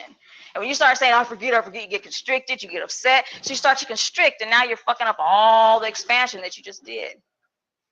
All right, so everything comes in its time and when it's supposed to. For example, I went to, when I was dealing with this chakra spinning, trying to figure out why I kept seeing the albums, the melanin, also known as the melanin clusters or chakras. I went to one of my teachers in the astral realms. And I got up, y'all, quick. I forgot I had to do a lot that day. Got up, but I kept seeing this book. I said, okay, what are you trying to show me? I grabbed the book, I opened it up, and it went directly to that page. Oh, there we go. And then I started to remember what my conversation was in the astral realm with one of my people that I like to meet and get teachings from, one of my guides. Okay, so that's how the memory works. You have to allow it to come to the surface, because we still have a lot of work to do. So it's all about expansion. When you're constricted, that's when it's hard for memory to come forward. So when you all are doing these fasts, when you're doing these meditations, you're working on expansion and relaxation. You cannot heal anything if you can't feel it. You cannot heal anything if you're constricted. It's not gonna happen. You can only heal what you have to feel what to heal. If you're all in your mind only, there's no true transformation happening.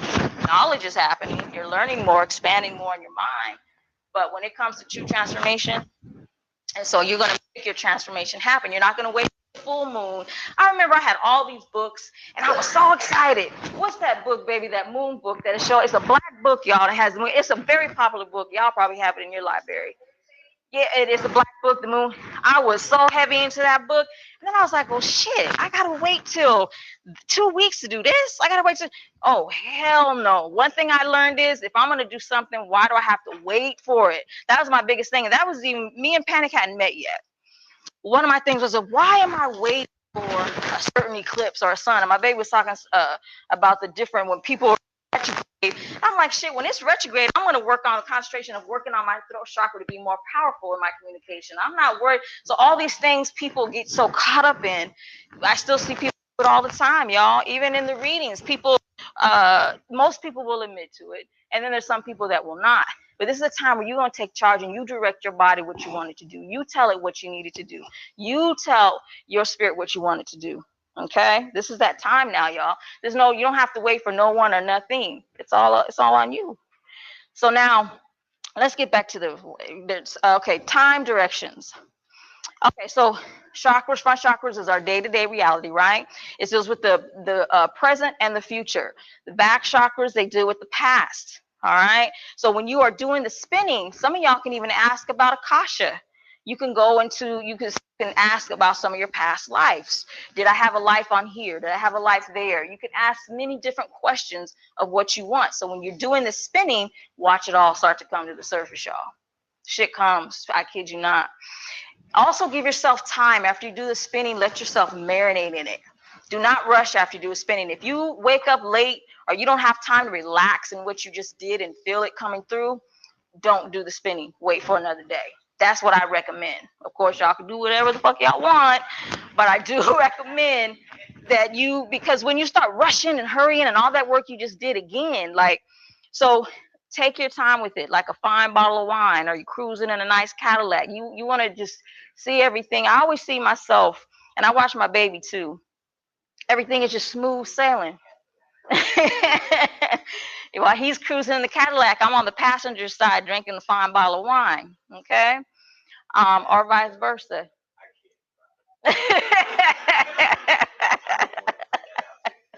All right, Uncle Hanky. No, but so all that to say is now it's time. What I see a lot of people, and some of y'all have heard me say this too. Some people actually get readings from me and ask me if there's spirits around.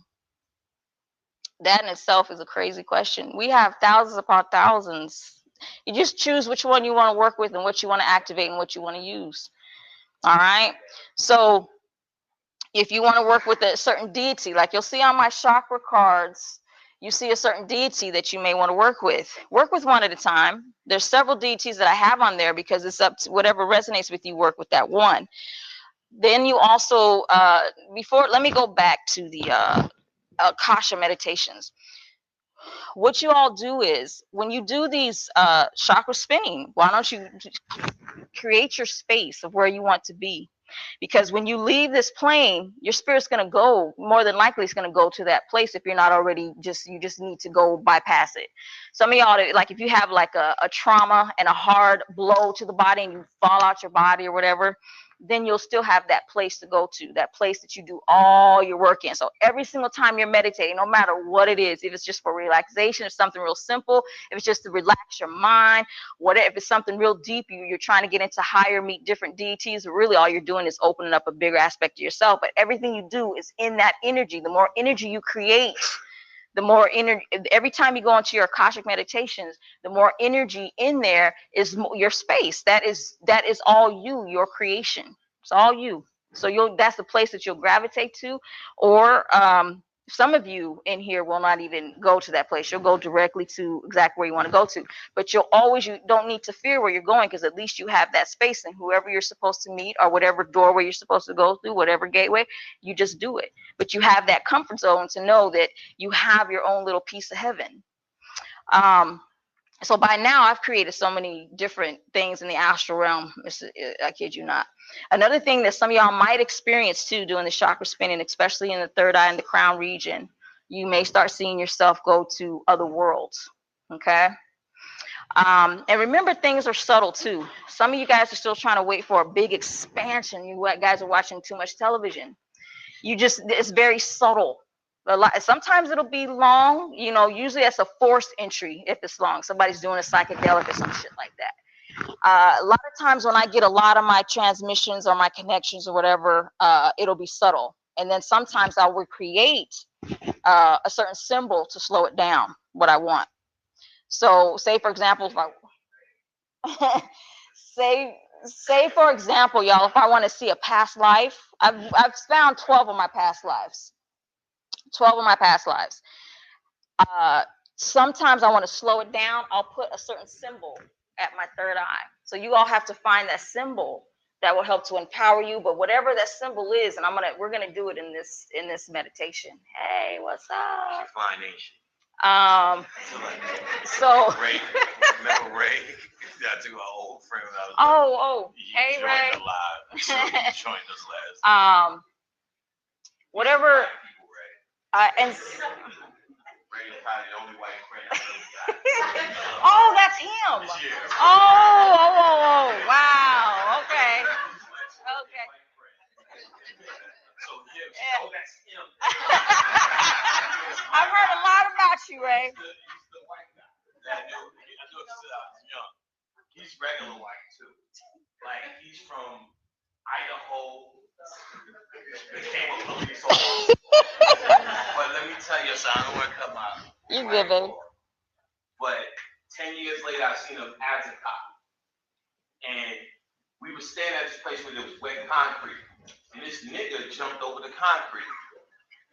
But I'm like, officer, take action. Officer, take action. I'm this guy. But Ray smiled at this motherfucker, like, I hope you made it. And I knew in that moment, because of our childhood pretty much, he wasn't the regular racist beat niggas over the head. I'm sure he beat some niggas over the head. Certain niggas. You know what I'm saying? So Ray joined it live. I hadn't talked to him for years. So he's meeting Khadijah. What's up, Ray? Oh shit, Ray. If he stayed on, he might sit on you niggas. Let me call for backup.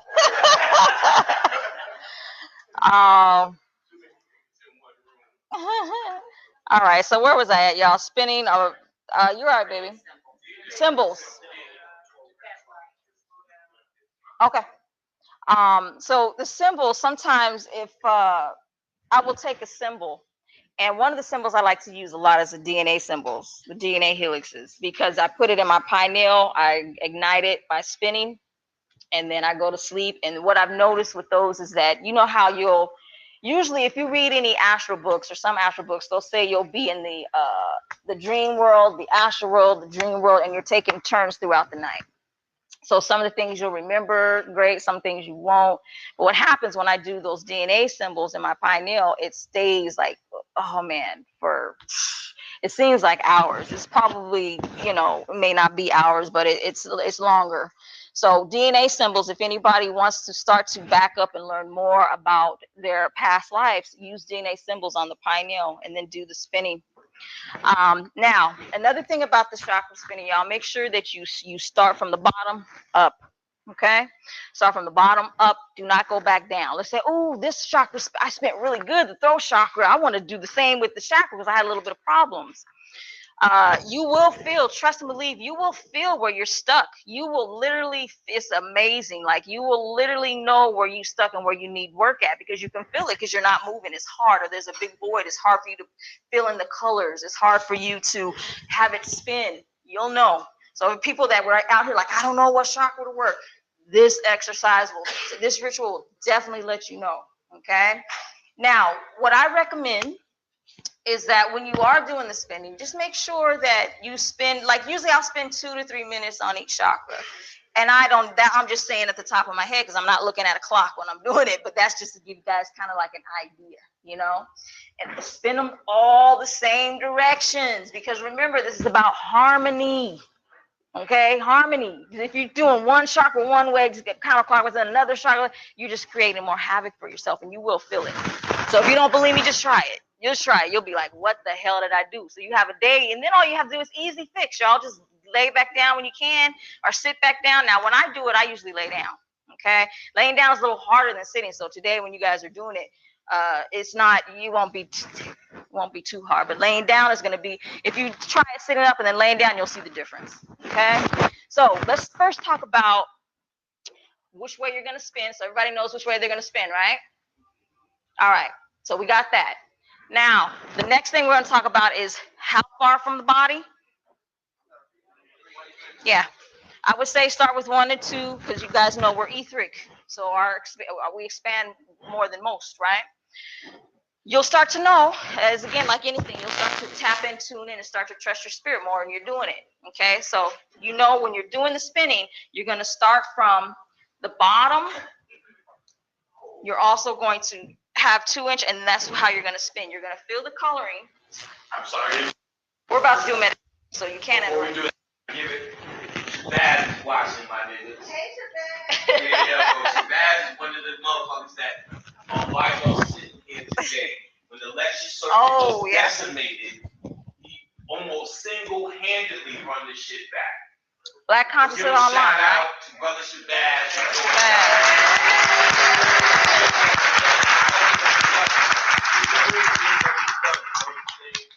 This is the love everyone has for you. That was baby. That eye-opener production. Let's get him. Let's get him. We about to get into this meditation. Yoshi Baz, Yoshi Baz, what up, baby?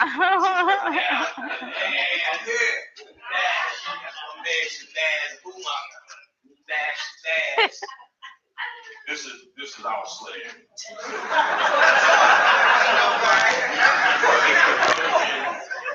I'm fucking letting that.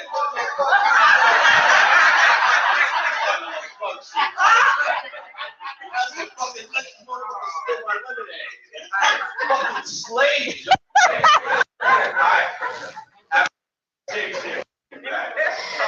All right, where was I?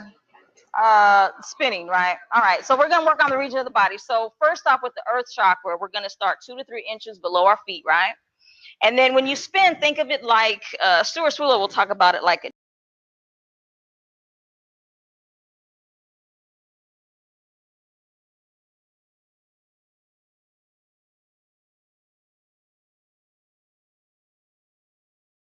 disc to get into the 4th dimension, which is easy access to the spiritual realms. Okay, so the first earth, the regions are 2 or 3 inches below the feet. Some of y'all may see that it's further or smaller. Go with it. Don't force it. Go with it. To here. So that's going to be, you're spinning around, whether you're going counter or you're going clockwise, you're going to be out to here spinning, and you're trying to fill up all that color. So the earth chakra is a lot of coloring.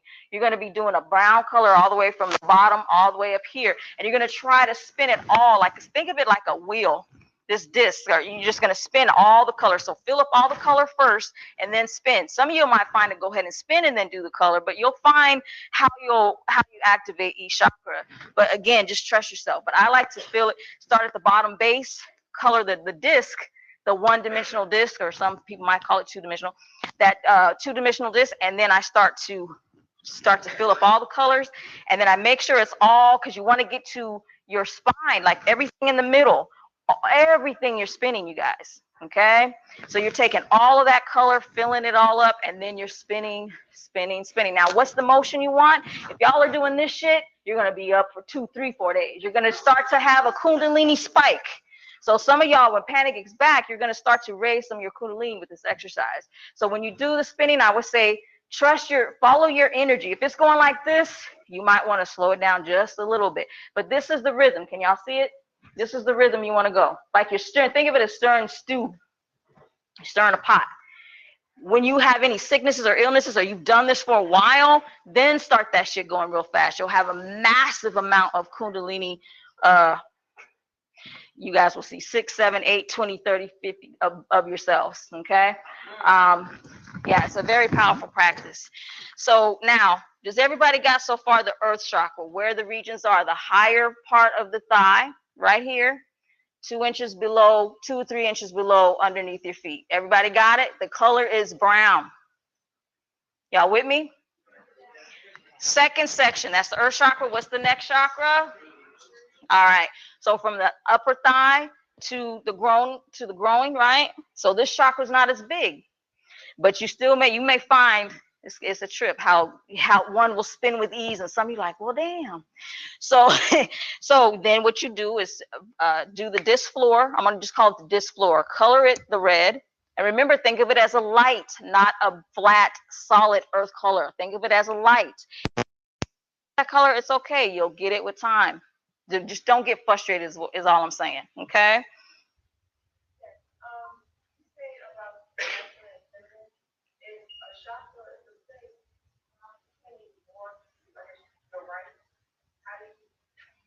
That's what I gave you the landmarks. Just put it back in the landmark. If you whatever you started with, stay with, love. Okay? You'll know when you do this work, your energy talks to you. It's a consciousness, it's intelligence, right? So why aren't you listening to it? It'll tell you what to do with it. It never fails you, does it, baby? No. It truly does not. We in my class we talk about all the different what the energies are and what they all entail. And one thing we all should know in here by now, we have massive intelligence in us, a very ancient intelligence in us. And all you're doing is connecting back to the core of that intelligence, and it'll tell you exactly what you need. So don't worry about if you're doing it right or wrong. Get that out your head. Because let's say you start to spin and say, oh, could he just say this? Your first mind's gonna do this, say, fuck it, I'm going with the flow. Then just keep going, okay? It'll show you and correct you as you keep doing it. How many, brother, have you had that experience with doing the chakra spinning? You, lovely. Right. Have you had that experience? It'll show you just how to spin and where to go. Okay. Well, you know you can tell me no too. We real in here. Don't just say it nice because it's me. I'm panicked. Just you could be real with your chakra spinning. It tells you where you want to go. Have you experienced that? Okay, perfect. Now, so we got 2 chakras, the earth and the root. What's next? Chakral. So where's our chakral? From here to here, below the belly button, right? Here, lower stomach. Do your flat disc, put the color there, and then start to fill it, spin. All right, what's next? All right, solar. So we got above the belly button, right underneath the almost about an inch or so from the sternum. All right here. So fill the color, and remember light. All right, now let's say that you started, because some of this stuff is going to be easy for you to connect to. That means that's your really strongest point. Don't try to go back down and get this. Oh, I did this good. I said it earlier. Don't go back down. Keep going up. Okay, always level up. Now the heart, here, the disc floor, get the color, spin. Stay the same direction. I'll spin. Now the throat, that one is pretty big, y'all, because you're dealing with the clavicle all the way up to here. So it's another big one. All right. And then the third eye, everybody in here knows where that's at. And then the crown, some of y'all may want to even start to go past. I usually just deal with the 7 most of the time when I'm doing this work with people. Okay. So everybody got the sections and how they are. Now, when you get that book, Stuart Swidlow, it'll give you one of the first pages will show you the sections. But everybody in here knows chakras, so you know where the chakras reside. But now we're dealing with the whole region of our body. We're dealing with every single thing that's in that intelligence. Oh, that's hey, Jeff. All right.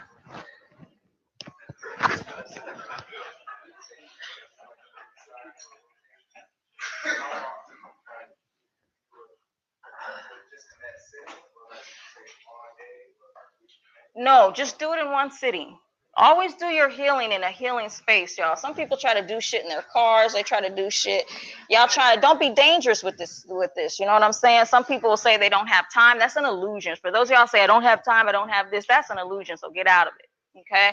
I would say work on your goddamn root chakra and work with some of the deities that deal with time and handle that and start using this time. Everything you're working for you. And me and Panic do it all the time. I've had 2 very successful businesses. And first it was massage, and now it's doing this work. And let me tell you, I'm so busy. Y'all know how busy I am. It's fucking ridiculous. I didn't get it just because what? I got it because I truly do this work. And so whatever I have learned, I'm just giving it back to my people. One of the first thing, and I know this ain't all about the Black conscious community, like my baby says, it's all about yourself at the end of the day. But one of my purposes is to help us return. That's one of my purposes. Okay.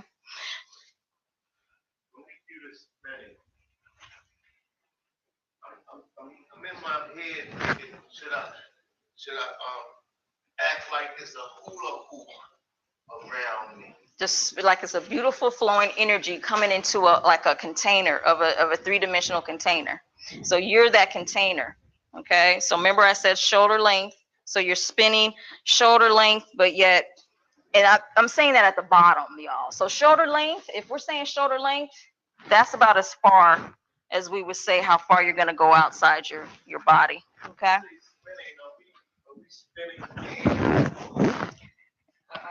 You're spinning your intelligence. You're spinning your light. Okay. When I'm saying think of the color in the base floor, you're connecting with your intelligence, and you're wanting to hear what your intelligence is telling you to do. You want to tap back into your core and listen to what you're getting into your core to tell you what your next step in life. Everybody is waiting months and months to get an Akashic reading from me. Y'all know, some of y'all we've had to reschedule. So all you're wanting from me is to help you get to that core, to the purpose, whatever you want. I'm teaching y'all how to do it on your own. Okay, I'm teaching how, because as we see, there's so many of y'all motherfuckers is getting to the point now. Well, I can't do one-on-ones, to be honest with y'all. So I'm gonna start to teach. I'm also gonna have an Akashic class instead of doing the reading, so I can handle people all in a big variety instead of one-on-one. I can't do it no more. It's too many people. I have hundreds of people, y'all. I kid you not. And then I'll try to hurry up and pack it to make it so it's not 6, 7, 8, 9 months. Never works out. So, all right. Now, you with me, brother? Remember, you're tapping into your light, your intelligence. You want to hear what it has to say. You want to hear what it has to show you. So if I need to work on my root, work on my root, and it'll tell you how to work. It'll start to show you synchronicities. Everybody in here knows synchronicities, right? Y'all, you'll do something, read something, or see something, and you'll see it usually in 2, 3s, 4, 5, however the synchronicities are coming to, you'll start to see it. So you're making yourself more galactic, more powerful. You're using all the Earth's energies and the heavenly energies. So you have everything you need. So don't worry about if you don't have you can't burn black copal or frankincense and myrrh and all that shit. Because this also helps you to get anything that may be in your auric field that you need to deal with. You may see it, sense it, feel it. You may see something sitting there that should not be there. You may see someone's hands that might have put them on. Whatever you see, just keep on spinning, get that shit right off. Now, if you do see that shit on you and you go back again and it's still there, that's when you're going to have to pick up the speed. But I would highly recommend, remember, in the morning, and do it on a day you don't have to, because you may not get no sleep. There's times I've done some of this work. Before me and Panic got together, I was constantly in the lab doing everything I could. There's times I can get sleep for 3, 4 days doing Kundalini work. All right. Now, everybody have it confident? Baby, can we shut that door? Yeah, I know. Huh? Yeah, true. What's your visualization is key. You notice a lot of times people will focus on breathing. I'm one of those people, I'll do breathing just to relax myself, because I'm always thinking that I'm not going to leave. When I do my visualizations, when I go into the astral realms, I don't use breath. So why do I focus on breath? But we're always taught to breathe like this, do like this, position like this. Even cultures that'll have you sit a certain way so your spine is propped up. I notice when I'm doing my traveling, I'm not doing no breathing. So I just breathe to relax the body so I can get the fuck out of it. Make sense? Oh, you're not gonna shut that door, baby? Okay. Oh, well, did you want to be in here? Okay. All right. So we ready? Y'all think you can do it? All right. I'm gonna help instruct y'all too as you do it. What's up?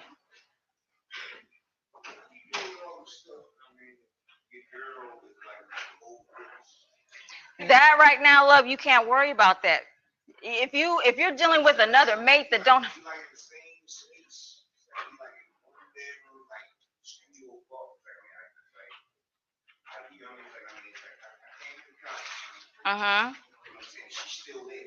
Right.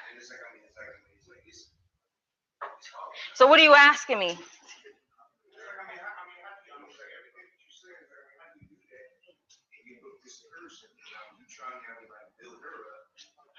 That's your first mistake. That's your first mistake.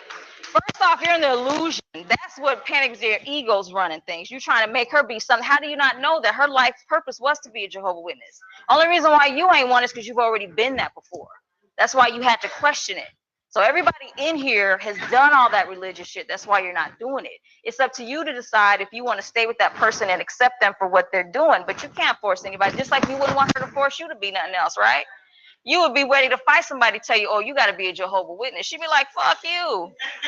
And probably want to knock somebody the fuck out. So you don't want to be changed, so why would you want to change her? The thing that we get caught up in, y'all, and I get it. I get I get it, y'all, because my thing, everybody, because you're like, oh, I got to share this with my moms. I got to share everybody you love. You ready to tell them we've been bamboozled. They've been fucking us left and right. That's the first thing you want to do. And guess what happens? They don't give a shit. They look at you like you are fucking crazy. My mom used to humor me. I'm giving her all this information. My uncles are coming through. My grandfather giving her information. She just humored me. And I found out that she's actually an undercover Catholic. She told me one day, I've seen God. You guys, she told me, my sister, you all don't know. Y'all haven't seen God. And all she's talking about is a fucking white man. And I'm sitting here all this time. You know how numerous amounts of conversations me and my mother had had for numerous amounts of years? Now, we're talking about a family that we were raised doing Ouija boards. If we had a problem, we had to see a tarot card. So we were just playing. That's all we were doing. Y'all know how it goes. When most people are just playing in this. I don't play in this. Panic don't play in this. So when people, and then so my mom sitting there drunk as it came out, drinking some red wine. And I said, okay.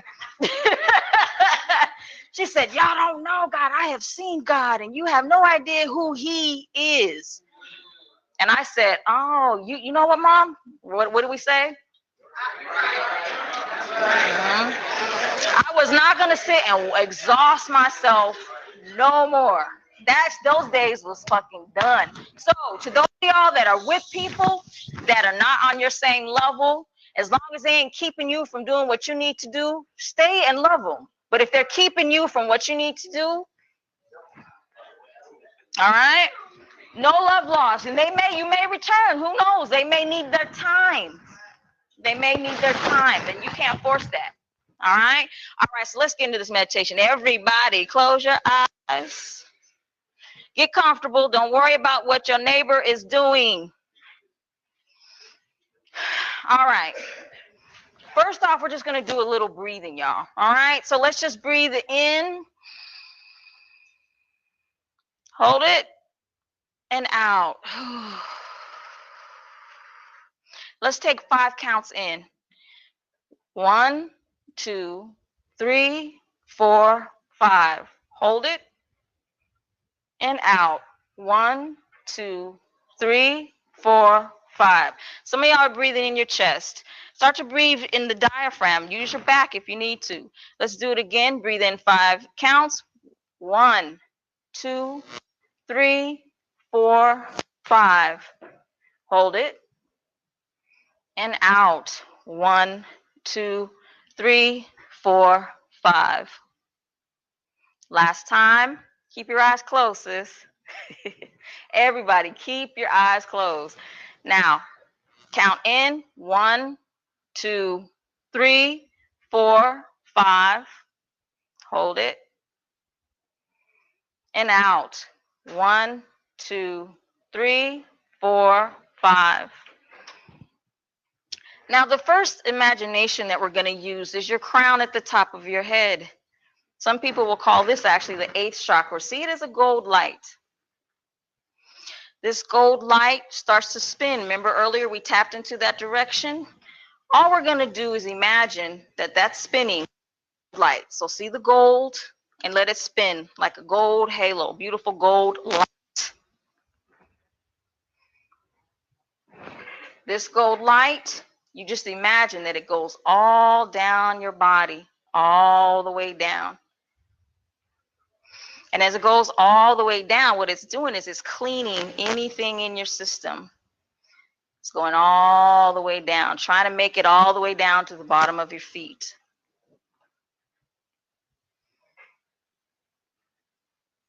Some of you may see certain little particles trying to escape. Go ahead and let them fall down below your feet. Some of y'all might even see a funnel there. Let it go into the funnel.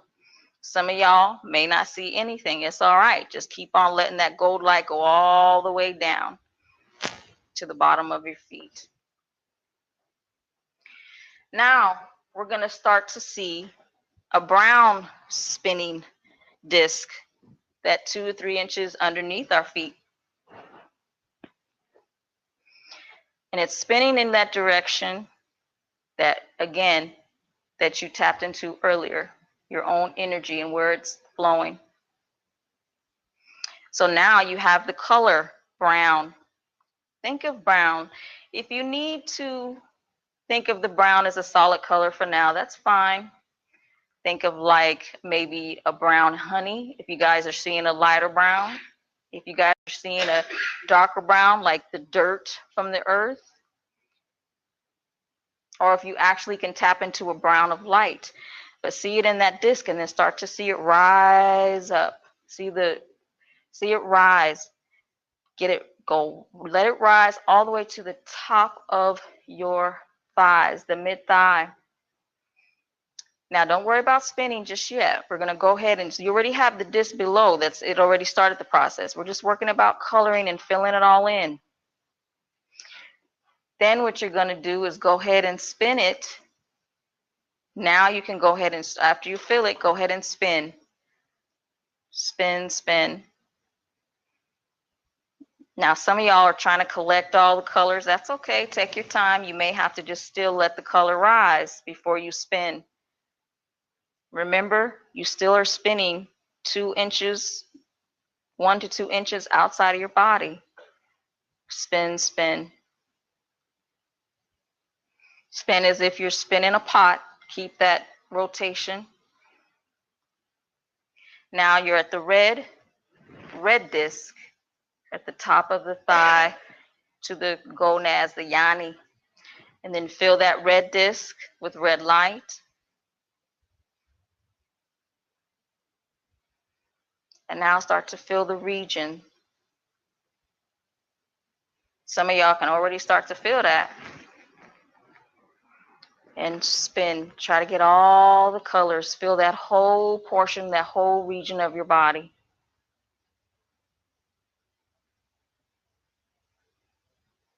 If you're finding some stuck areas, just remember, and when you work on this again, you'll start to see it gets easier and easier as you go through the root chakra. One of the biggest places I see in dealing with people and energy work is the root area. Now we're gonna keep going. We're gonna go to the chakra. See the disc floor, which will be orange. Fill the disc up with the color orange. Now let the color orange rise all the way up to the top region of the belly button. Fill it all up with orange.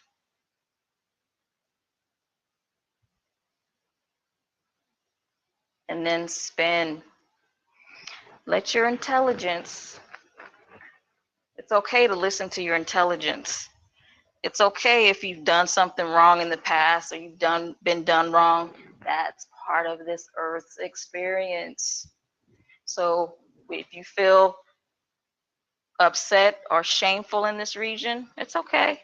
It means you're tapping into that intelligence. Let it tell you what the next step is. Circling the orange. Now we're going to get into the solar plexus. Connect with the solar floor, the disc. That color is yellow. Color that yellow disc.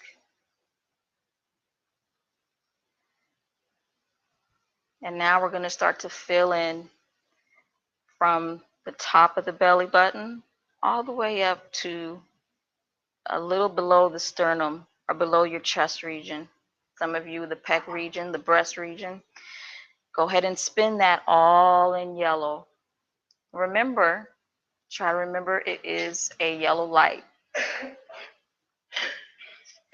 Now try to keep your body still. Some of you guys are trying to move your body around. Keep your body still. Remember, you're telling your energy where to go, not your body.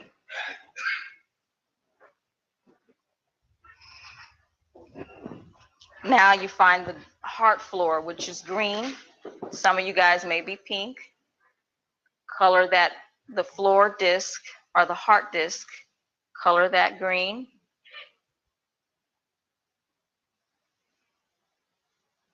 Now fill it all up, all the way up to the clavicle. right at your shoulder blades. Now feel all the color green or pink, whatever color your intelligence is telling you.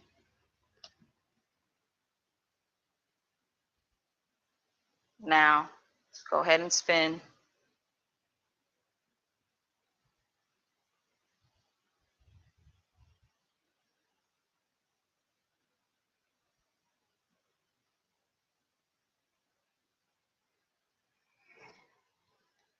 Now that we got nice coloring in the heart chakra, we're now going to take it to the throat. Find the disc floor of the throat. The color is blue.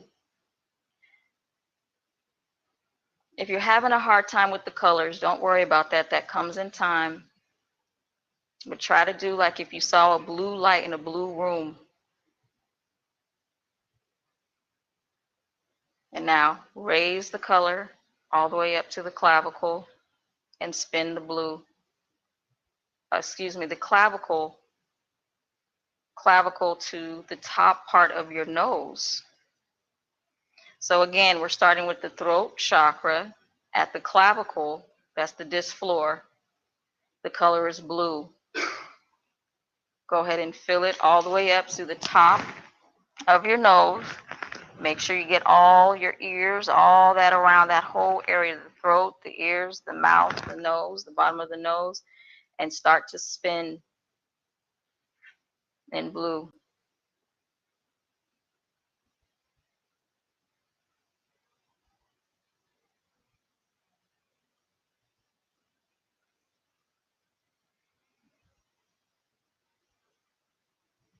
We have 2 more chakras to go. We're almost done.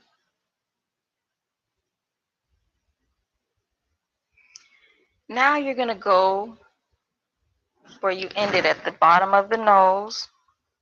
And then you're going to start to see the disc floor purple. Some people call it royal blue. You may even see the color. Feel the disc floor in the purple.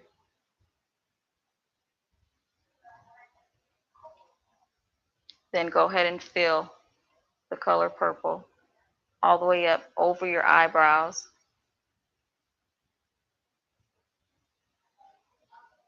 And spin.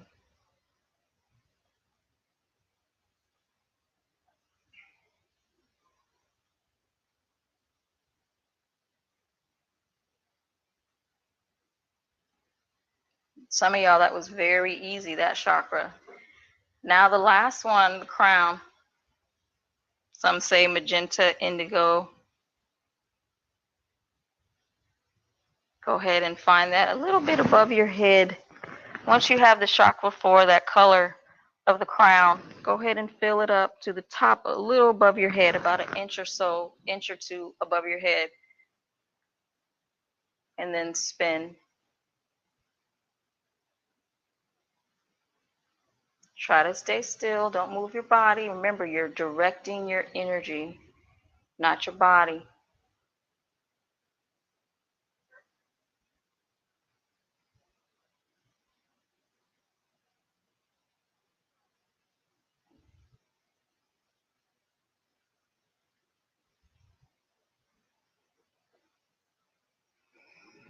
Now go ahead and take a deep breath in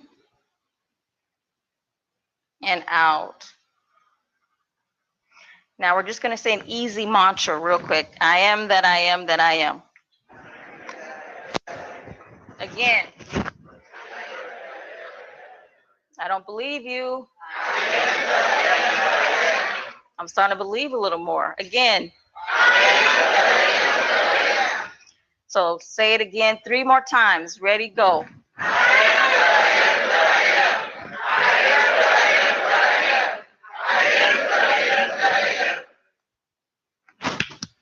Beautiful. How y'all feel?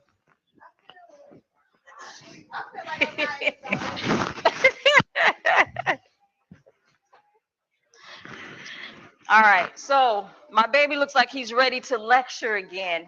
So now when he is speaking, y'all will definitely start to resonate even more with what he's saying.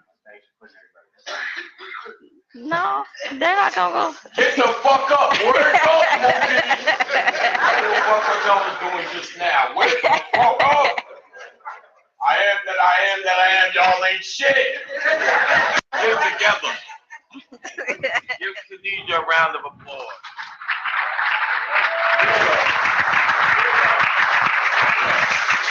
Stand the fuck up. I might get a hand job later. I might get a hand job later. Stand up. Now y'all just have a power now that y'all can use at any time. Take your time and learn it. Okay. Get that book. Baby, do I need to be out there? Stomp all over the goddamn skill. That's when you know power's here, motherfucker.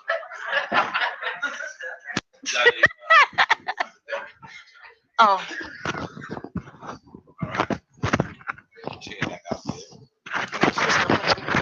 Then come back in. Your laptop or whatever. You're very trusting to just sit on the table just like this. These are the waste of talk. That door locks. That was locked out. All right, let's see. Can you hear me? All right. Trying to bring y'all home. Y'all need to wake the fuck up. Y'all wanted her to go first. So when y'all sleep, it won't be at this portion. All right, I guess that'll do it. Y'all up? Y'all there? Yeah. Then let me hear y'all yell. Who did that? Who did that? You ain't even gotta say panic. I don't want that disgusting whack yell with panic. Just yell like nigga, like. We in Baltimore, we say yeah. Fuck that. Y'all gonna call police doing that shit. Yo, they know that. Yo. Oh, there they go. No, we just yelling, getting it out.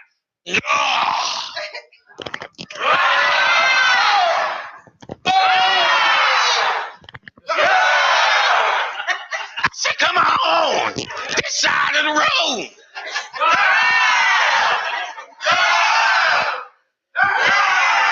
Pussy. Y'all suck. Last we left off, we were going to start talking about a step through that unknown, which has been classically called death. The word death itself comes from doth. And the word doth means flat out knowledge. Death is knowledge. Death is knowledge. But are you ready? Well, what is knowledge? Is knowledge the be all, the end all? No. Knowledge is just pretty much information, right? It's what we do with that information. And then ultimately the third step, how we make that information manifest. That's the key. Without manifestation is you're just a smart motherfucker from the library. Know a lot of facts, but your life is in shambles. Without this process, the internal feminine aspect, the wisdom, the ability to get the information and formulate it into a plan of action, perhaps, formulate it into a way to be, what not to do, whatever. So it can made manifest. It's irrelevant. So in other words, what does that say about just dying? If it means knowledge. So is just dying enough? Fuck you think you down here trying to learn how to live? Because I've been and ended that shit for you. I am not here to try to explain to you a better way to pay your fucking rent. I am not here to explain to you how to heal your dumb kids. I'm not here to even tell you your kids are smart. Why? Just because they're kids. They are dumb kids. Know why? Because they grow up to be dumbass adults. And I know you know a dumbass adult on your job right now. Several of them. Well, they was a kid. Were they smart as a kid? And then all of a sudden said, okay, my kid of being smart is over. So I don't necessarily think your kids are smart neither. All that shit that you've been told, you got to throw it away. You got to not want it. Because that's what the demiurge, that archon energy is betting on. You hope. No, their greatest weapon is hope. Hope is their greatest weapon. Because they get you with it. When you're a little kid, everyone looks at you going, oh shit, you could be the president. Oh, there's a lot of hope in you. There's so much you could do in the world. Nigga, just get your GED. Hope. And then you fail. And you're still in your parents' basement. Or even better, yeah, you fail, you're in your parents' basement. And then you notice your parents start giving up hope on you. They start looking, who the fuck ate the last half of chicken? Oh, this motherfucker, the beautiful kid that was so fucking smart with all this potential. Look, motherfucker, you can't live here anymore. Hope. So now, the hope that you were, you gave up on it too. So now you have a kid and say, oh, now I have a new place to put my hope. So now, look, it's hard out there. And I want you to go further than me. That's another way of saying, I ain't got no more hope. So now my hope is riding on you. And when that little motherfucker is calling you from jail, you go, oh, fuck. What do you mean we're having a grandkid? Hope. It's back. Hope is back. She's coming into a world where there's an Obama. Real hope is here now. Motherfucker, pull up my britches. I'm almost ready to air hump. Hope is back. Now, then you die. You know what I'm saying? All you did was transfer hope around. First in yourself, you fail. Then in your kids, then they fail. And then in your grandkids, who you had seen. I remember when there was no telephone, and now there's a telephone. This bitch will have so much phone calls to make. Hope. That's a demiurge trick. That ain't got nothing to do with the white man. He will help to make that pop. But ultimately, these are core things that the Egyptians understood was your true enemy, was your true problem. So when the Gnostics gave it, oh, they shit on everything. But what about broccoli, man? You can't be mad at broccoli. We hate broccoli, nigga. They was those people. And they made it a philosophy. And they explained that there's an energy that's seeking to keep you happy here. Every smile you put on your face that's pro-human, she's going to be special. She's figuring it out. Obama, all that shit is what that invisible energy uses to make you food. So when you heard me and Bobby talk about be human, can't be human. It's not like you're trying to walk through a wall, but you don't want to invest in the normalcy of everyday human thought. That's so somebody asks, how do you fight it? Every moment you get the opportunity to fight it is how you do it.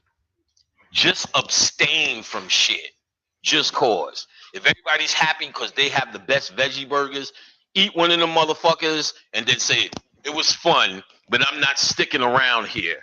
And being all excited. Oh, beloved, did you hit the veggie burgers over here? Oh, it's so real. There's no GMO. And you could tell, you could taste it. Remember the 70s? It's like you are back. And you're sitting there like, oh, I got to get me one of those. Not even that. What he's really telling you is a lifestyle that you romanticize with.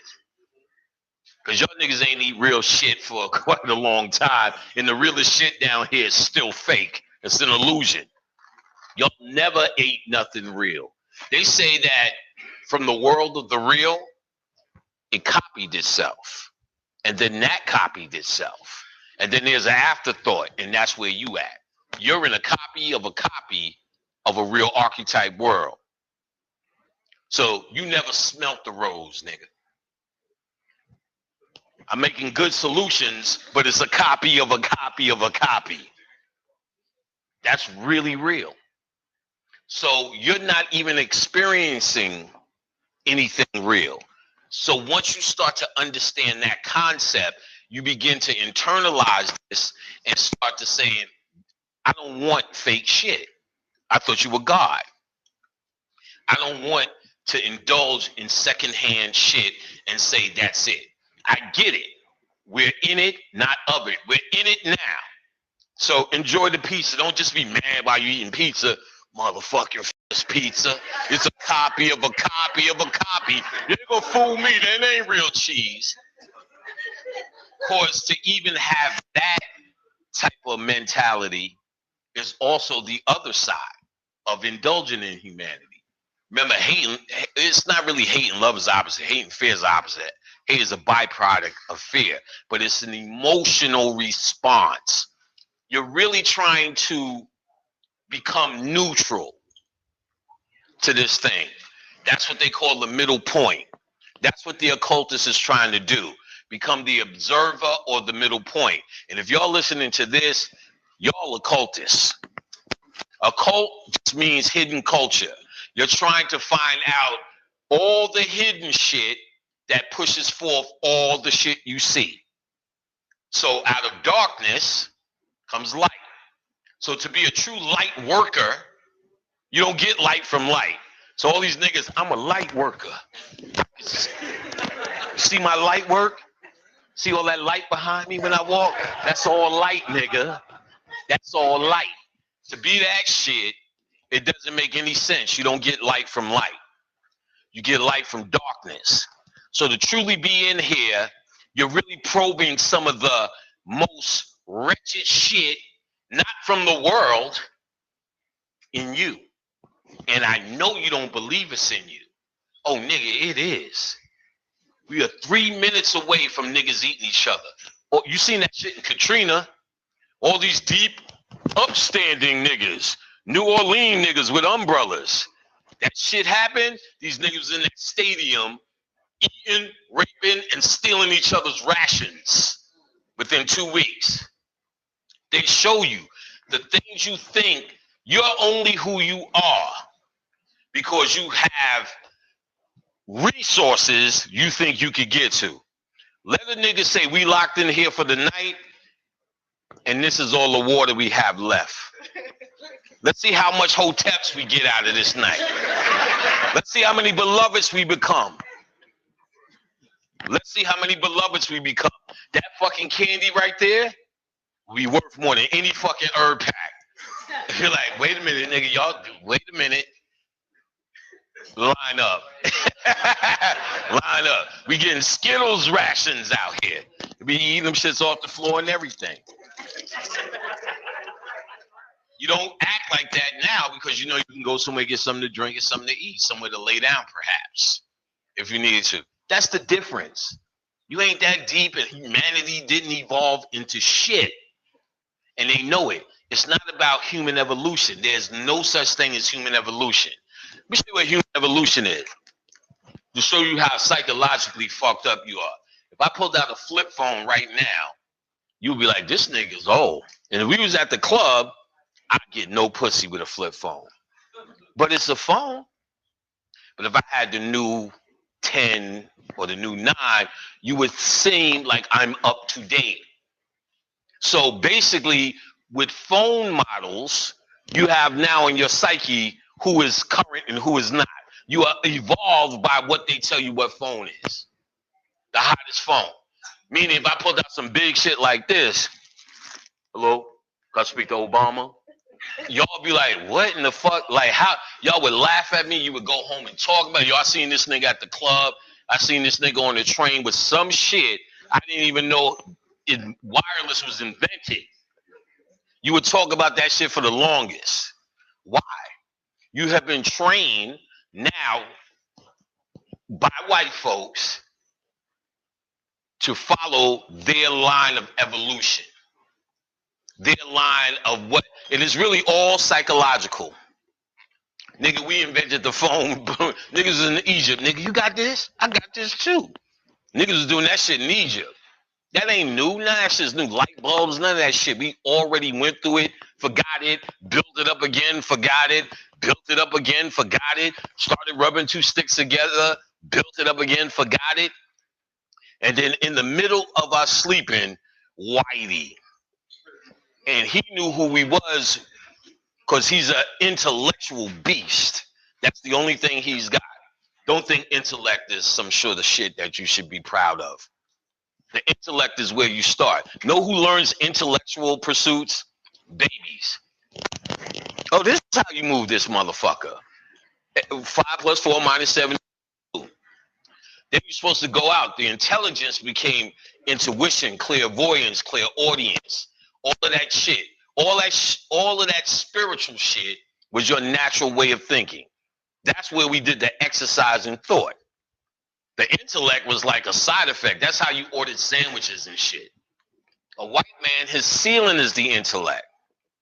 That's the third circuit of your brain. Only up to the solar chakra. Why? This is where the astral world stops. This is the gateway. He can't get past the gateway. He's a being that only exists down here. And he's trying to make a run of it. He feels with that D and what's his name that I was talking about, the Enochian, John D and them, when they got their channel, ultimately what he got for white people was saying, they gave us a language, the demiurge, these Enochian spirits, a way to call on them for help. If we help them, we have to give it to the black man. Keep him locked down.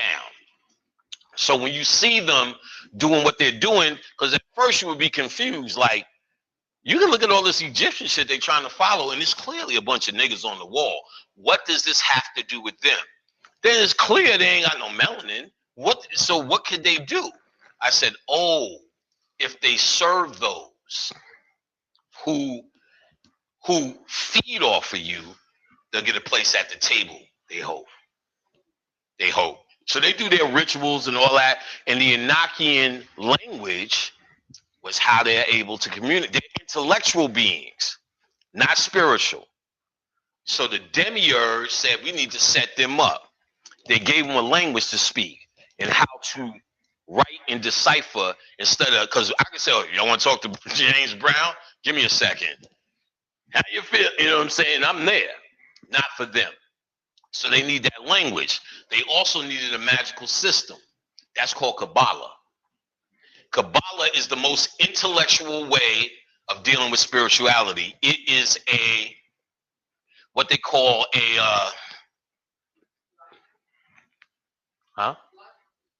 well, it's logical. It's what they call a path working system. Whereas you can decode, look at future based upon A, B, C, D, E = G. So they can figure it out based upon that. So Crowley, all them niggas, Kabbalah. Because they can't use anything intuitive, really. And all of these things were revealed to them so they could give it to you.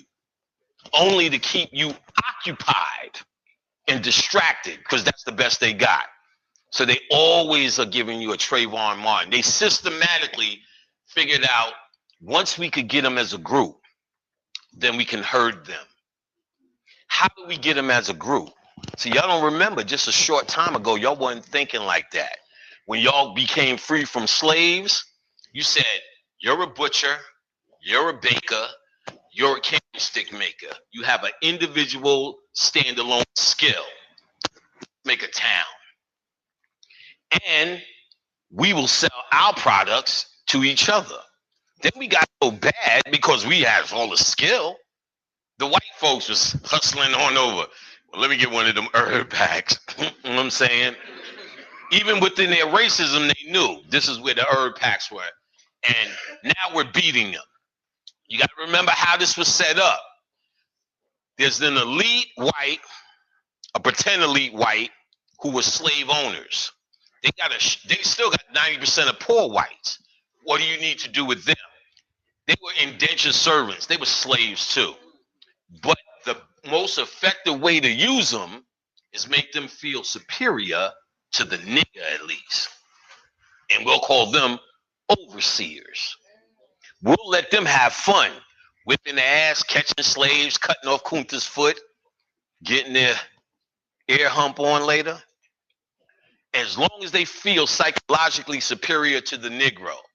So with this Willie Lynch letter, when we let him free, we have done so much psychological setup. What they're saying is you don't need to physically do it. We know that's the case. A white man come in here now, a couple of niggas are just, sir, what do you need, sir?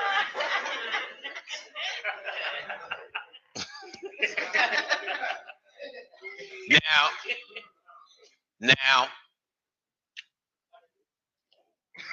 they knew this would happen.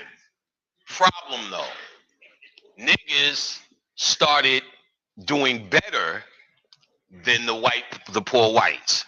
We're lending them money. Chaos. They said we need to stop this. Of course, they sent us in and physically did all the shit they wanted to do.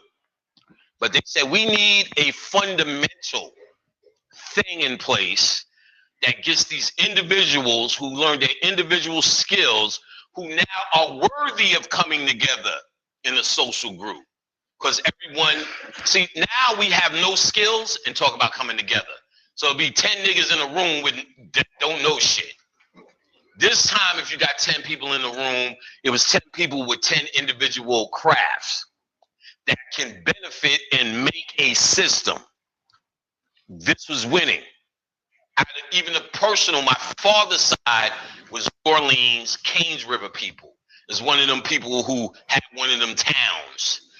Oprah talked. Oh, I heard that shit forever. You got to read this book, son. Oprah said. But I did and read the story, and of course got decimated as they were lending all white people. Same sad nigga story. And so they had to create something to change that dynamic. Know what that was called? Civil rights movement. So y'all heard Martin Luther King Jr. was an agent, and nobody knows what he was doing. What he was doing was starting to say words like, we shall overcome. We as a people. We. Then it made niggas go, you know something? I make the best coffee in town. The whole town comes to get my coffee and herb pack. But we need to go down to the Woolworth and sit at the counter. No matter if they, remember they hit that nigga upside the head, boom, the coffee was smelling. We shall not be moved. The fuck is that shit? Know what I'm saying? You made coffee, but the point became to sit at this counter and get one of their fucking donuts, one of them whites only pies. Fucking ridiculous shit. You know what I'm saying? But that was the trick. So you would say, I'm an individual and I'm drinking coffee, but what about all those other blacks that they keep telling me about that can't get that coffee? I have to do it for my people. So I'm going to go stand with my people. Get hit in the head. We are not afraid. That's the science. What they did in that move, what you started hearing black people say up until today, and even in the conscious movement, we and us. And there's nobody who says, know what I can do? I don't hear none of that. I don't never hear somebody panic. I like the lectures, is great. I have a fucking skill that no nigga has. Know what I hear? Panic, love you, lectures great. You want to hear my demo? Your whole skill set now is imitating rap music. And let me say this as someone who's been in rap since I was this big, coming from Queensbridge. Y'all suck. Your raps suck. They regulated you niggas down to one fucking dream. That is fucking masterful if I was on the other side. Masterful. You have no dream but to be a fucking rapper. Y'all think that's my mistake? Did you ever think of that shit? And all you motherfucking MCs sitting in the audience looking hurt right now, you. Does he mean my demo? Your demo. Your demo sucks. I worked at record labels too. And know what everyone who worked in A&R says? I'm tired of these sucky demos. I don't listen to them. I pretend to listen to them because they all suck. And every nigga, that's why they put that shit on TV, a part of it, so you can fucking lust after something. And now we at a point where you're chosen. You don't say, oh, goddamn, what a fucking wonderful demo you have. You're a star. And now, give me your hand. We're going to be stars. That never happened. You're going to be on the radio. They say, that nigga's cooperative. Come with me, son. We choose you. Because we know you will never get in the way of our agenda at this point. It took them years to get rap under that leash. Oh, it's under that leash, my nigga. It's under that leash. And all you want to do is be a fucking rapper in a business y'all niggas have no control in. It may seem you have control, but this is a nigga. What's that, nigga? This is America. This is America. Nigga, you ain't getting a recipe to Twinkies. Rap is a recipe for Twinkies now. It is under America's fucking thumb. That is a $1 billion industry. In fact, this shit is architecture now. You can't do nothing without adding no rap in it. Nothing. You're welcome. That's what y'all niggas should say. Because there's something else you just created and gave to your master to eat energy off of you. And then now it's weaponized in the bullshit they doing against your kids. And every nigga wants to be a rapper. Niggas will live in a van by the river until their mixtape pop off.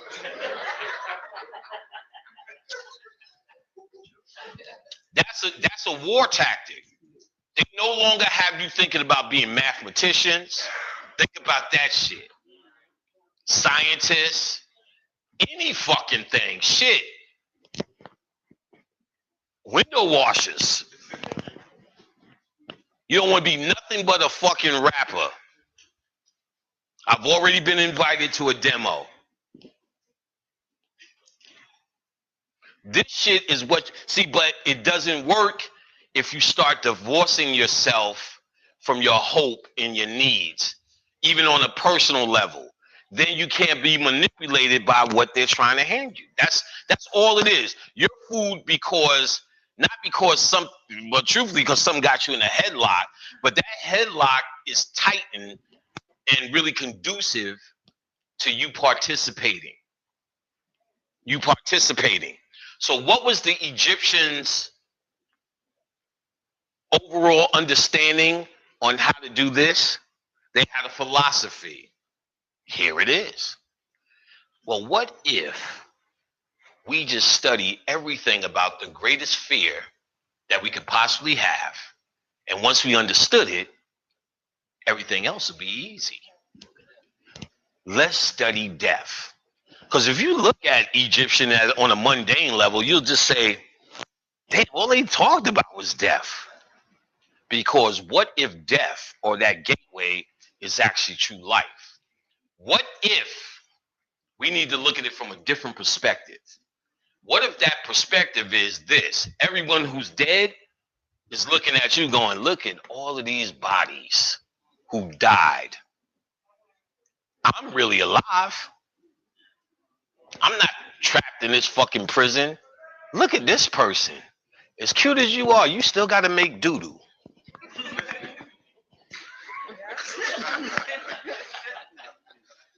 want you to think about something that you don't even think about no more.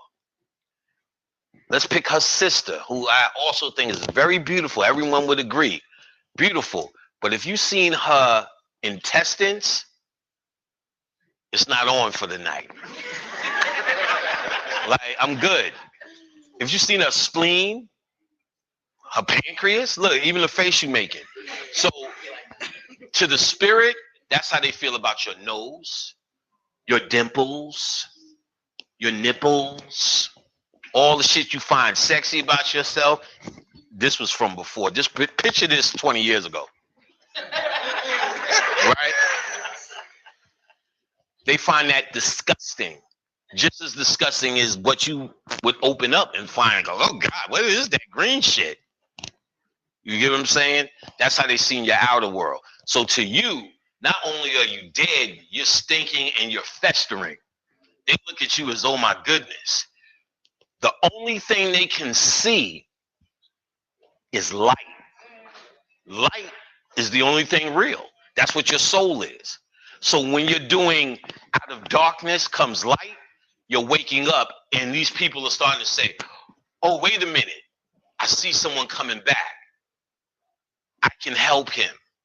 I can help him. Oh, they're doing things with the limits that they have, chakra spinning and stuff like that. They say, I see their light, so we can help now. Without any light, just walking around going, the ancestors got my back. It's not enough. They literally cannot see you without light. Through that gateway of death is the true light. At the very least, before you get to anything else, it means knowledge. And is it knowledge light? You don't want to piss on that light and don't make it wisdom and understanding. But knowledge is the key. It's the beginning step. Knowledge is sperm. You could bust a nut on the floor or have a baby. Get what I'm saying? Sperm has light around it. Sperm is light code. That's what actually impregnates the woman. It's called solar phallic energy. That light is knowledge. It can be busted, it can be dropped on the floor or pressed up in the butt. Either way, it could be wasted or its true purpose. You're supposed to be impregnating this. That light must be a glow. It will come into a glow. People who can see light have seen miraculous shit around me, I am glad to say. Oh, like, Panic, you're so etheric. Panic, what's your aura? Like, I'd be like, shit, boy, if I was weak, my ego would be fucked up. The shit motherfuckers see, like, they'll come at lectures. Are you eating enough raisins? Khadijah can see auras, so she would be able to see it. But she'll see that shit when I gotta take a shit. Oh man, what the fuck? Oh, your aura is lit up, Panic. I don't have to drop that aura. Now she'll see it. She'll be like half sleepwalking by, and she told me she's seen this or seen that. But then there was this cuckoo lady. I don't even remember her name. Rob's wife. She was real cuckoo. She was a real fairy. She used to wear these weird jeans and these clogs and shit with rainbows, and she was just real like out there. That bitch could see like a motherfucker.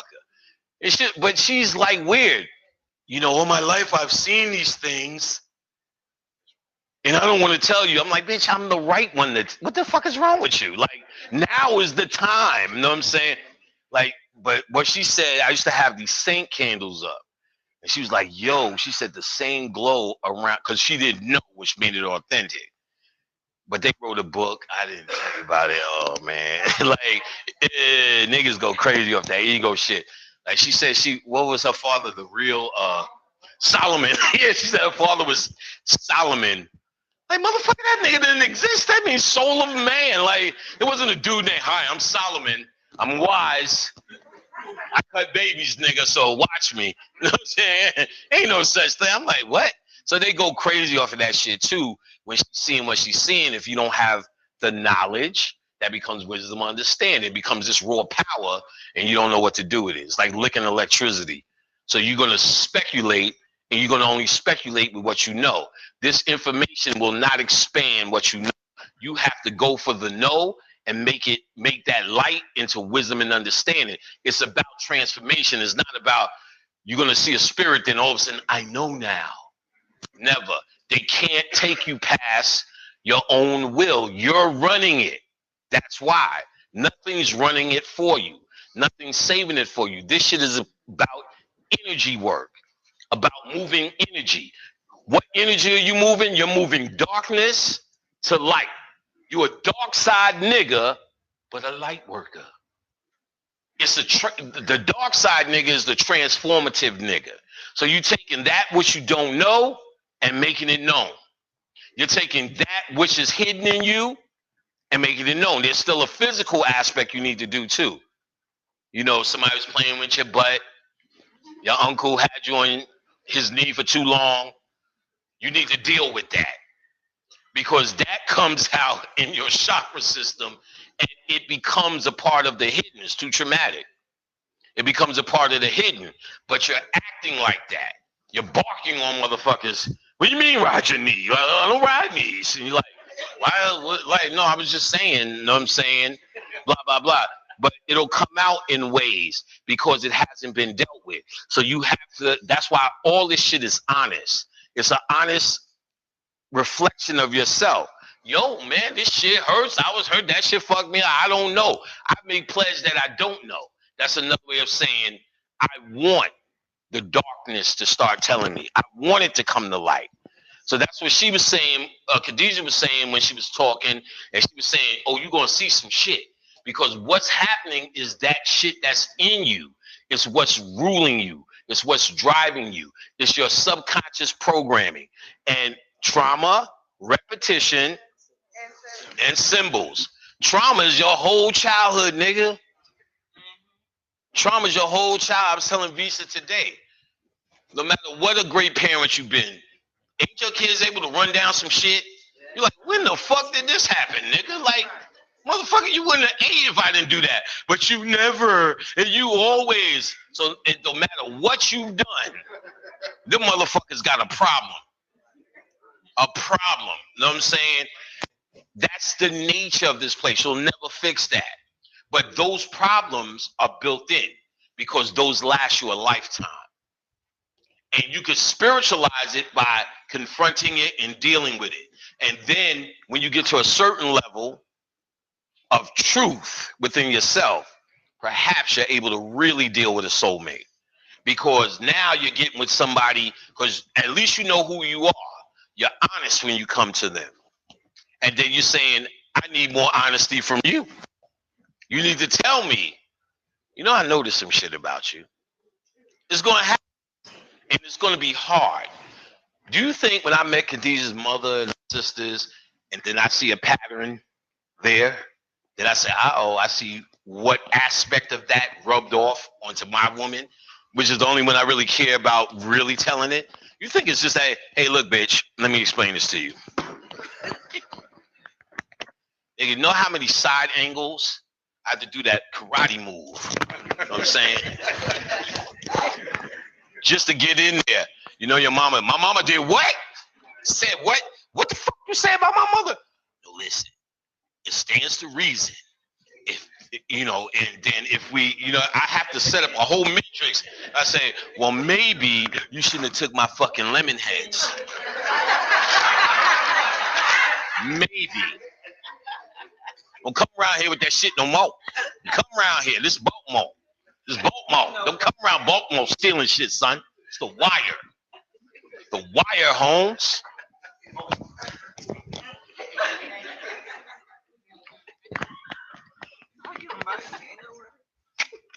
That's my word. I'll throw these shits in the garbage right now. You can have them back. You can have them back.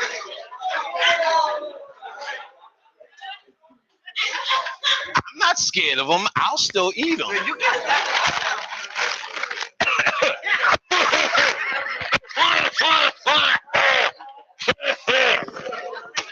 You're more than welcome.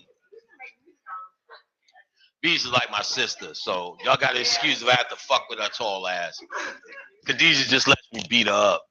Cause she stop doing that to Visa. Stop beating up Visa. I'm like, that bitch deserve it. Word up, son. That move on her. That bitch deserve it. And then after more, like Khadijah been, first it was me and Visa would go and do the lectures. Jeff and these guys was around, but then Khadijah started coming. So Khadijah started seeing Visa more. I don't hear no, you see, she ain't saying nothing. Just let that shit happen. Cause she knows she tired of Visa ass. I'm only joking, man. That's bullshit. Bullshitting, y'all. All right, but she knows I need to beat somebody up and I can't beat her. So this bitch gets it. She gets it. That's my girl. Reese's a good person. Y'all give her applause. She's always there. She hooks up stuff, webinar. She's always doing that work. She's real good people. She stays true, steady, very helpful, always there for me. Blah blah blah. That bitch get a big check though from that. Don't think this hoe's there for free. Old lemon head stealing motherfucker. But I know she'd do it for free. If I said ain't nothing here, just come, she'll definitely do it. She wouldn't even hesitate. Sometimes she's paid to get here on her own. She pays to get here on her own. She gets her check, but she flips her own shit. So it's a separate entity. But I'm glad and humbled to be able to help her this way. But she helps well. Well. All right, so. She patient. Khadijah gave her that shit. Look, just let him do the shit. Stop resisting. Just let it go and just let it pass. Khadijah figured that shit out. Oh, I will be in Walmart. Everything's happening. Air humping. Like Bobby Brown shit. Yeah, like, oh, I'm giving it to her. Niggas is in Walmart. A song to get in my head. Don't be cruel. Oh, that should be. Call me Vigo, the master V's. So she started to know to look straight ahead. Just wait till this shit go away. Because even if she say, why are you doing that? Don't be cruel. It's getting worse. You know what I'm saying? Oh. Like, I think I want your number. Some of those ladies at the one, but ooh, I wish my man would do that. Right. Because he's like, no, you don't. No, you don't. My man don't sing, dude. I know all the damn time. I be giving it to her. I only wish I knew how to sing. Then maybe I'll get more hand jobs out the deal.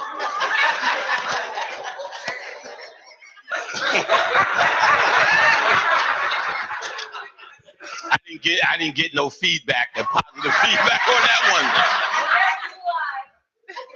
one. Well, I will get a hand job. Just to be me doing it. Just be me doing it. Let's get to this. Let's get to it.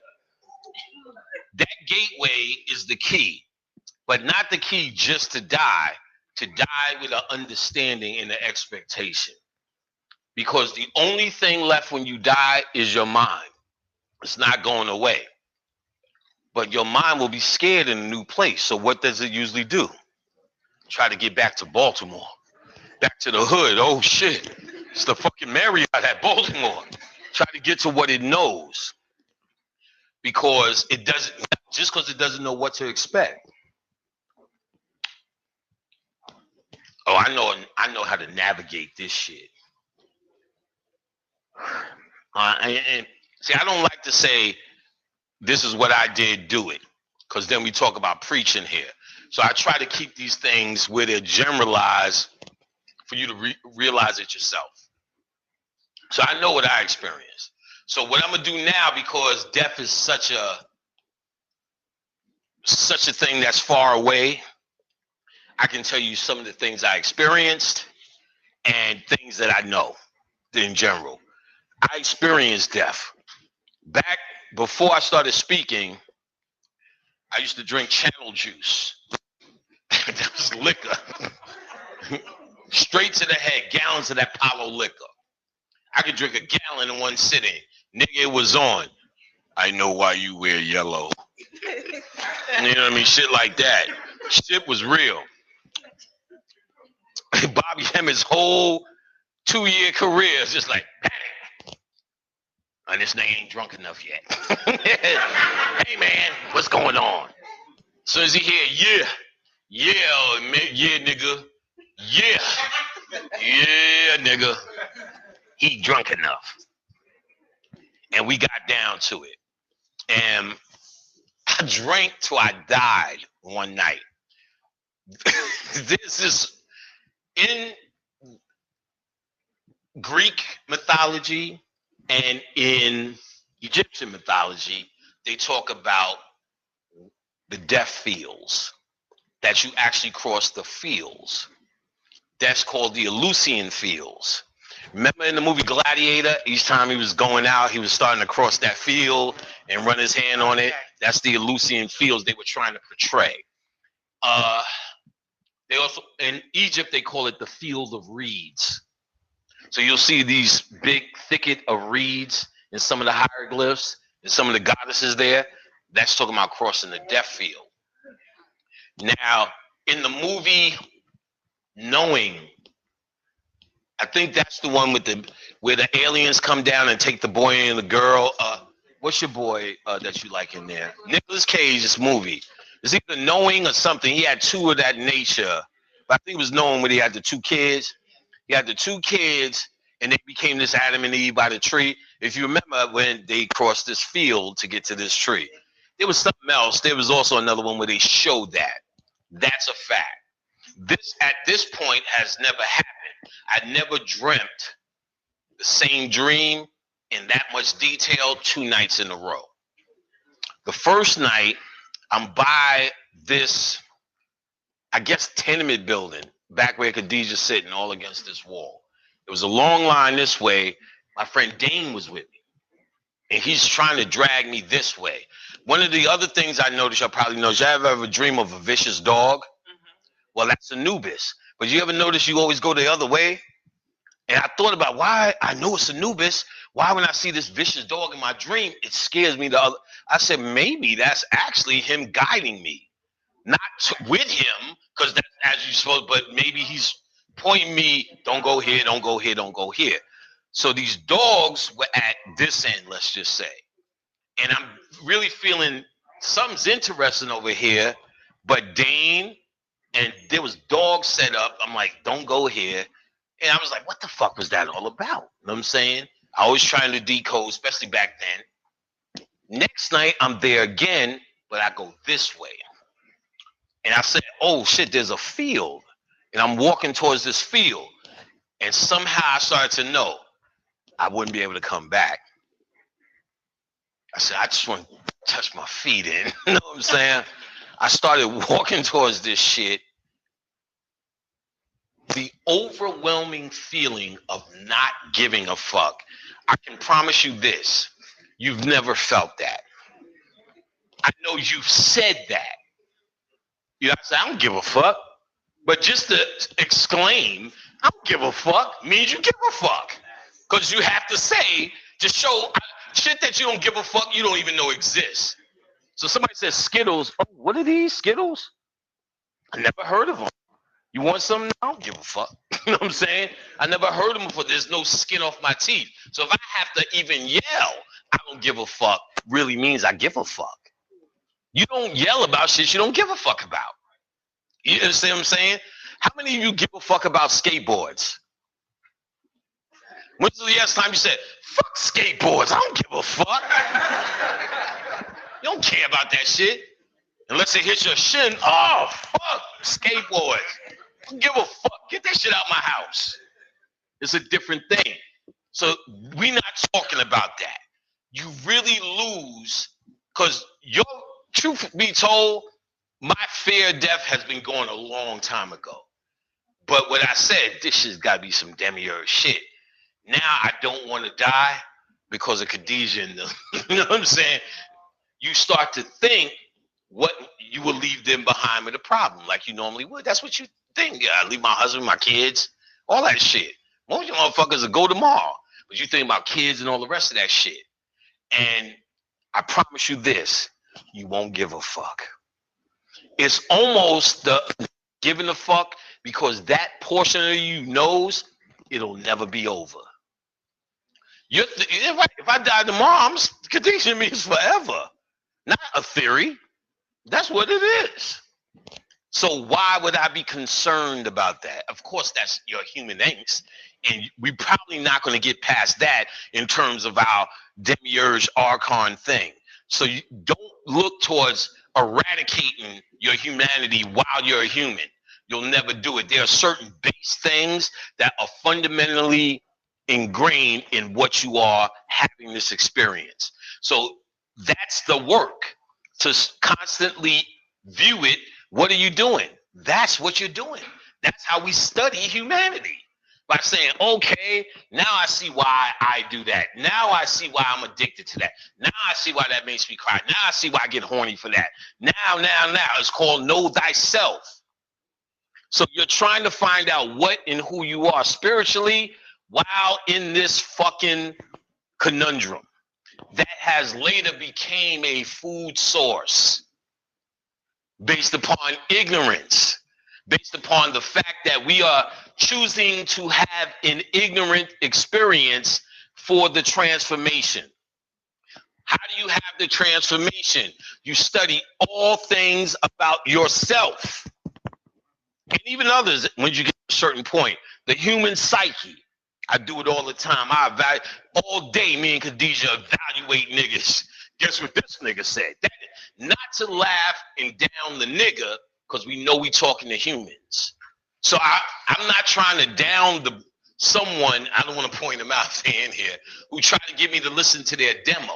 I'm talking a generalized understanding of where we at. I study it from a generalized. Personally, I still don't want to listen to the shit. But ultimately, I definitely don't. But I personally don't, and I definitely don't. You know what I'm saying? Definitely don't. But I understand where that comes from. I understand we've been mind controlled into believing that's all we at. Think about this. Not even just rap music. Every dynamic you niggas you ever seen in your life had a fucking guitar in their hand. Had a fucking mic. That's where they allowed you to look like gods. So because you know you are a god, you're just trying to do what the gods do down here. Make a little rap tune. You know what I'm saying? So I understand why it's happening. I'm not confused. But nevertheless, because I'm trained to observe these things and reflect these things and say why these things are happening, that's the learning experience. That's why you're here. That's what a scientist does. He steps out and observes this shit, this nigga behavior, and first and foremost, your very own.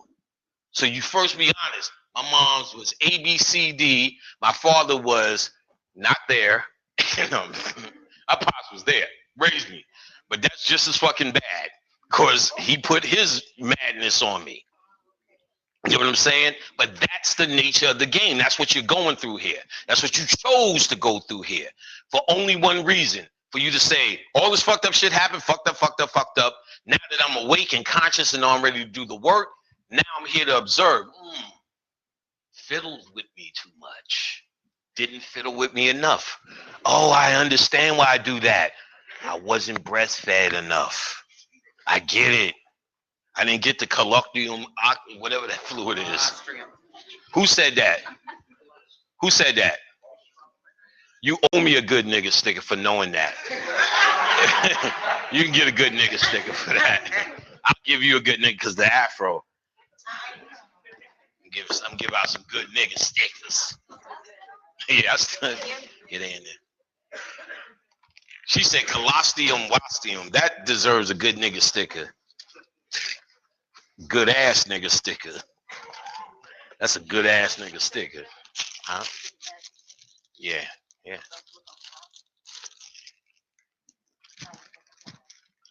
Nah, put it upstairs. Put it upstairs. Good nigga stickers. Fuck that shit. I know I could manufacture more of these, but I'm making B.O.B. make more of these shits, man. I made this record more popular than the record.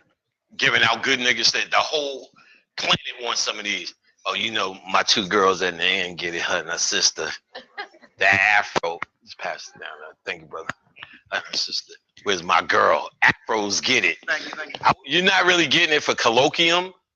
You're getting it for that wonderful afro. And that Death Eater shirt. You earned that shit. All right, so it's really a first-hand look at what you don't even know is even apparent in you. So I had to assume, based upon the architecture of my mom's, I've never seen a brother cold in a lecture. Like, I've never seen that. We all need to chip in and get you some vitamin A or some iron or something. Like, that's real shit right there. Like, I am burning the fuck up. Like, this, I mean, she's doing this, she's rocking too and everything. Yeah, like, that's real shit. You know what I'm saying? That's an iron thing. Something with this iron. You got to get that colloquium. That colloquium juice. So, I can assume, here's the big deal. Here's the big deal. Here was a revelation for me. You know, I had a bunch of mother problems. She had a bunch of problems. This is a big story. I've talked about it. But in this particular time, my grandmother was handling her finances. So within her psychosis, she was able to maintain, because my grandmother said, here's your money weekly. My grandmother passed. 2 years, a year later, the windows, oh, they got cucumber water in the back? Y'all fronting on me. Regular. No cucumbers. Fucking cucumbers. Who knew? So we could tell by the windows she was out of the house. We didn't know where she was. 2 years. Couldn't find our mother. I was working in 98 or 97 at a record label at this time. It was a rock label. I'm walking on 34th Street and see my mother laying in the street. Regular homeless, bags and the whole nine. The most crazy I've ever seen as I went up to her. Talking a mile a minute. In that moment, like every other moment, you know, if I had $1 million, there's nothing I can do for her. What do you need? Nothing. You need help? What do you mean help? From the 70s, she was going in and out of hospitals. That's what that meant. Oh, no. Only thing you could do is say, if you need anything, here, call me. Now, at this point, at 30 years old, I thought I was over that shit. I told myself, childhood, sometimes that's the way the dice go. I'm getting it now, getting money now, made records, dang, nigga, I'm good. That's just what's then and it's now. Until I got home that day and yelled ferociously into a pillow. Ah! And I felt something that is inescapable. There was no thought process in my mind to relieve myself from the pain I was feeling. But then after all the yelling was over, I said, this is still in me. Even though I pretend that it's not. Oh, it's in me. I just felt what's really in me. Now I have to really deal with it and begin to start saying, I admit this shit hurts. I admit I was abused. I admit neglected, abandoned, and all the rest of that shit that all you niggas went through, but haven't perhaps yet admitted it to yourself. Then you make these psychosis of dealing with shit. So you deal with niggas and bitches a certain kind of way. So now when we fast forward, the psychosis of that, I was fucking around with this chick named Lisa. I remember her name. Don't know why. I remember her name because before me, she was going with Damon John. That was my boy. It was really my sister's homeboy, but it was, you fuck Lisa? I fuck Lisa. That's why I remember the name. And Lisa was one of the girls in the early stage that could spend the night at your house. Who said that? She understands. Y'all don't get it. Y'all sitting around like y'all don't get it. She knows. She remembers that time, that first time. You ain't got to go home. We're going to practice. We're going to practice. You know what I'm saying? So Lisa was practice. So this is one of the first where I'm just having as much as I want when I want. You know, before you're having these encounters, playing hooky, and then you're like, God damn, I could have did some more, but we had to go. Now you don't have to go. So now Lisa comes to my house one day. Oh, it was terrible. Me and my stepfather was fighting, and the nigga done threw me down the stairs, and he done jumped over the stair and choked me. I'm like, what? What the fuck? Oh my goodness. So it was just so terrible. And went to hug me. I said, damn, that's messed up. And started rubbing her titty. She said, what in the fuck is wrong with you, nigga? Like, and I'm sitting there going, what? I don't get it. Absolutely no skill. As funny as that is, do you know how sad that is? That's incredibly sad. And you don't know. Now, if it's not as dramatic, know how it turns out? It turns out it's all them niggas you already fucking that did that you met at the club, that you don't know how to know, don't keep their dick in their pants. No matter how much love you show them, they always got their pants down somewhere going, what? This don't mean nothing. You my girl.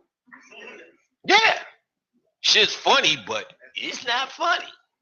Because it's really talking about black psychosis.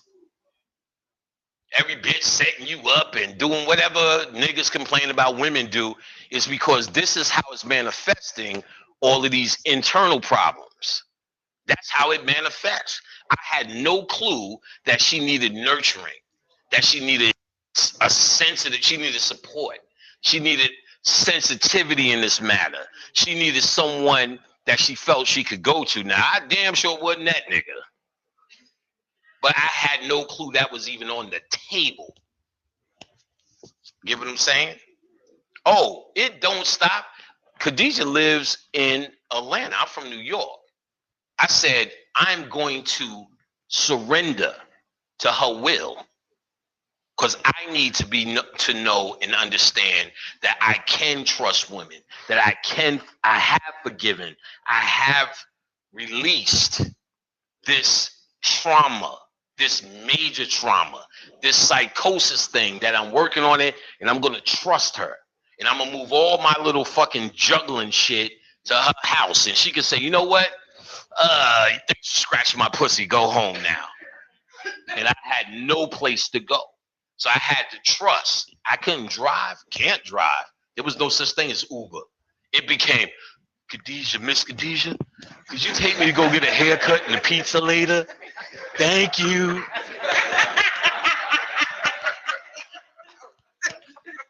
Ultimate trust. I had to.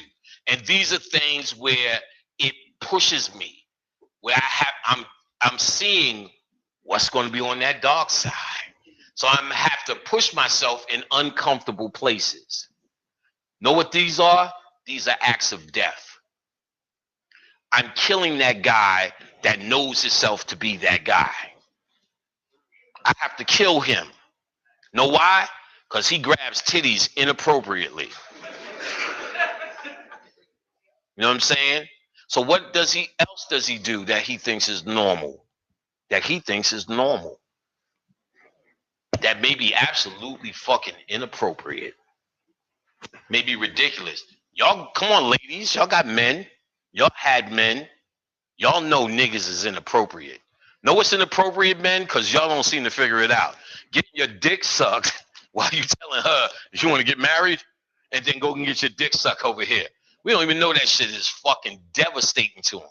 They just learn how to keep straight faces and be like, nigga, this nigga, you think just because she'll calm down. She'll take me to Judge Judy. Nigga, y'all niggas is out of fucking control. Y'all laughing at me for grabbing the titty. Y'all systematically do that now. I at least recognized that shit when I was a kid and knew that was a problem. Some of y'all niggas do this shit now and don't even think it's appropriate. Know what y'all call your fucking cheating? Polygamy. Just give it a name. You the titty grabbing nigga with a new fucking African name. Polygamy. It ain't nothing. If that's what you do, that's what you do. That's what you want to do. But we know none of your niggas is getting two pussies. Let's even get that shit out the way right now. Half of you niggas are saying polygamy with the hopes you can get a fucking threesome. Let's be real. Ain't no African science to this shit. You hoping for a threesome. Take it from a nigga who had a threesome. Your neck will hurt before you even be satisfied. Because it's not about a threesome and satisfaction. It's about doing other shit that you think in your mind is fucking exotic and godlike.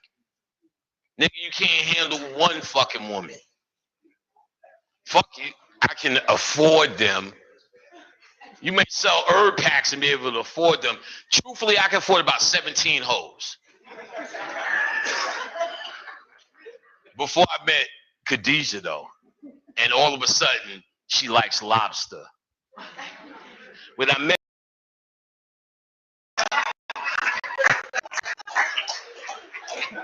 extra sauce, nigga, extra sauce.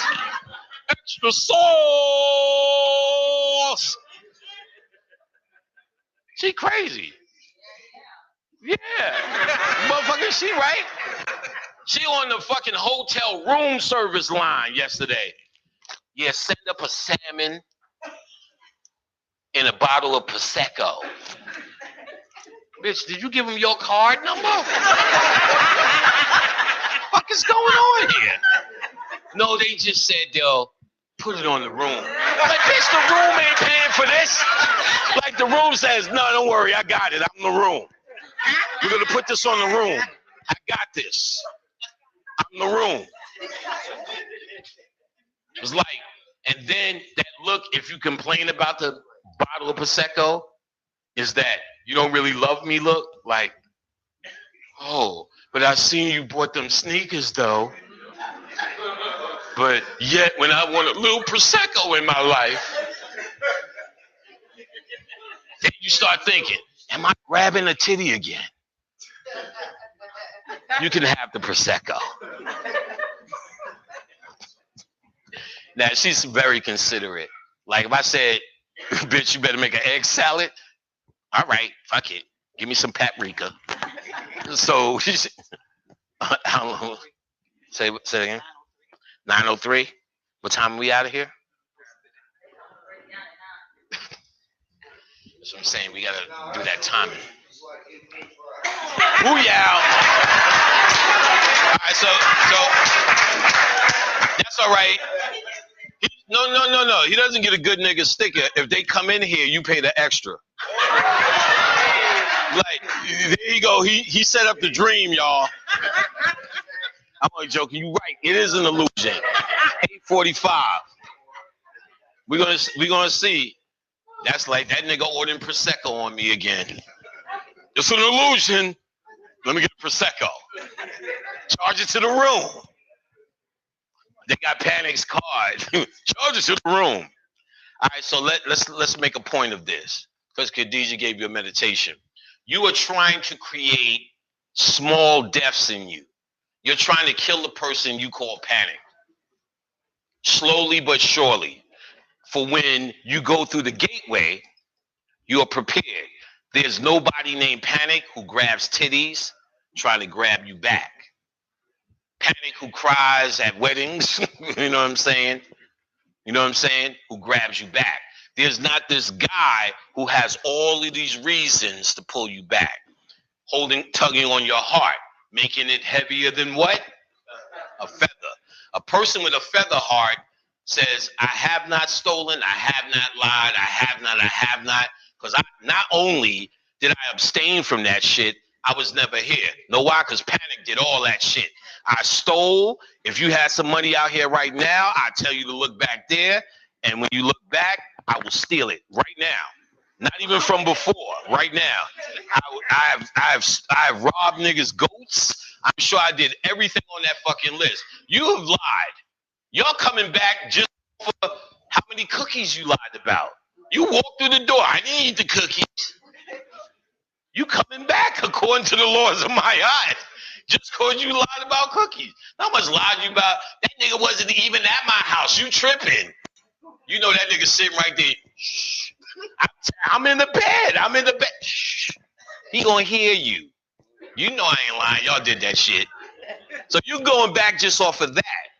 As a human, you've done all these things. What that mythology is trying to tell you is you're supposed to realize that you're not a human. And nothing down here you have done. Therefore, nobody owes you nothing or you owe nobody nothing. Light as a feather, baby. The other way of looking at it from the Indian perspective is you have no karma. Karma isn't real. Oh, y'all ain't ready for that. Karma is something you buy. Karma means cause and effect. Karma means cause and effect. It doesn't mean bad or good. So if you haven't been down here, what does that mean? There's no cause. And the effect is you can't be pulled back. If you choose to say, I'm not done because I still feel a certain way about something, that means you feel that that really happened. You really did something unjust that you must balance out. Or something unjust was done to you that you must finish. This unfinished business makes you come back. I don't have any unfinished business here. I don't give a fuck how much laws of my art I broke in imbalance. I never was here. Panic. He'll be around forever. Y'all be talking, when I'm gone, y'all be talking about him in lectures. Remember when Panic said that shit? No tap. No tap. What a funny loof. So that guy will be on TV around here forever. Me, I'll be doing that karate move. Deja, turn it over. We got the whole, we gonna fuck for 10,000 years. You can do whatever you want because I'm moving on from it. This is a place you graduate from. Death is the opportunity to graduate.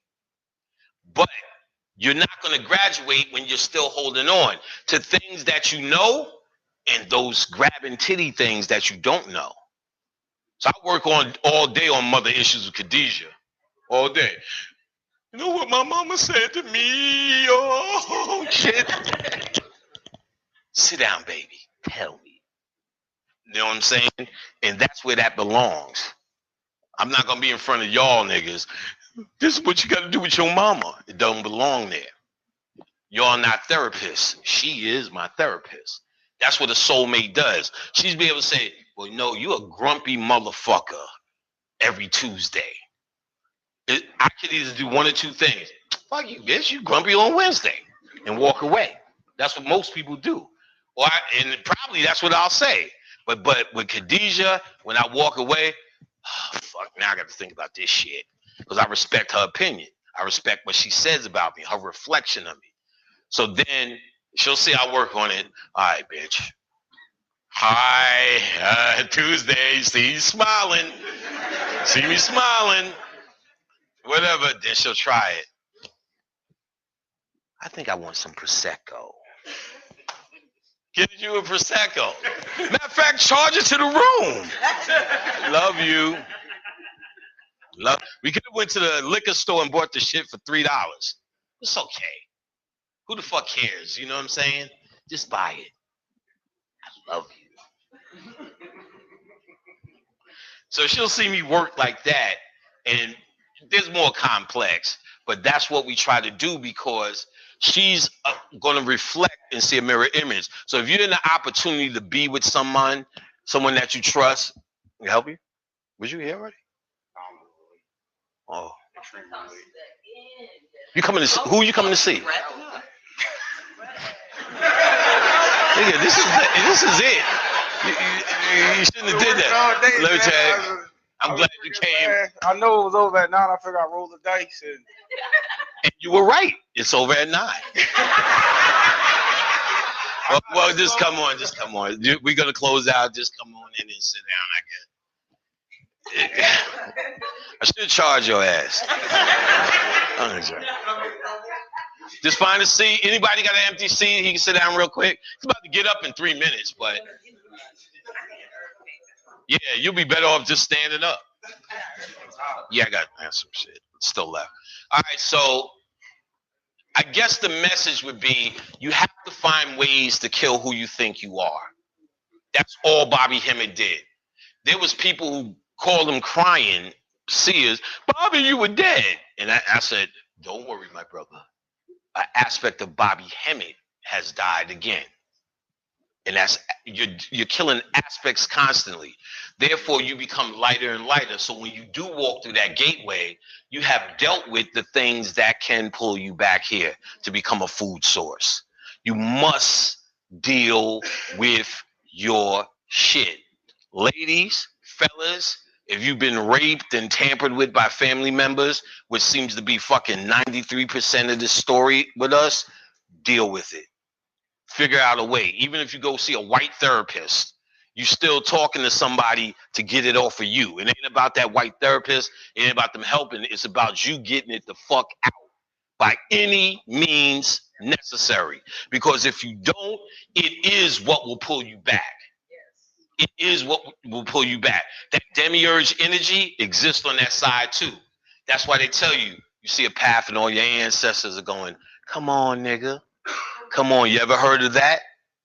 Don't go that way. Go towards the darkness. Because then you'll see a little light. It's your soul. And then you will exactly know what to do. Did anyone have to tell you how to be born? How to form your pancreas? How to form your brain stem? Your cells? It's kind of like you knew it. You will know what to do then. But you can outthink your way out of knowing what to do because you still have your mind. And if you have a lot of human angst or human drag, the things that you know to do, you start to question. You start to balance it out because they taught you, as I started to be like them, to be absolute intellectual beings. So if you're on the other side, let's look at it let me explain this in a way we all understand to make this easy so it don't look hard for you. If I pull down my pants and you pull down your pants, then I go, okay, that's a long thing. This is a long thing.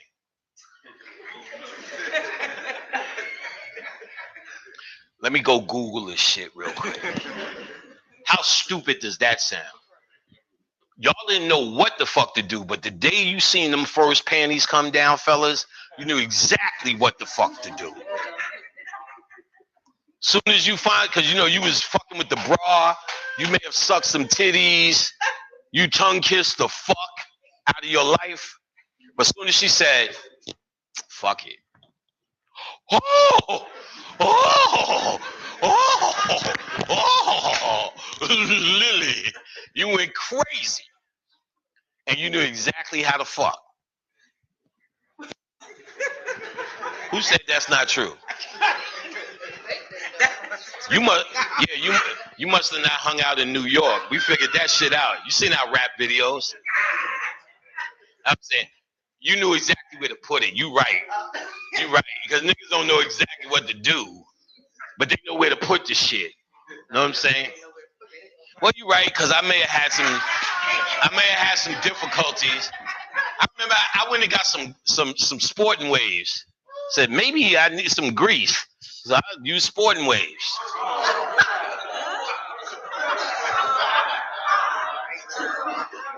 I'm sure she got a yeast infection. Shit's about love, though.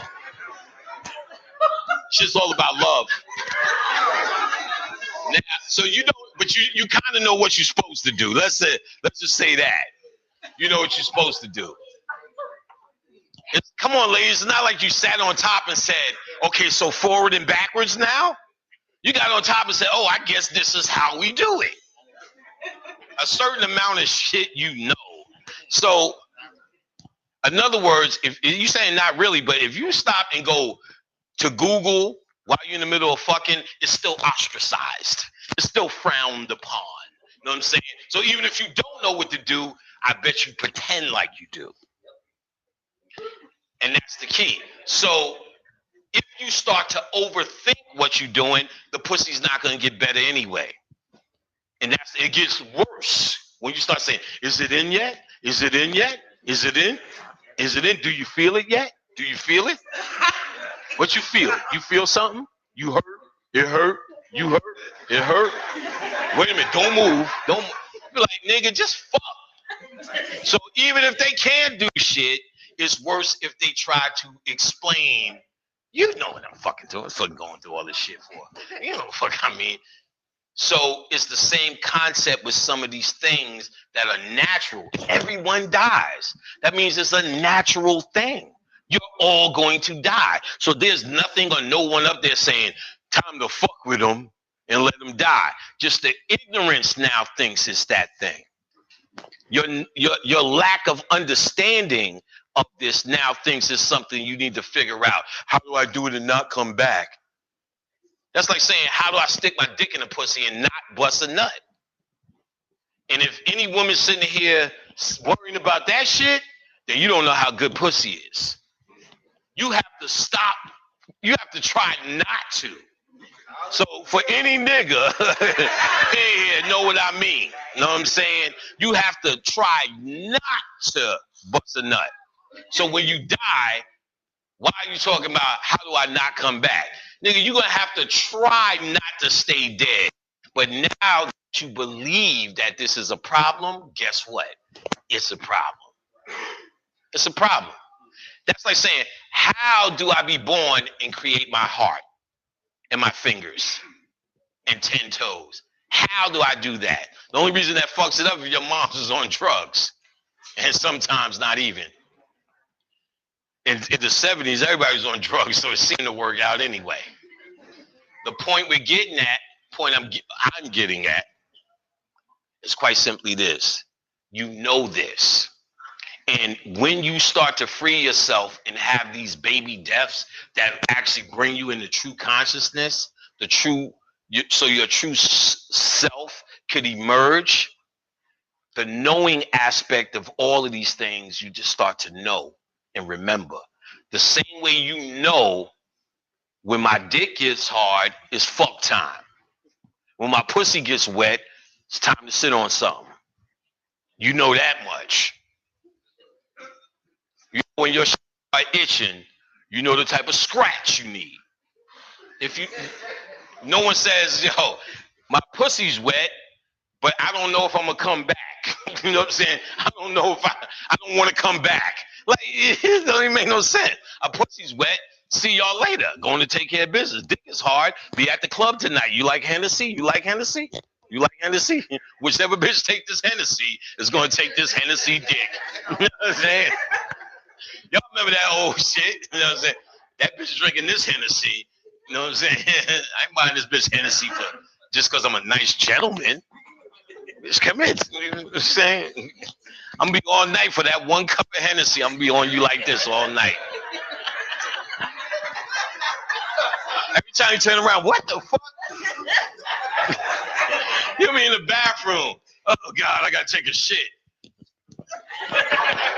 Now, chill, don't worry, I'm going to hold my nose. That one kind of a Hennessy going a long way. You know what to do. You know what to do. You got to think the same way about this. Y'all know what to do when y'all hit that gateway. The only thing that can take you back is ignorance. The only ignorance that you're dealing with is the whole of humanity. That's why you'll be conscious now. That's why you do what you do now, because you're starting to shake off the shackles of humanity in preparation for your true transformation back home. And if you're not ready for it, then you don't do it. Know what you are? You're called a Christian. You're called a Buddhist. You're called whatever else thing that becomes pro-humanity. You're still dealing with it. You still need it.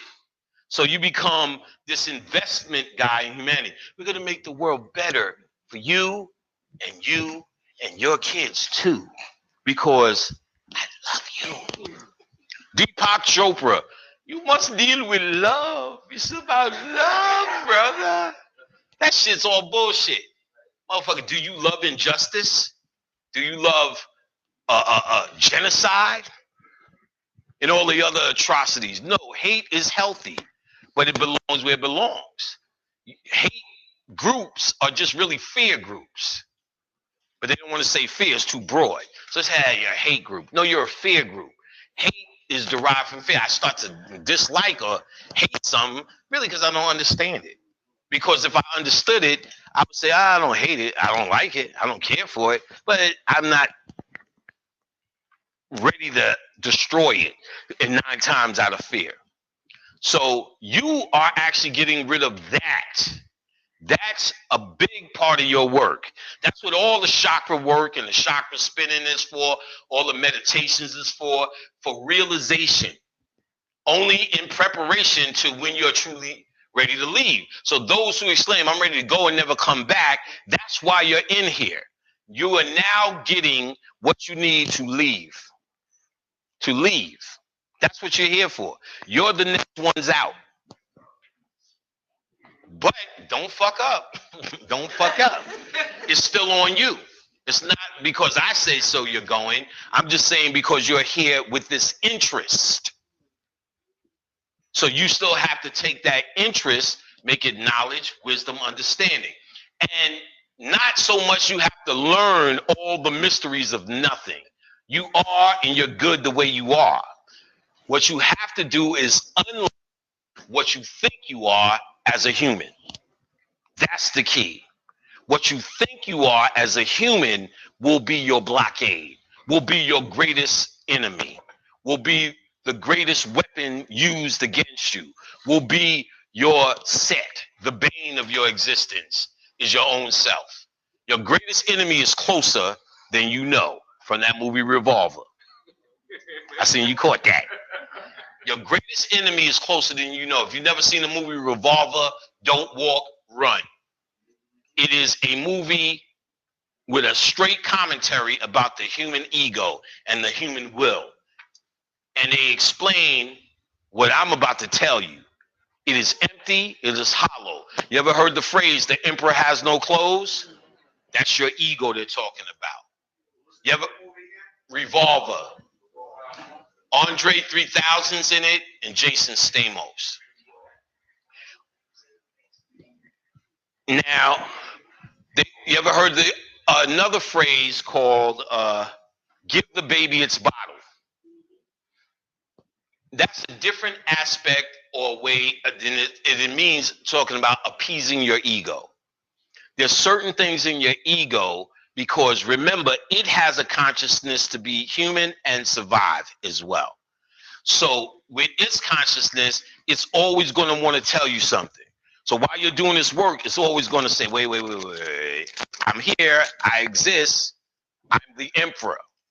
Well, what do you really want? It has no clothes. So I just want, see how y'all looking at me? Good enough. I just want you to look at me. So I need to show you more of my humanity for you to see it, because you are actually eradicating it. That's who you're killing.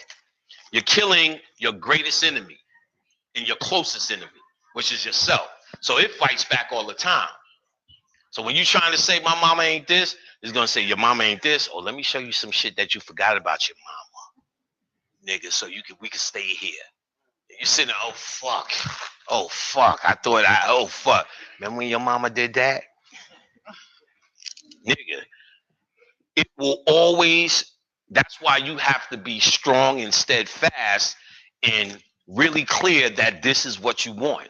If it is, you have to face that shit in you that is absolutely, oh fuck, oh no. No, it's still 8:25. That's what he said. They're in the hallway? All right. He's pacing. All right, so they're trying to see if we're getting out of here. All right, so and that's what we're going to do. If y'all guys want to take pictures, we're going to, pack it up so we could be out of their room and this and that. But I want to say this before you go. Work on killing yourself. That's the order of the day. Start small, go big. So the first annoying, whatever habit you got, you like to scratch your ass at night, just try to stop. Peace. Thanks for coming, Baltimore. Thank you so much, bro. Oh yeah, you got it. Much love. Thanks for coming through Baltimore. All right. Did you want to smoke or not? Let me think. Just all right, bro. Right. All right. I'm at Okay, no doubt. We'll talk soon, bro. Thanks, man. All right, cuz. All right, appreciate it, bro. About to be creative. Yo, real quick. Yeah, remember, we're gonna do that outside. Let's get it, cause we're gonna do that outside. All right, let's get it. Cause I'm gonna just pack that up and I'm gonna go out. 3. Gotcha. Yeah. Let me pack this bag up. All right, let's do it. Let me get a good angle. There we go. There we go. All right, bro. We'll talk soon. All right, we're gonna do that outside. Let me do this. Yeah. Huh? Yeah. What's that? No. Yeah. There's more in that bag too. Oh, okay. Yes, sis. I'm trying to make sure I don't want to fall off. My brother. All right, we'll talk soon. Thank you for coming, bro.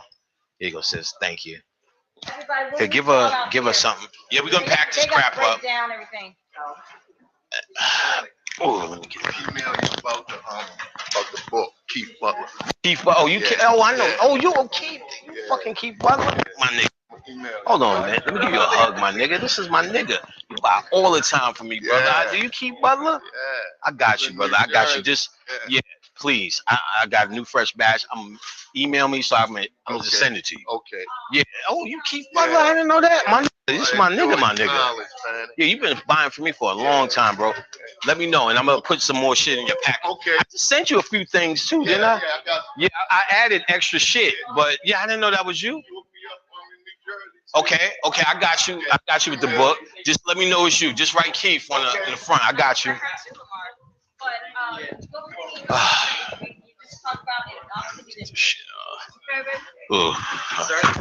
Yes, sir.